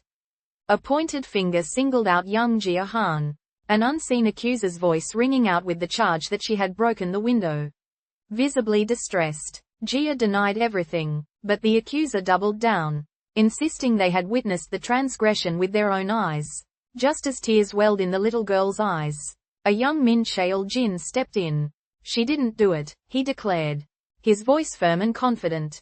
As Mincheol stood protectively in front of her, Jia looked up, her expression shifting from despair to one of pure surprise and immense relief. Jia raised her hand, poised to begin the session. "What do you see in front of you?" she inquired, her voice intended for another. The question, however, unexpectedly recoiled upon her, plunging her into a vivid flashback of her own childhood.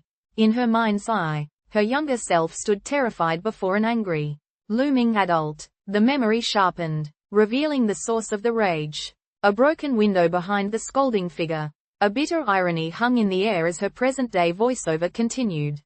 "You probably don't see anything," while her own consciousness was flooded with the traumatic recollection. The present dissolved entirely, leaving only the stark, crystalline image of the shattered window pane. As Jia gazed upon the hypnotized Mincheol, a quiet realization dawned on her. Nothing of any real significance had happened in his past. She understood then that he held no deep secrets, no shadowed history he could not speak of. For the simple reason that he had never done anything wrong. It was this inherent goodness, she theorized, that left him with nothing to remember under her influence. Her thoughts settled, and in the silence, she looked down at his sleeping form, her expression softening into a gentle and profound thoughtfulness. Her memory drifted back to a time from a very long time ago. To a moment when her younger self stood in trouble for something she had supposedly done wrong. In truth, she was completely innocent of the accusation laid against her, but faced with their unyielding conviction, she saw that no one would believe her. And so, with a quiet resignation, the little girl simply gave up and decided to accept all of the blame. A crushing hopelessness settled over young Jia, for she knew no one would listen. Her reputation as a troublemaker had already sealed her fate. But that heavy silence was suddenly shattered as a young Mincheol burst forth, his voice ringing with outrage. He shouted that Jia was innocent, fiercely demanding why no one would believe her. Before Jia's own despairing thoughts could even finish forming, Mincheol's voice cut through the air once more, declaring that he would take full responsibility for the broken window. He then pleaded for her to be spared, promising he would return to accept all the consequences himself. Her thoughts drifted back to a time when there had been just one person who stood by her. The memory opened on the sharp, spiderweb cracks of a shattered window pane. A much younger Jia stood before the broken glass, her small face stricken with distress as an unseen person pointed an accusatory finger directly at her. Overwhelmed by the blame, she began to cry. Just then, a young Mincheol stepped resolutely in front of her, protectively shielding the weeping girl from their accuser. With a sudden jolt, Jia consciousness returned. Her first thought was a sliver of pure confusion piercing the fog in her mind. When did I fall asleep? The uncertainty deepened as a more pressing question surfaced. Was the entire hypnosis attempt nothing more than a dream? Her thoughts fractured, trailing off into a haze before she could find an answer. Pushing herself upright, she sat in her bed and let her gaze sweep silently across the familiar room, desperately searching for anything that could ground her back in reality. Jia stirred, slowly pulling herself from the depths of the trance. She pushed herself into a sitting position, a disoriented grogginess clouding her senses as the world came back into a hazy focus. Her head turned, and her eyes met with Mincheol's. He was also awake now, sitting up and watching her. His voice was the first to break the quiet tension. "Did I wake you?" he asked. With a startled gasp, Jia was ripped from her sleep. The distress of a nightmare still etched upon her features. As she pushed herself into a sitting position, she found Mincheol Jin already there, watching over her attentively from the bedside. A heavy quiet hung in the air for a moment before Jia finally looked at him. Her voice soft as she asked if she had woken him. Mincheol offered no words in return, simply holding her gaze with a soft, reassuring expression. Under his silent watch, a flush of embarrassment rose in her cheeks, and Jia quickly averted her eyes, looking down with a guilty cast to her face. A single eye fluttered open, pulling Jia from the depths of her troubled sleep. As her vision cleared, it settled upon the still figure of Mincheol Jin, who was sitting on the floor right beside her bed. Suddenly and completely awake, she stared up at him in surprise, her mind trying to catch up. "Why are you in my room?" she asked, her voice a fragile whisper. A lone tear then welled in the corner of her eye and her expression contorted with pain as she finally admitted, "I had a bad dream." Ripped from the clutches of a terrifying dream, Jia awoke drenched in a cold sweat. Her frantic eyes found Mincheol, who was watching over her from a chair positioned beside the bed.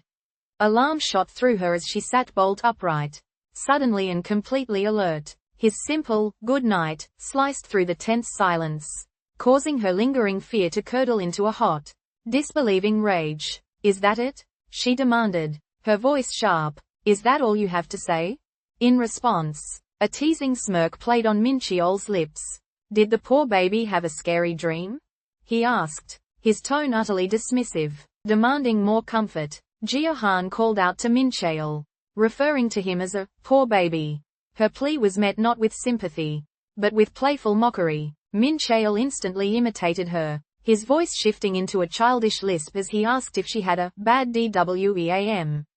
A stunned silence fell as Jia froze, her face flushing with acute embarrassment from his mimicry.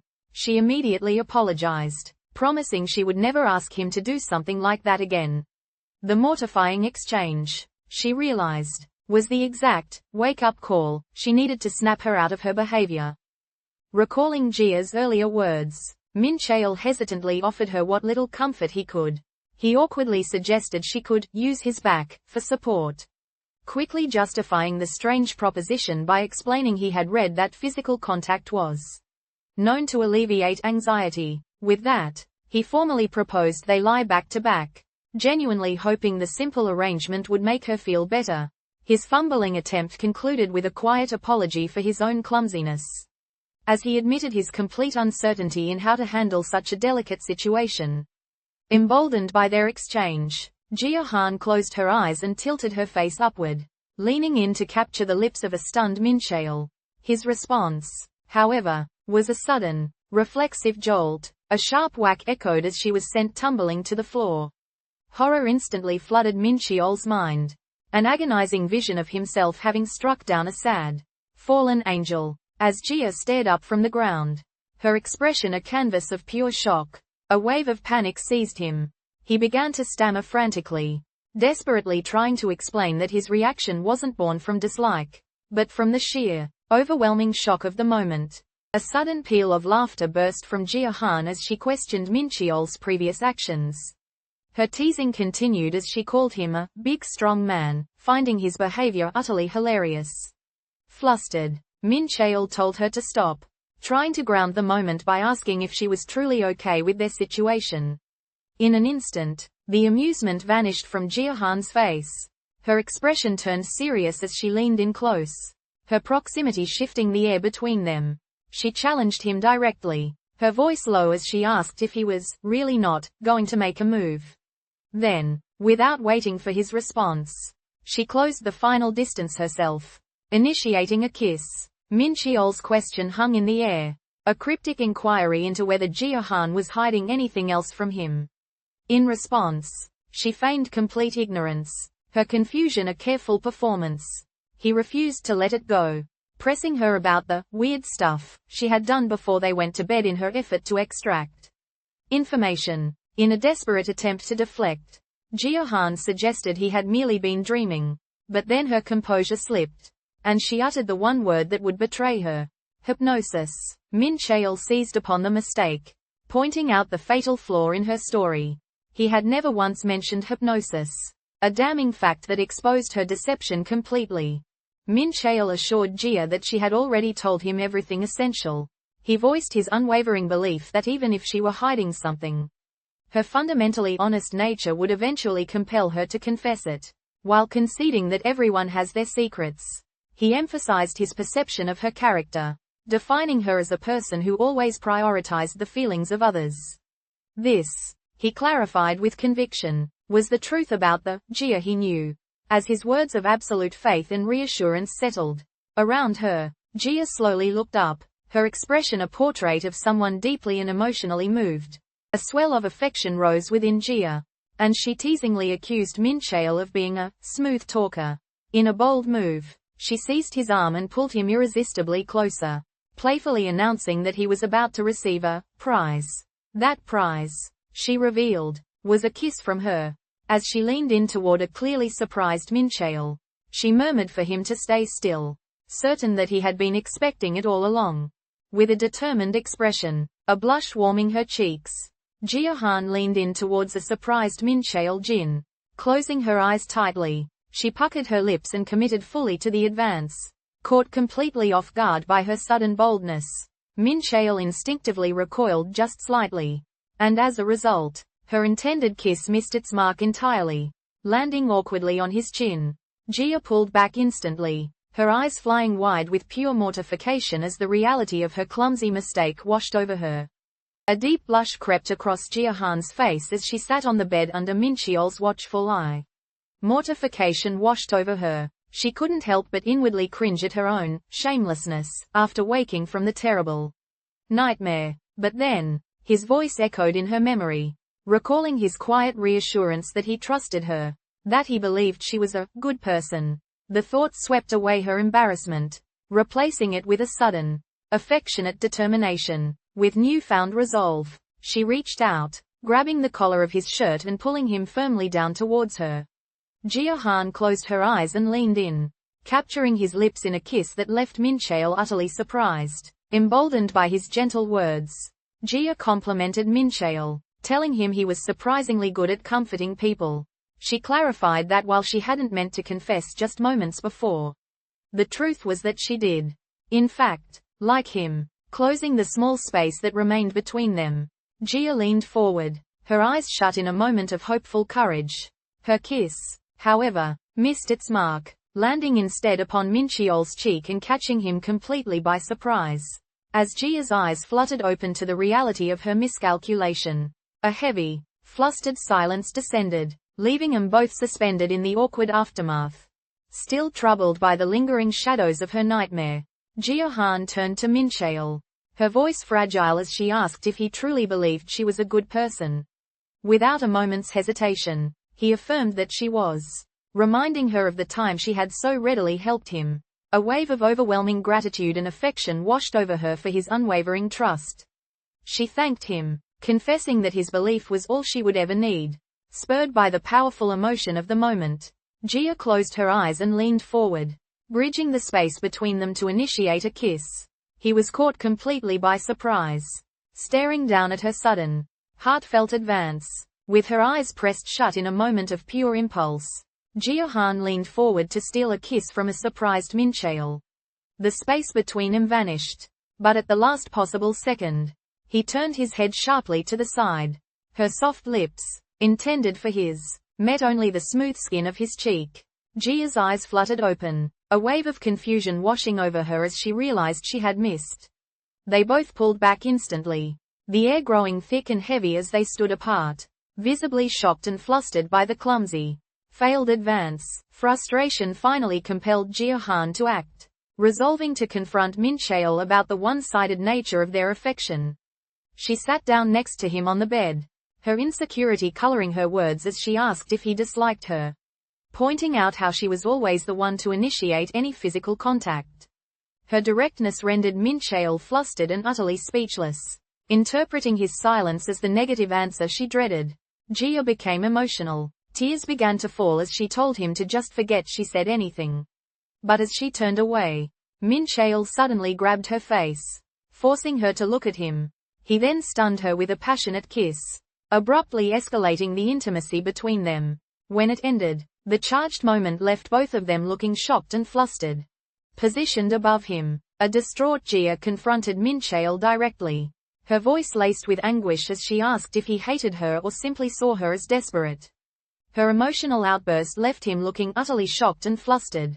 As Jia continued to pour out her frustration, Mincheol's reaction was sudden and decisive. He reached up, grabbing the back of her head. Complaining that she always does whatever she wants, he pulled her down toward him. In a swift escalation of their intimacy, Mincheol forcefully kissed her, answering her emotional confrontation with a physical one. In the heavy moment following Jia's confession, Mincheol's expression hardened with seriousness as he firmly clasped her hand. With a decisive pull, he drew the surprised Jia flush against him, closing the remaining distance between them.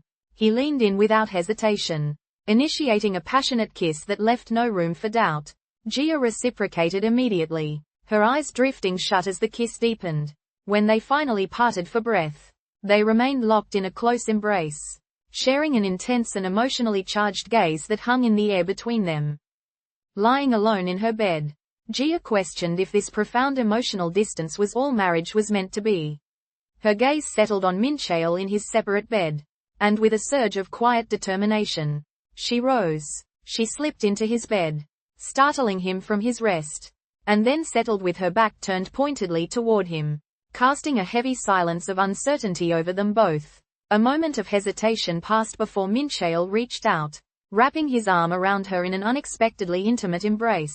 The sheer boldness of his affectionate gesture sent a jolt through Jia, her eyes widening in complete surprise. The simmering tension shattered as Jia forcefully shoved a surprised Mincheol, sending him stumbling backward onto the bed. Before he could react, she climbed over him, straddling his waist and leaning down until her face was mere inches from his. Her expression was a storm of intense emotion, and with tears welling in her eyes, she began her confrontation. His name escaped her lips, a sound laced with both frustration and raw desperation. As he looked up at her, Mincheol's initial shock melted away, softening into a look of profound concern and understanding. He gently raised a hand, his palm coming to rest against her cheek, cupping her face in a tender gesture. After their hands joined, Mincheol observed that hers were also quite cold, prompting him to ask if she was nervous. Jia simply brushed it off, blaming her poor circulation. A moment later, struck by his natural warmth, she playfully dubbed him her portable heater, and pressed his hand against her cheek. The effect was immediate. Jia's eyes widened as she felt the sheer heat radiating from him. His cheeks were practically on fire. Leaning in, she emphasized just how hot his face had become, comparing the burning flush to hot coals and openly pointing out his powerful physical reaction to their sudden closeness. The summer heat was oppressive, so intense Jia Han thought one could fry an egg right there on the pavement. For a moment, she stood in the sweltering air, her expression one of contemplative annoyance. But then, something shifted within her. The frustration hardened into firm resolve. With a new purpose cementing her features, she began to walk, her determined stride carrying her forward until she arrived at the front door of the building, stopping directly before it. Following Jia's sudden action, a stunned Mincheol could only ask what that had been for. But Jia, her expression clouded with distress, declared that it simply wasn't fair. The frustration finally spilled forth as she began to list her grievances, reminding him that she had been the one to suggest they get married. The emotional explanation continued to unravel. She had also initiated their date, and she was always the one who had to start their conversations.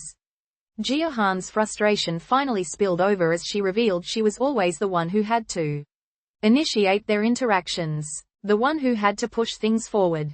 The confession laid bare her deepest insecurity, and she voiced the painful feeling that she was the only one who truly wanted their relationship.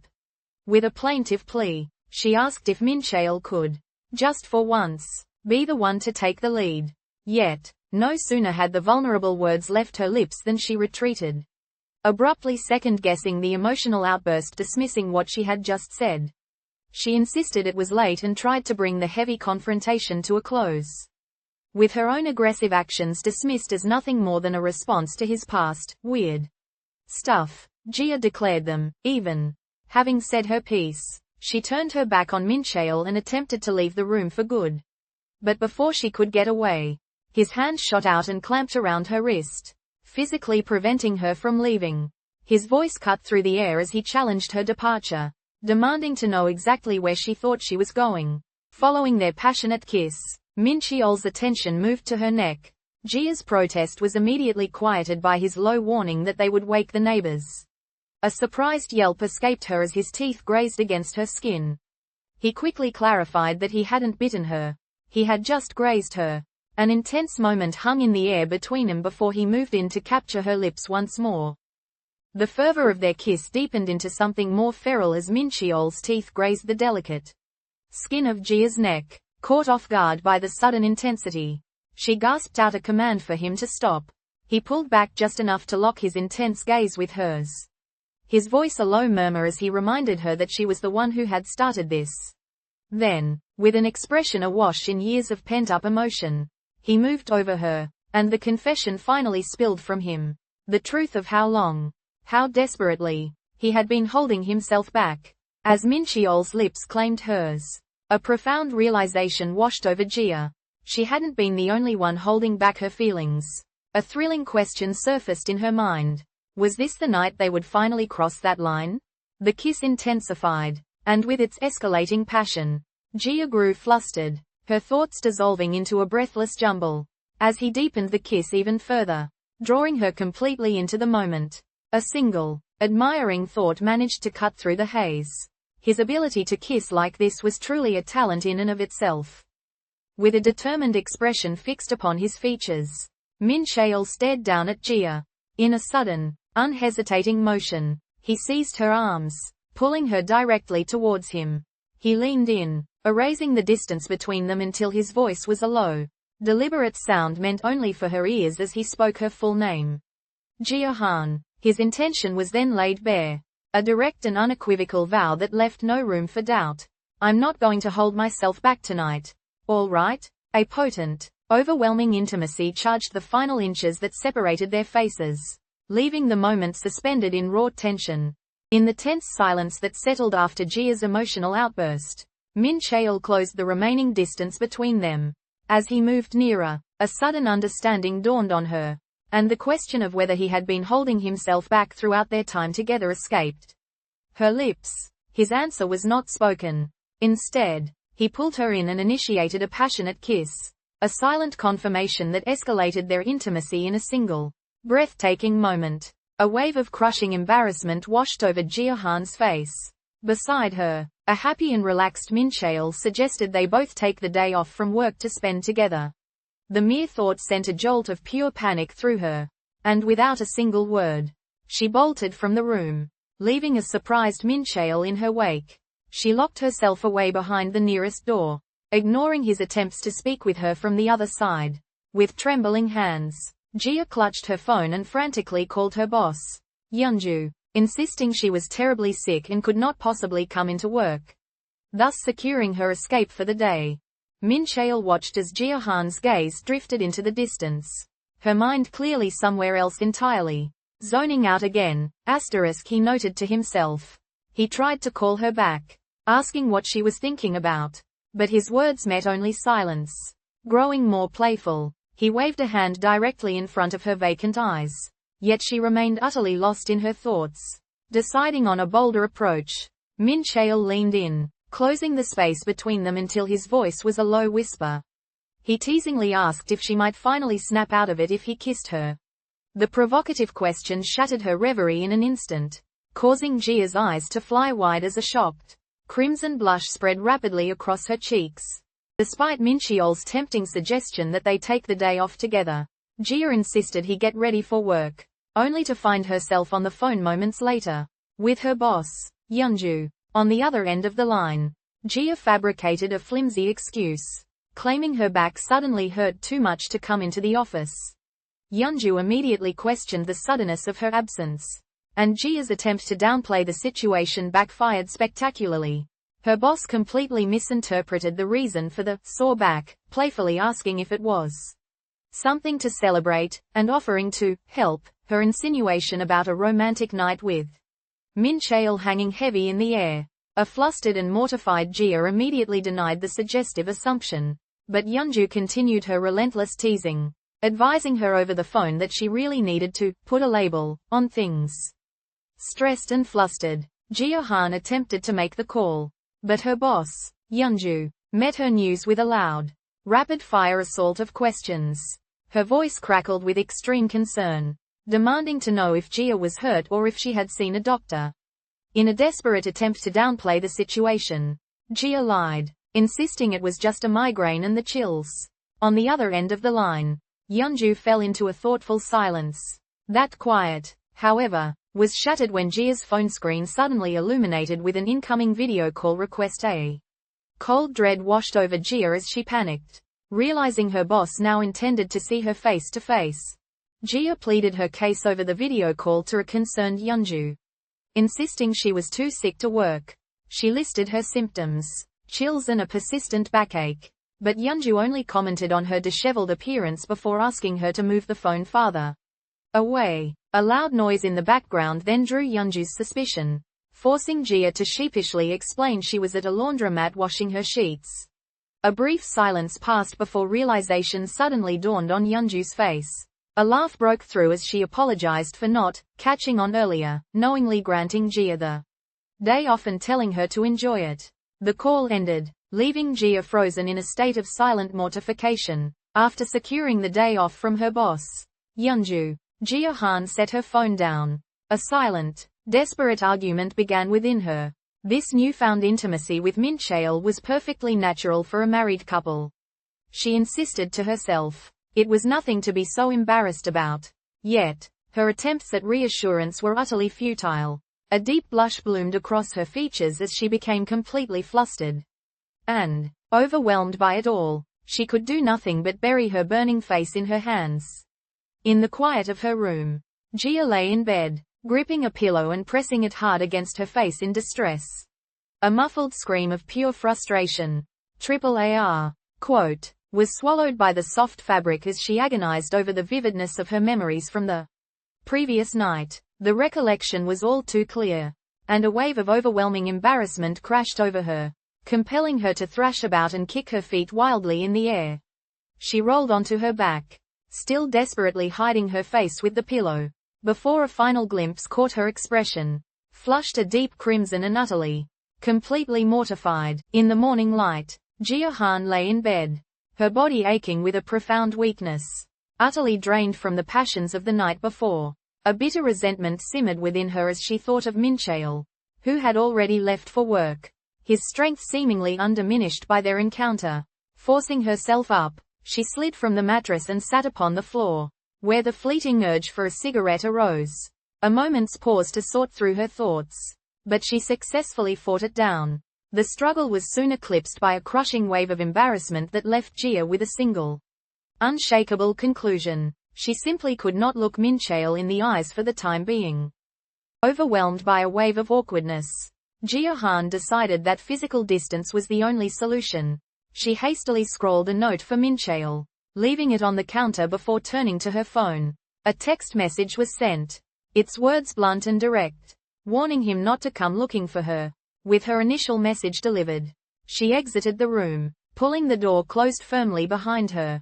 A moment later, she sent a second, clarifying text, assuring Mincheol that she hadn't left him permanently but simply needed some time apart for the moment. Flustered, Jia sought refuge in the terms of their contract, reminding Mincheol that he was not to enter her room without permission.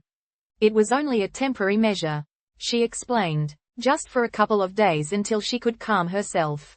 Admitting her own surprise at the strength of her emotional reaction, a heavy silence fell between them before Mincheol directly countered her attempt at avoidance.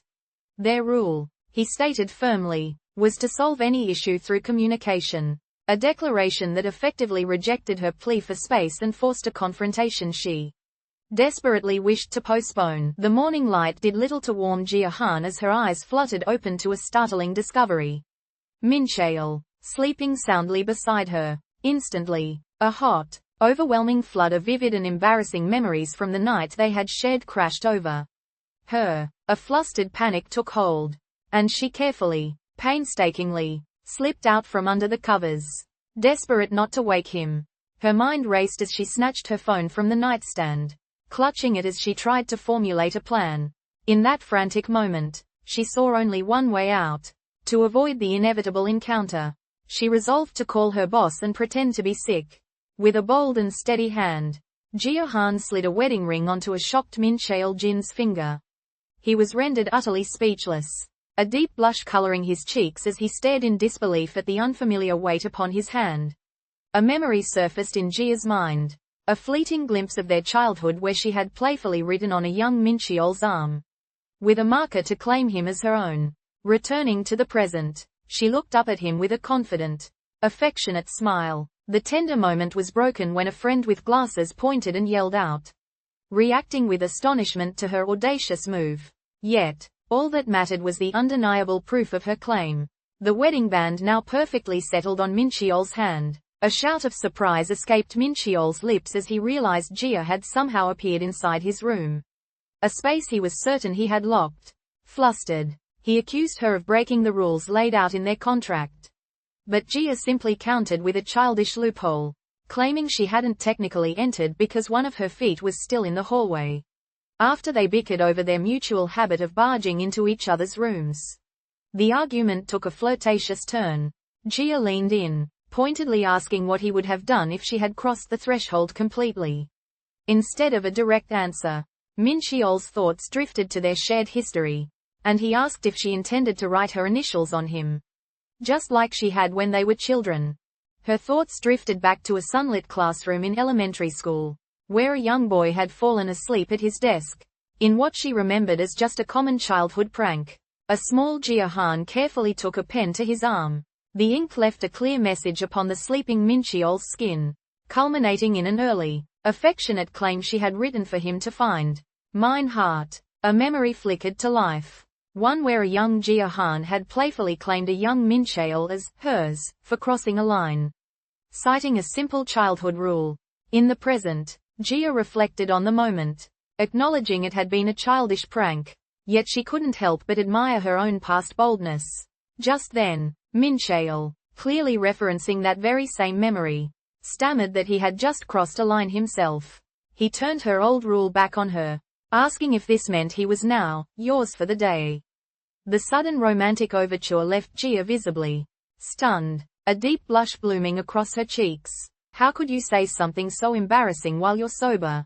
The sharp question from her bespectacled friend shattered the air, leaving Jia flustered. She responded defensively, admitting that her bold declaration had certainly sounded much better in her head before she'd actually said it aloud. That brief, awkward exchange was enough to trigger something deep within her, pulling her consciousness back through the years to an elementary school classroom. A vivid memory surfaced of her younger self, marker in hand, playfully writing on a young Mincheol's arm. Just as quickly, the vision faded, returning her to the present where she walked alongside that very same Mincheol, lost in a quiet contemplation that culminated in a single, profound internal whisper. Every day, an entire hour had crept by since Mincheol's call, and Jia waited impatiently by the vending machine, wondering what could possibly be taking him so long.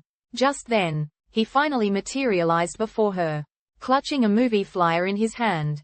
His voice was full of excitement as he explained that the very movie he had been wanting to see with her had just been released. Looking at her directly, Mincheol officially asked when she would be free to go see it with him. A silent, happy surprise washed over Jia face, a soft blush blooming across her cheeks. With Jia's enthusiastic agreement to their weekend date, Mincheol happily confirmed he would buy the movie tickets. The thought sent his mind reeling back for a fleeting moment to his own childhood. A brief memory of himself as a small boy innocently asking a police officer what rated R truly meant. He was violently pulled from this reverie. However, when he looked back and found that Jia had frozen completely, her face suddenly shadowed by a troubled expression. The abrupt shift in her demeanor sparked immediate concern, and he gently asked if the proposed time was bad. offering to change their plans right away. With unrestrained excitement, Jia enthusiastically shouted that any time at all for their date was fine with her. After a moment of Mincheol's surprised stillness, she stepped forward and affectionately cupped his face in her hands, explaining that this was precisely what she had wanted to express. A deep blush immediately spread across his features as the flustered young man protested that she couldn't just spring things on him and make him blush like that. Unfazed, Jia confidently retorted that she would not apologize, pointedly reminding him that he himself had told her countless times to stop doing so. Following their tender moment, Jia suddenly dropped to one knee directly in front of Mincheol. She presented an open ring box, revealing the wedding ring nestled within to her stunned companion. Mincheol was rendered utterly speechless, a deep blush creeping across his face as sweat beaded on his brow in his complete and overwhelming surprise. The charged silence was abruptly shattered when a nearby friend in glasses spotted the unbelievable event and yelled out at Jia in absolute disbelief. Amidst the lingering tension from the previous night's chaos, a bespectacled friend shouted at Jia Han in disbelief. A nervous blush, however, was all that colored Jia's cheeks as she stammered, asking a surprisingly compliant Mincheol to close his eyes. He readily obeyed, covering his face with his hand and then yelling out in confirmation that they were shut. In that moment of quiet anticipation, Jia carefully opened a small, white ring box, preparing to present the contents held within. His heart pounded with a frantic rhythm, his mind racing as he questioned why Jia had asked him to close his eyes. While he stood in expectant darkness, she opened a small ring box, presenting its contents to him. When he finally looked, his eyes flew wide as he stared at the wedding ring she held out. A wave of pure shock and utter confusion washing over him. A quiet realization settled over Mincheol Jin as he reflected on their history. It had always been Jia who took the first step. She was the one who had led them on their first dates. And in the end, she had even been the one to initiate their marriage. His gaze drifted downward, falling upon the simple wedding band that now rested on his finger. A gentle, content expression softened his features as he looked down at his hand. A fond acceptance of the path she had always forged for them. In a quiet moment, Mincheol Jin and Jia sat opposite one another, a glass of wine resting between them. He broke the stillness by presenting an open ring box, revealing a brilliant diamond inside. Jia's shock was immediate and audible as she cried out, "Marry you?" Unfazed, Mincheol's response was perfectly calm as he confirmed his intention, stating simply, "Yeah, marry me." The declaration left Jia completely flustered, and she immediately questioned the absurd proposal by pointing out the undeniable fact that they were already married. Mincheol Jin pressed her for an answer, questioning if she truly could not understand his intentions. A flustered Jia stammered that it was not as if she didn't know, confirming she had an inkling of what was happening. He then opened a small box, revealing a sparkling diamond ring nestled inside. Holding the open box out towards her, Mincheol stated that instead of the fake marriage they had agreed upon, they should proceed with a real one. Her stunned silence was met with Mincheol's calm offer to repeat his proposal. Jia, completely flustered, stammered for him to wait, calling the sudden turn of events random, as she struggled to articulate a coherent thought. Her gaze fell to the ring on her finger, the weight of the moment overwhelming her, and Mincheol playfully took her hesitation as a rejection. He then asked for the ring back, pretending to rescind his offer. A wave of panic washed over Jia, who immediately objected, clarifying that she hadn't meant to refuse him as she instinctively clutched her hand to her chest to protect the precious object. Laying his soul bare, Mincheol began his confession with a stark inventory of his own shortcomings. He admitted to always doing as he pleased, to possessing a volatile temper, and even acknowledged his cowardly tendency to run away whenever things grew difficult. His focus then shifted entirely to her, explaining that one day, with sudden clarity, he had simply realized that she was the one for him. The truth, he revealed in a shocking turn, was that he had actually liked Jia since they were just children. A deep regret colored his words as he lamented not having confessed his feelings to her sooner, culminating in a powerful and possessive declaration. He never planned on letting her go, ever again. With the open ring box presented before her, Jia Han was left utterly stunned. Her eyes widened in complete shock as she looked down at the ring.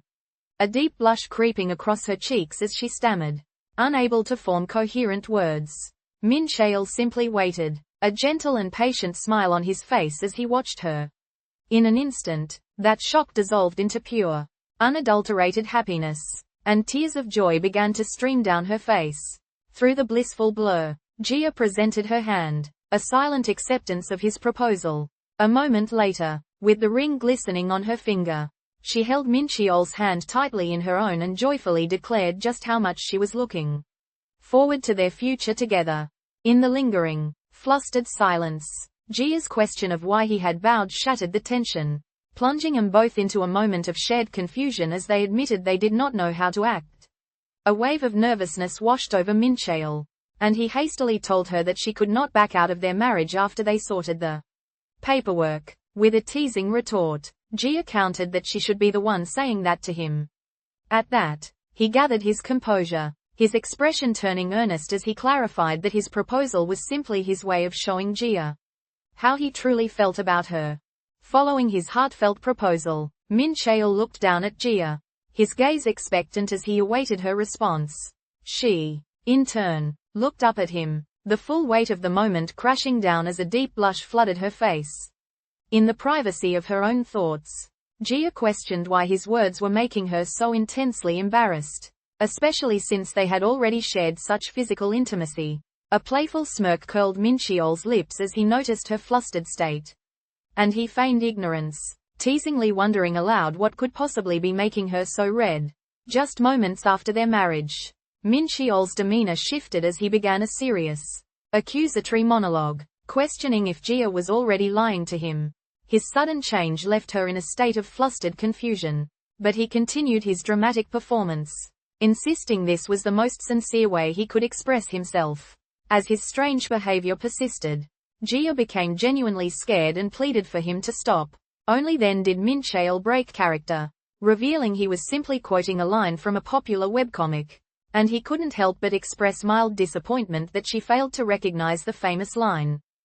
Following his proposal, Mincheol playfully teased the blushing Jia, asking if he needed to refresh her memory. Completely flustered, she retorted, questioning if her emotional reaction was the very answer he had wanted. He gleefully confirmed that it was, privately reveling in his success and calling himself a sly dog. With a triumphant air, he then announced he was going to wash up, a clear implication that he was ready to consummate their new status.